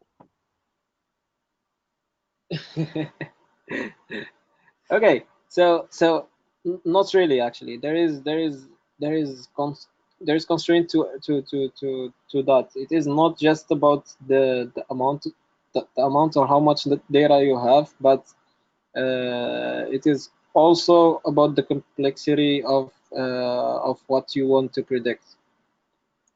Walid mentioned something. If you joined us from the beginning of the presentation, Walid mentioned something actually, overfitting and underfitting. Sometimes when you train a model with a lot of data, the model is going to become crazy, and it is going to give stupid and random results. So basically, it is not just about the amount of data that you have, but about other factors actually. So the quality of data as well. Yeah, the quality of data is very important, and the complexity of the problem is also very important. So some things I don't see AI is going to detect them in any time soon or predict them in any time soon. Some things are only done by humans, at least uh, for the next century or something. I don't know after that. What kind of things? Yeah, Tahar. I was going to maybe I disagree. I think that in theory we can say that everything is predictable. Why? Because if we see like the let's say you take space of events, and then from that space you just take one singular event and then explore its dimension. So technically, if for example, say you can cover all the states of that event, all of them. If you can convert cover them, technically in theory, you can actually predict that event no matter what, because you have enough data points to represent that event. However, today, well, we can predict most of the time lot of things because one, we have a lot of data, and two, because uh, and for two, we have like something. It's the data that we collect is becoming more and more precise, and that's the crazy part. Because like don't forget, most of the things that happen in the real world are physical. And that's, I think, one of the things that people tend to forget, and that's what's predictable. It's not because of we have machine learning, it's not because we have AI, it's just because the measure of things that happen around us that are becoming more precise. And this is why we can reach this kind of for example, in the image detection, now we are sure that there are many algorithms that neural nets architecture that can surpass human detection, right? And why? It's just because today we can go to the granular point where we can pick a lot of information about just one single pixel and then turn it, transform it, twist it, blah, blah, blah, to give it more context, more meaning, more structure, and then just fed it to an algorithm. It actually does something really simple. It just takes the observed data and compare it to the actual truth. And it just does something that we all do on a daily basis, but we don't really think about it. It just compares things. And since today we have so much computational power, we can surpass human detection, for example. It's not because humans are maybe weak, it's just because we made computers that can extend ourselves. And I think that's gonna be really cool in the future, because what we see today as a problem, they're going to be solved, and we're gonna get even bigger problems or different problems in sense. And we will use all this technology to kind of be humanoid, and some they're gonna be an extension of ourselves. And that's gonna be very, very, very interesting, because today many people think that IA is kind of mimicking human. I mean, kind of, but not really, because there are we can read a lot of articles and how really actually, for example, how memory work. Human memory is not like computer memory. Computer memory is actually stored and collected. Human memory is more like a trigger and connection or network concept. So, for example, a certain smell can trigger certain configuration of the network that makes you remember things, which is not like the computer. The computer has memory that you can ask for it, so you make a request, and then you can get something back. And maybe most of us don't realize this, but our phones are actually an extension of ourselves. So 20 years or 30 years, let's say not 30, 50 years, 60 years before, people will have small cameras, maybe some don't have it. Let's say 2 centuries before, people don't have any way to take pictures. They just remember the way that we human do. And that's really good. That's really perfect. Why? Because it just allows us to remember things that we need to survive, and to live with. And that's really perfect. It just fits us for what we need to do. But now with phones and computers and stuff, especially the phone, we extend that ability to actually take pictures. We can take actually pictures of every day of your life until your death, and you can see it all. Does it change a lot in the way that you live? I don't think so, but you can still do that, and that's amazing, right? So this is what I think that maybe people miss about the AI. AI is just an extension of ourselves to be able to to do stuff easily, faster, more precise, and that's I think that's the most exciting part about the AI. It's just because today you can see what everyone can see really amazingly, and it's such ease. For example, imagine you're walking outside, and then there is a car that's came at your dead angle, something like that. It's just amazing how your sensor can just feel it and know what to do exactly. But for an AI, to do that, you cannot do it from scratch if you don't actually know your actual behavior, right? And so you're trying to mimic that in the sense that today IA is able to do many tasks, and tomorrow is going to be able to do a lot of tasks. What AI cannot do is creativity. AI cannot, like, maybe it cannot go beyond thinking, in the sense that AI uses whatever it exists to reproduce, but doesn't really, even when it tries to generate, it doesn't make sense to her. So, like, for us, for example, if you are a writer, if you are, I don't know, even like if you are anyone. So if you say something, you do something, there's a lot of, for you, maybe meaning, there's a lot of aim, there's a lot of emotion coming into it that even an AI cannot see.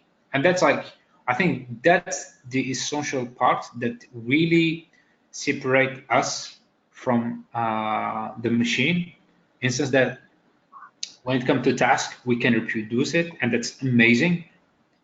But like when it comes, like, to meaning, to life questions, feelings, emotion, that's us. That's who we are.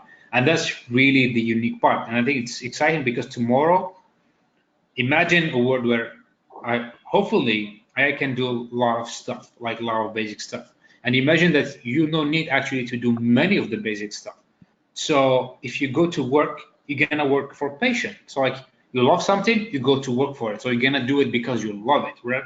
Because so like why are we talking about universal income and shit like that? Because many, I think that's the good thing. So like many, maybe Tesla, maybe there is also like some politician who thinks the same thing, maybe Obama, or like there are also like other people, even in data science world, who think that universal income is gonna solve a lot of problems, in the sense that if we put it, you won't be among the poor, in the sense that everyone can have a decent life without actually working, because I think that's really cool if you think about it. So you will be living life to do stuff that you really like. Let's say you like, I don't know, you like ladybugs. So that's what you really love, right? And so with AI, with machines, you're gonna be like doing your life just like traveling, looking for ladybugs, thinking about them. I don't know. Like I'm just saying, this is the thing. But you can imagine like how we would be as more like advanced species. That's the ideal case. But there's also the other part where machine can replace human labor, etc. That's gonna be hard, but actually it's not. It's gonna be hard if only if you don't wanna like adapt, because tomorrow and even today, you can do a lot of machine learning stuff, like a lot of data analysis, without like just basic math and stuff. It's so simplified that it's incredible. So tomorrow, even if there's AI, you would work with them. You would be like, they're gonna assist you. You're gonna be someone who's gonna maybe tomorrow we're gonna have a job like artificial intelligence trainer, or like artificial intelligence QA, right? This kind of job, because like artificial intelligence is going to be a topic of itself that we're gonna study it. I mean, even today we're doing it. I don't know if there are like many blogs where you can see people actually studying neural networks. And like, for example, in image detection, they try to see how neural network create features and how they change and how they adapt. And it's amazing, because actually we have two concepts, and then the hidden layers, they are doing their stuff, right? And you see them like how they mathematically try to make sense of what they have as data. It's just fascinating. And so there are people who actually start to study this field, how to interpret neurons, like hidden layers. How do you interpret them? And you see, like, I think you could be very optimistic about how it's going to be for the future. And I think that for people who really, people who are easy, who can adapt, who can learn, they shouldn't be scared. You will always find something to do. There will always be a job for you, because tomorrow we are going to create so many new jobs that it's just, I think we're gonna be surprised, but by all the new jobs that AI gonna bring.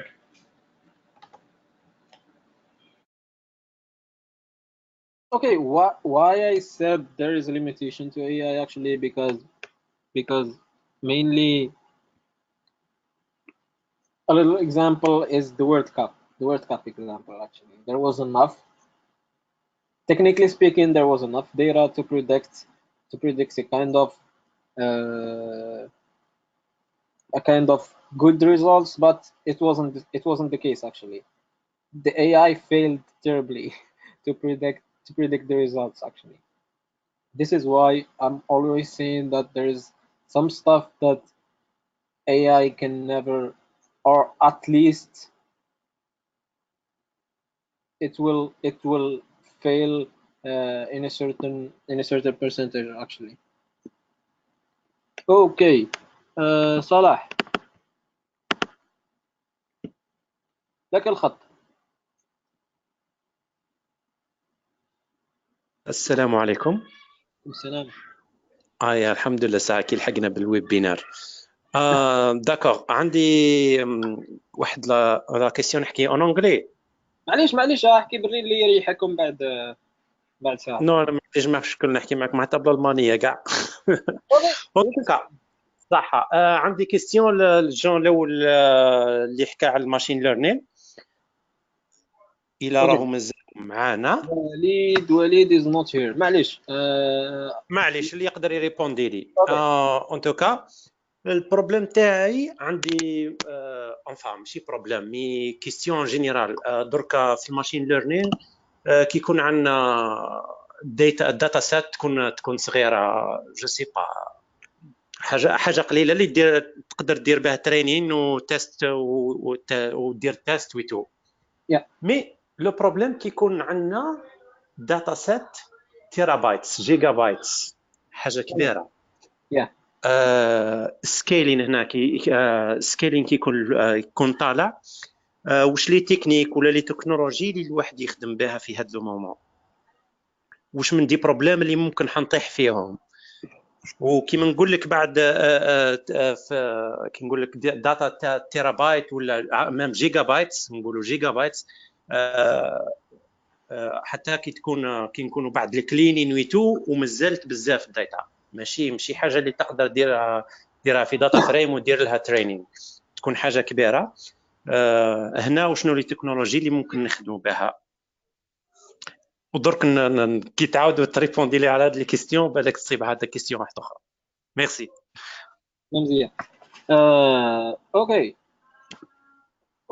so basically I'm going to start and answer the question. So for people who don't understand English, he don't understand Arabic or French, he said that what are the techniques that are used to in the case of large data sets actually, and how you can handle those data sets in a way that you don't have problems while creating multiple actually. So what Walid talked about in the beginning was the issue of overfitting and underfitting actually. The overfitting and underfitting have a direct relation with the quality of data and how you are going to use it, and not with the quantity of data. So basically, if your data is not good, even if you are going to use terabytes of data to train a certain model or a certain machine learning, it is not going to give a good result. If your data is good enough, actually, even with less data volume, actually, you can create models or machine learning models with a decent performance, actually. The thing is that I talked about it a little bit in my tutorial. Is first, using existing optimizers.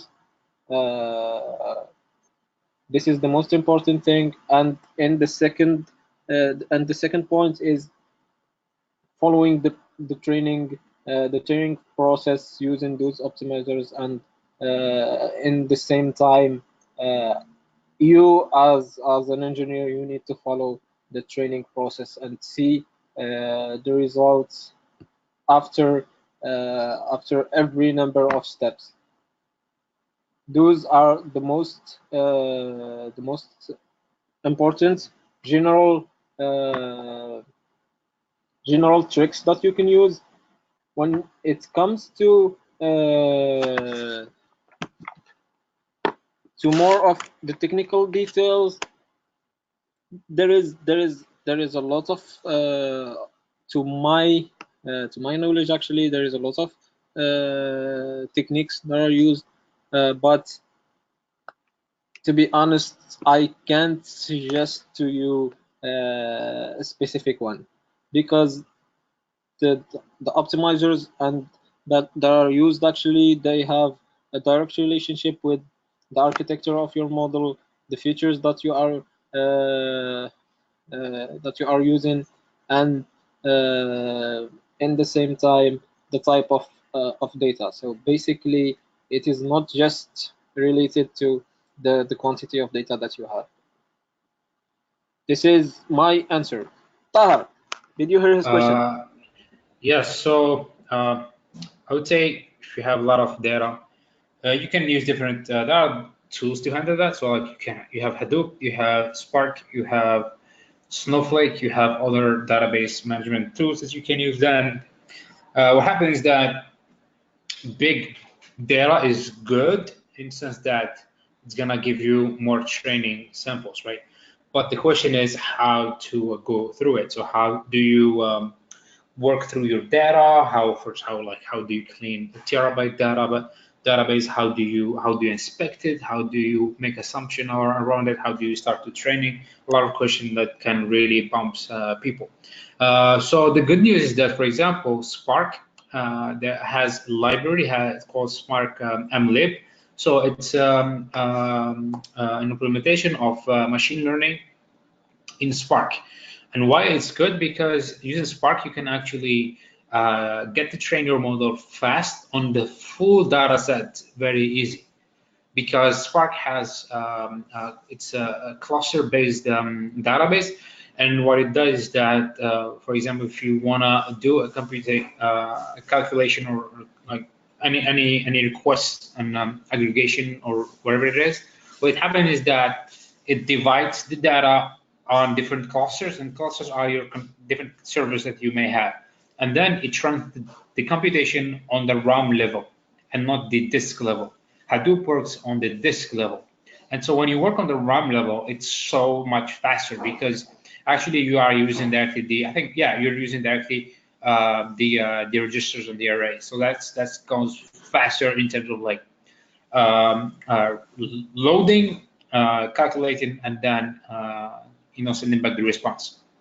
And so when you do the calculation, they are going to be clustered again until you have the final result. And so you can do that, the machine learning that may be. So I answered the last part of the training. So the first part, which is more about the data inspection, data visualization, data modeling, etc.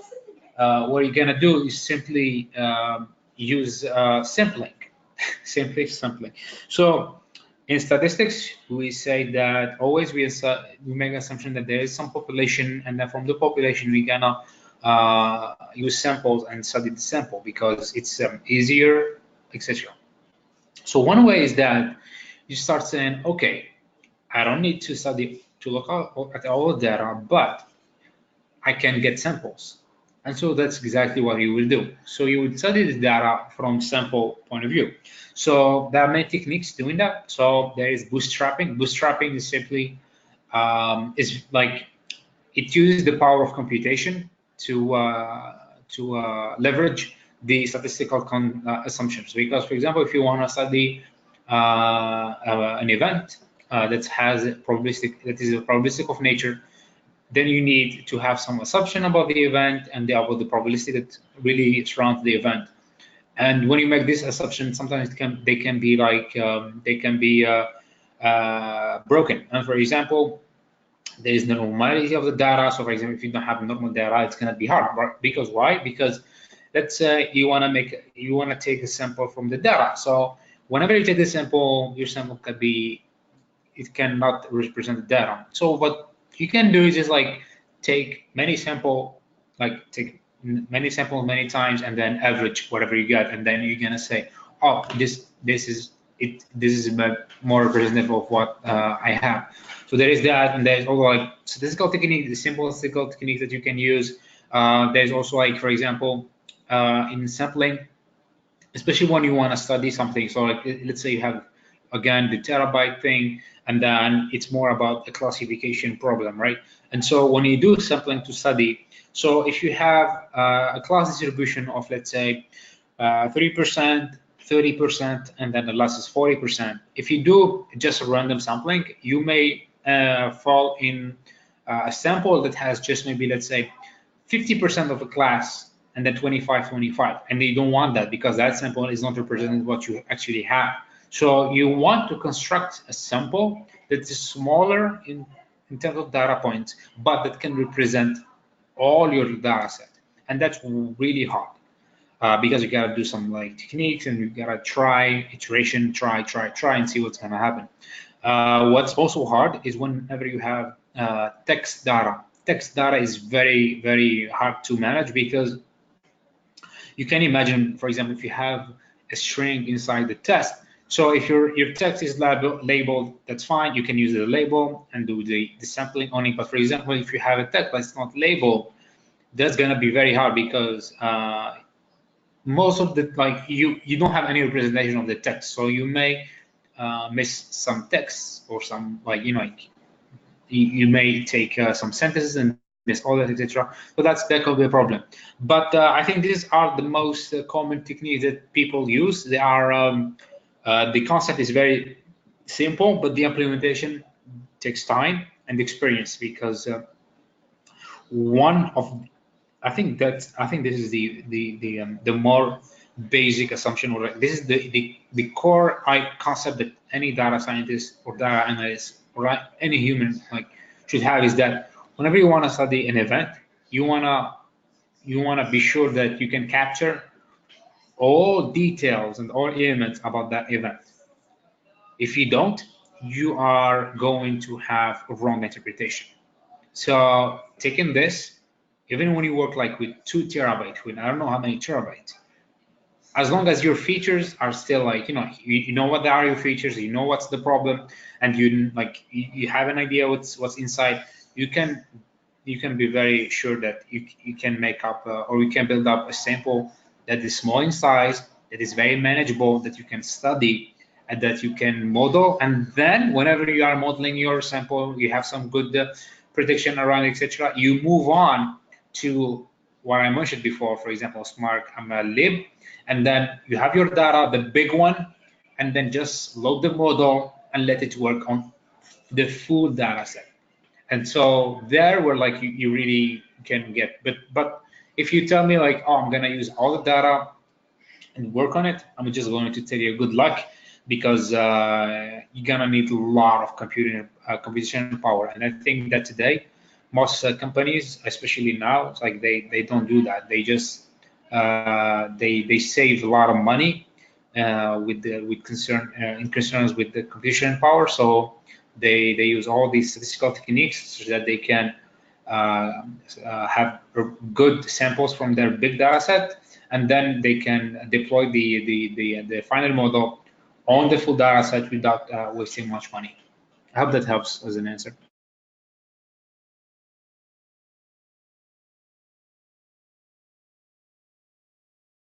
Okay, just a little addition actually. So basically, okay, who's reading it?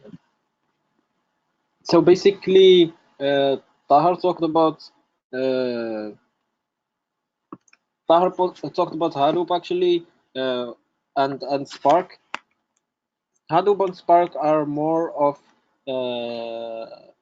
big data technology than machine learning. Actually, they are used in as tools to manage distributed systems. So basically, if you have a large amount of data that is distributed between a lot of servers, Hadoop is going to manage does that data for you rather than a centralized database.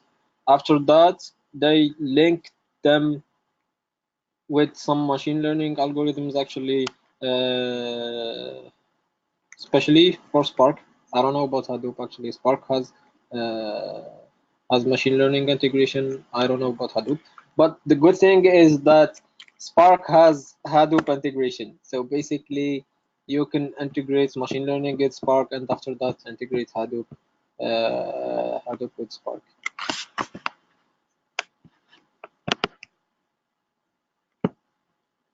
Yes, Salah.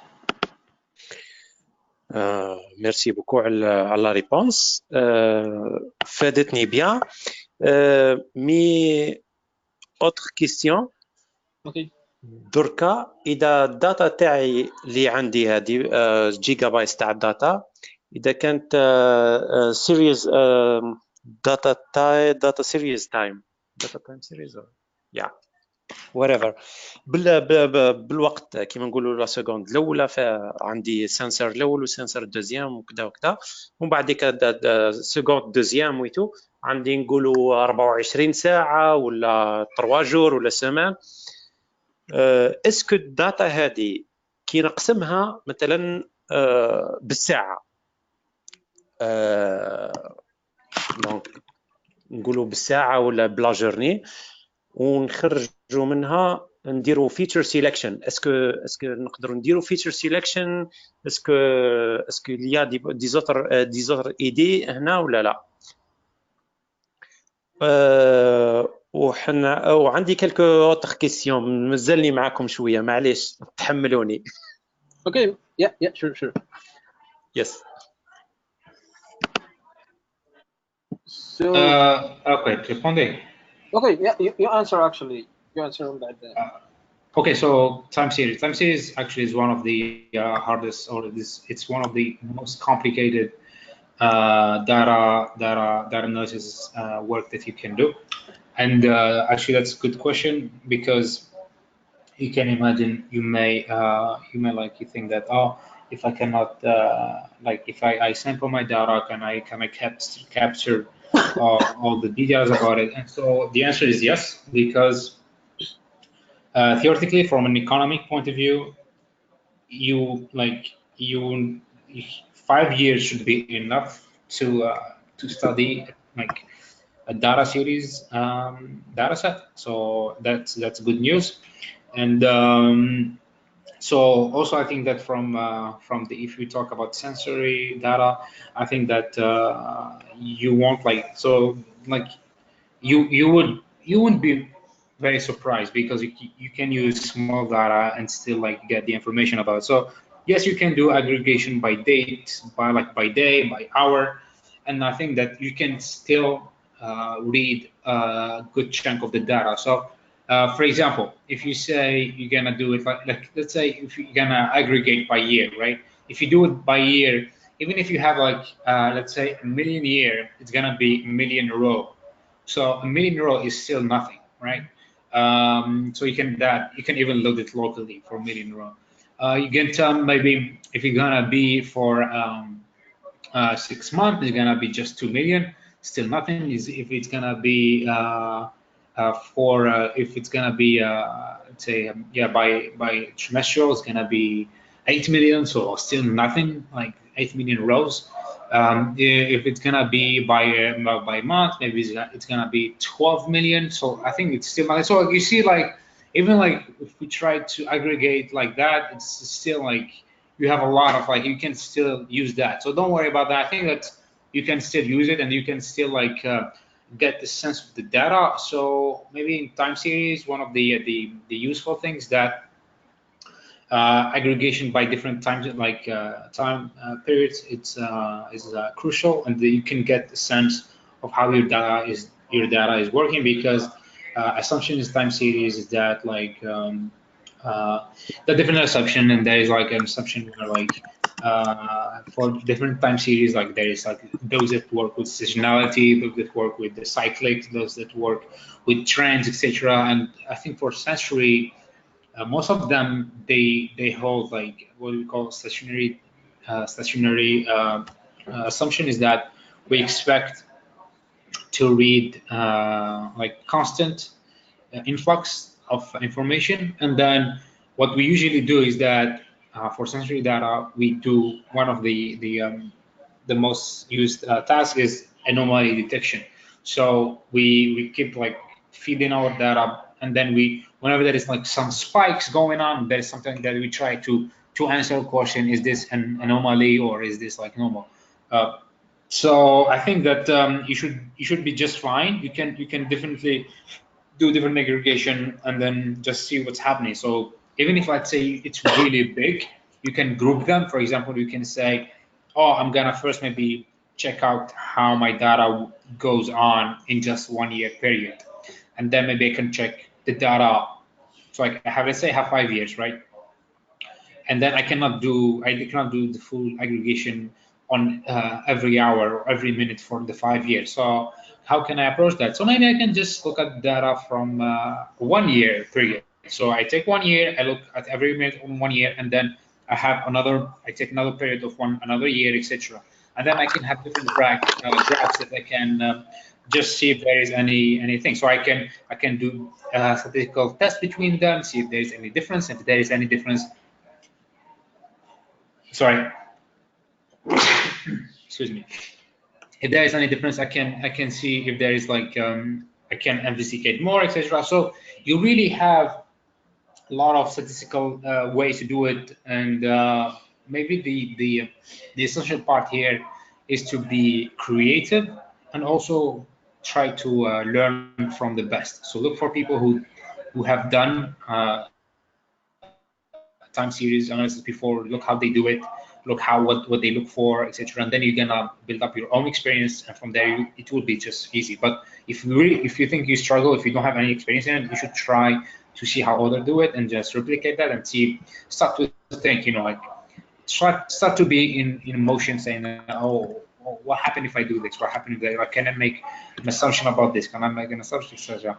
And then it's only that time where you get, because time series is one of the hardest data analysis that you can do, because time is very, very difficult to interpret so far. Even like in the neural networks, even in recurrent neural networks, it's still pretty complex. I mean, you can see even in, for example, Wall Street, if you try to learn, for example, financial forecasting, so there is a field called quantitative finance. Quantitative finance is very different from finance.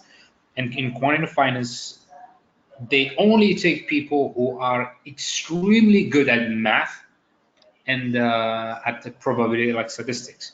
Why? Because like when it comes to financial forecasting, it's a little bit different than machine learning or like supervised learning in sense, because there are so many theories underlying different behavior, which is expected because time series is still it's not that subjective, but it's pretty unique. So you gotta try to model different, there are a lot of theories that you gotta learn and try. However, in machine learning, like not that much theories, but machine learning is more concerned about generalization.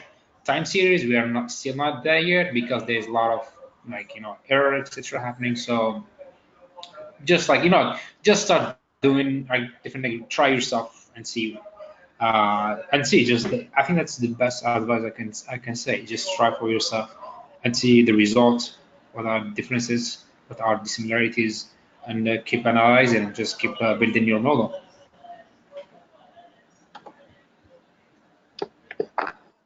Okay, just to add to that, I have very minimal experience about time series actually, but there is one commercial technology that a lot of people are talking about when it comes to time series. It is BigQuery actually, by Google actually. A lot of people are using it in time series. On the other hand, you can use Hadoop actually.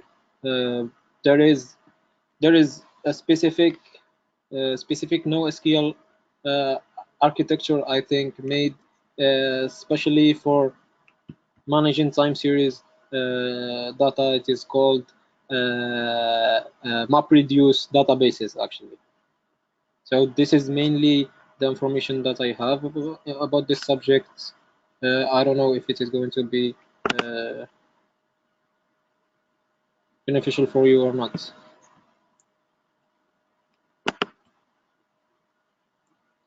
Yes, Saleh. Okay, thank you so much for the clarification and the answer for my questions. Now I got sorry if there is some noise. I got now another question about machine learning. It will have two parts. If we have a regression problem, okay, how we usually start solving that with machine learning, and now basically we have the library sklearn or XGBoost or any other libraries maybe, and we solve the problem. But how in general we solve a problem, a regression problem, and when we solve it like with the machine learning, is it possible to solve it with the deep learning, like using TensorFlow or other libraries in this kind? Thank you.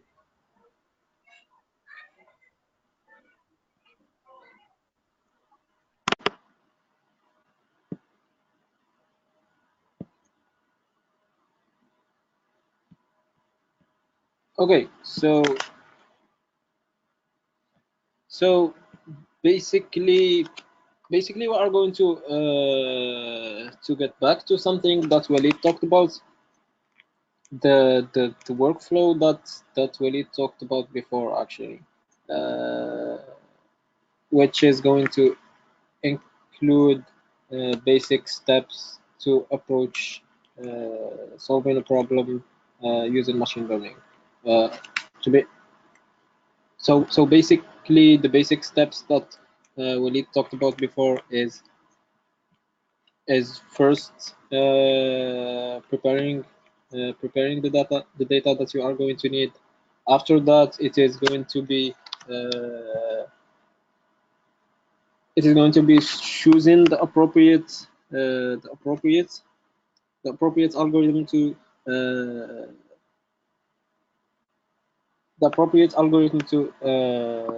to use in your specific use case. The most important thing is about asking the right questions about your problem and about the data that you are handling. This is the most important. So you need to start about asking the appropriate right questions about the problem until you are going to get to a solution statement. And after that, when it comes to the technical part, you are going to go through preparing the data, through getting it, loading it, cleaning it, and inspecting it. You can also model the data in a way or in another. Actually, after that, it is going to be the selection of the algorithm. Actually, the most important thing that you are going to take in consideration is the role and the use of the algorithm compared to the problem statement that you have actually. After that, you are going to narrow the selection and narrow the choices based on your problem and your constraints, and you are going to select an initial algorithm that you are going to use. This is the general workflow. I don't know if Tahar can add anything to that. I think yeah, that's pretty clear. It's like, yep, you load data, analyze the data, understand your problem. I think that's the most important thing, I would say. If you don't understand the problem, what you expect to do, and how like different features interact with each other, and how like they affect the output, like no matter what kind of algorithm you put, XG put, deep learning, whatever it is, it won't work. So you really need to have a good understanding of the problem itself, and then it should be good. It should be like, you can have seen like problems where like people can get really good and high accuracies using just regression, for example, like just simple linear regression. That's it, just simple one, and they can manage to make really good results. That's because they understand the problem. So, yep, that's it. Okay, and just one thing to add actually is that machine learning is defined as a repeat and test pattern actually. So basically, you are going to go through the algorithm, training the model, testing the model accuracy, and after that, if something is wrong, you are going to get back from the start of the cycle and check if you committed any errors during this workflow actually.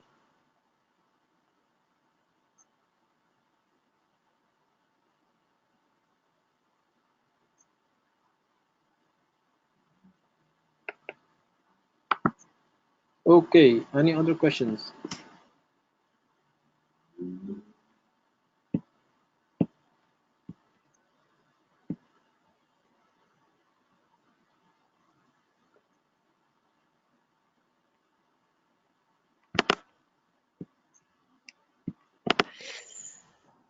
Okay, thank you for the answer. I got one question because you kept saying I have to understand my data, I have to understand my output. Yeah. Okay, so in this point, I will give you an example. Okay.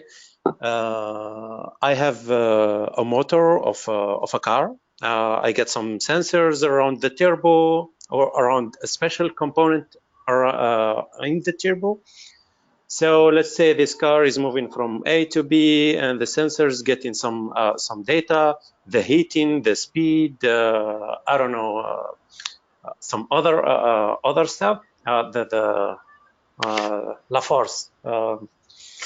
كما نقولوا العزم. Yeah, we got the idea. Yes. Okay. And then we have the damage of the component until it breaks. So for this, for example, for this data, which library, which machine learning algorithm I'm supposed to use, like as an idea, for example. Thank you.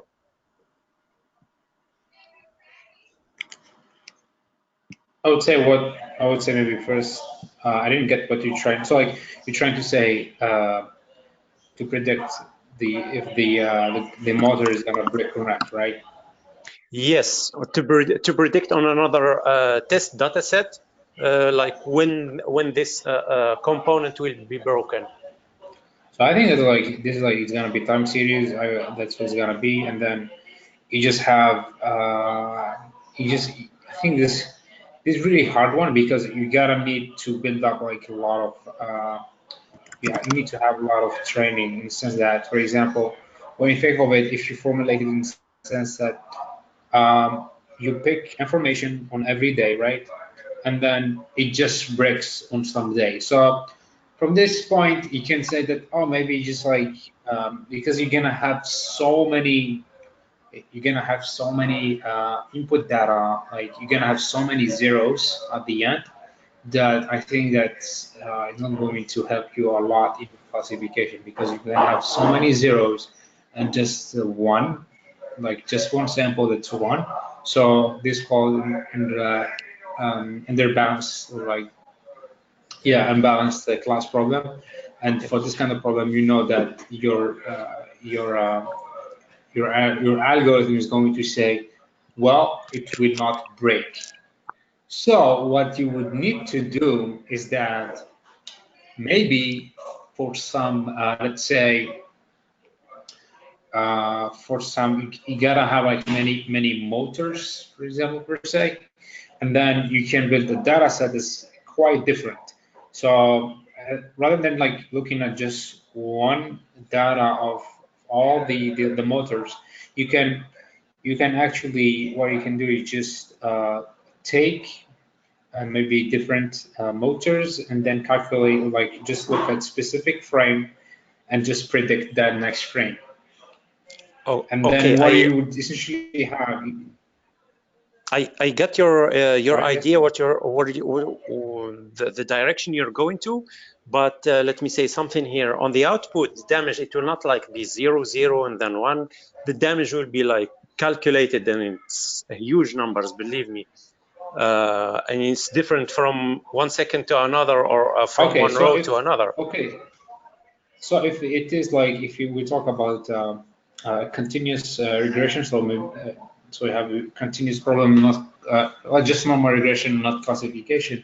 Well, I think that's fine, because you can use that in the sense that you can like you can add different things on and say like what will be like you just put them in sequence, right, and then see what will be the result. So maybe you can pick those that like are before the break and then see what's happened after it breaks.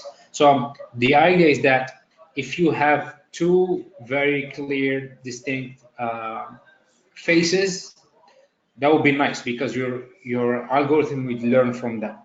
But if you just have like, you know, like long face that's just fine, just like I said before, zeros, and then just one data point that's one, it won't work because you don't give the algorithm enough data to learn. So you gotta think of how to formulate your data in the sense that you can like give enough training data to see the difference between a break or not. And usually for this kind of, I think usually for this kind of problem, you can actually even model this without using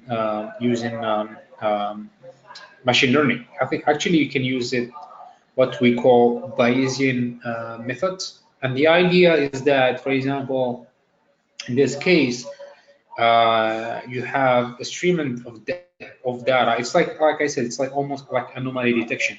You have a stream of data, and then at some point it breaks, or like it changes, and then you try to use your belief about previous knowledge and see how it actually changes. So actually, I think that you can even use this kind of like simple algorithm, but very powerful to solve this kind of problem. And what it gives you some interesting result. It gives you, for example, on which day actually it thinks that the motor broke, for example, or like it started to break. And that's, I think that could be more interesting. But yes, again, it's all the matter about how you would formulate the data. So think of how you would balance your training data, because that's very important. And then also having a test data that is unseen, so that you can be sure that your prediction are pretty close to reality. Okay, thank you so much for your answer. Yes, you said Bayesian ridge, right? Bayesian. Yes, Bayesian method. Okay. Can you please explain me again, why did you choose Bayesian? Because the connection got cut and I didn't hear you. Sorry. Yes, Bayesian method is like, what happened in Bayesian is that, like, for example, you observe some events happening, and then you are unsure. Let's say, okay, so there's this very famous example where like you have uh, uh, it's like, yeah, it's data of text, SMS, and then you have every day you have a count of data, okay, and so it's over a period of time, and then I give you the data and ask you, when do you think a change in user behavior happened? So when you look at the data, it's really extremely hard to say it. And so what happened is that when you use the Bayesian method, is that it's gonna take what we call what we call the belief. Prior, it's gonna call that a different concept called about prior distribution and posterior distribution. It means that, for example, you tell me that, for example, you have, let's say, again, an example of weather prediction. You say that my probability is that tomorrow is gonna be it won't rain for 60% of chances, and then tomorrow it's gonna rain, right? And then what you do is that you take the fact that it's rain tomorrow and you change your belief, and then you have a new belief saying that, well, I think that since the day it's rained, tomorrow it's gonna maybe rain too, and etc. And it goes on. So like it's a matter of like computing a belief and then like comparing it and then doing that again and again and again.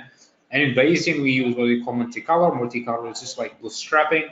It's repeating the same experience over and over. And the theory behind it is that the assumption is that if, for example, I take one theory and I repeat it over and over, if I observe the same, like if I observe the average over time, my average should be closer to the true value of the event.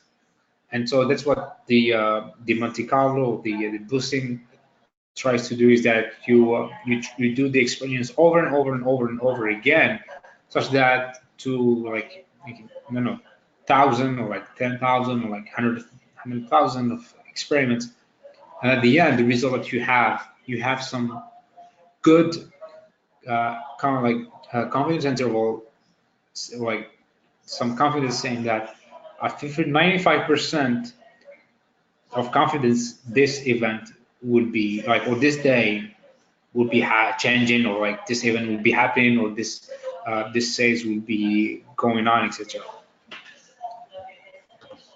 Okay, And I think it's understandable. really good for Okay. your.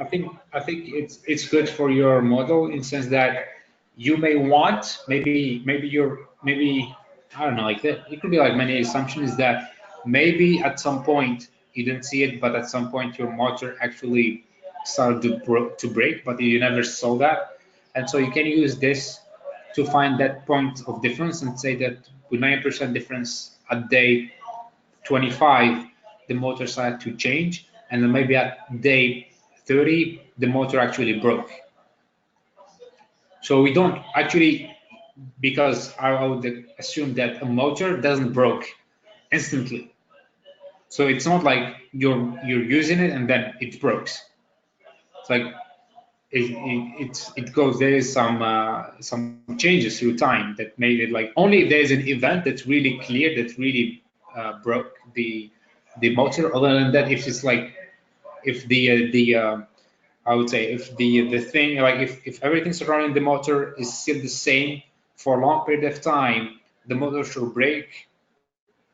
You don't see, no, sorry, you don't see the motor breaking at once instantly. The motor is breaking gradually. It's like exponential decay.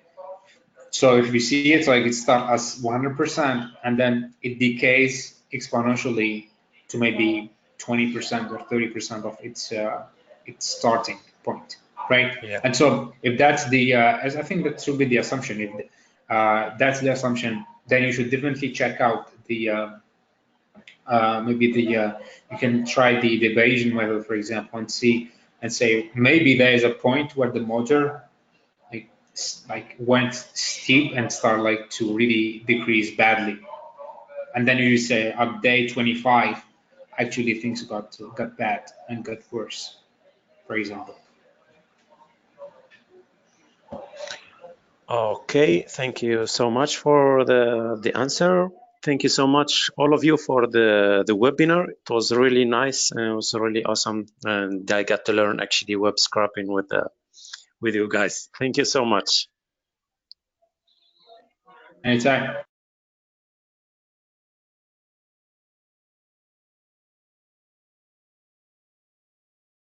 Okay, so actually, we consumed the 5 hours of the whole 5 hours of the webinar. Actually, I didn't expect that. Actually, I scheduled the webinar for 5 hours. We consumed the whole 5 hours. I really didn't expect that. I hope that we explained as much as possible, actually, based on what we have as informations. And we will try to do other webinars in the future. I hope so. When there is time for that. Basically, technical webinars or other type of webinars. Just try and follow us on Behindz. Bien sûr. We are going to organize the webinars from the page mainly. We are going to try and bring weekly or bi-weekly. We are going to try and bring people from different domains so they can expose their experiences or to transfer their skills to others. If there is no other questions or no remarks, that's mainly it for today. I hope I'm going to see you next time. Thanks to Tahar and Walid for the contribution. Okay, there is something.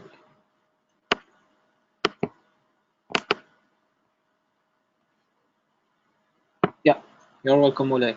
So thanks to Tahar and Walid for the contribution and the time they gave to us today. For coming, guys. See you next time, guys. See you next time, guys. Bye.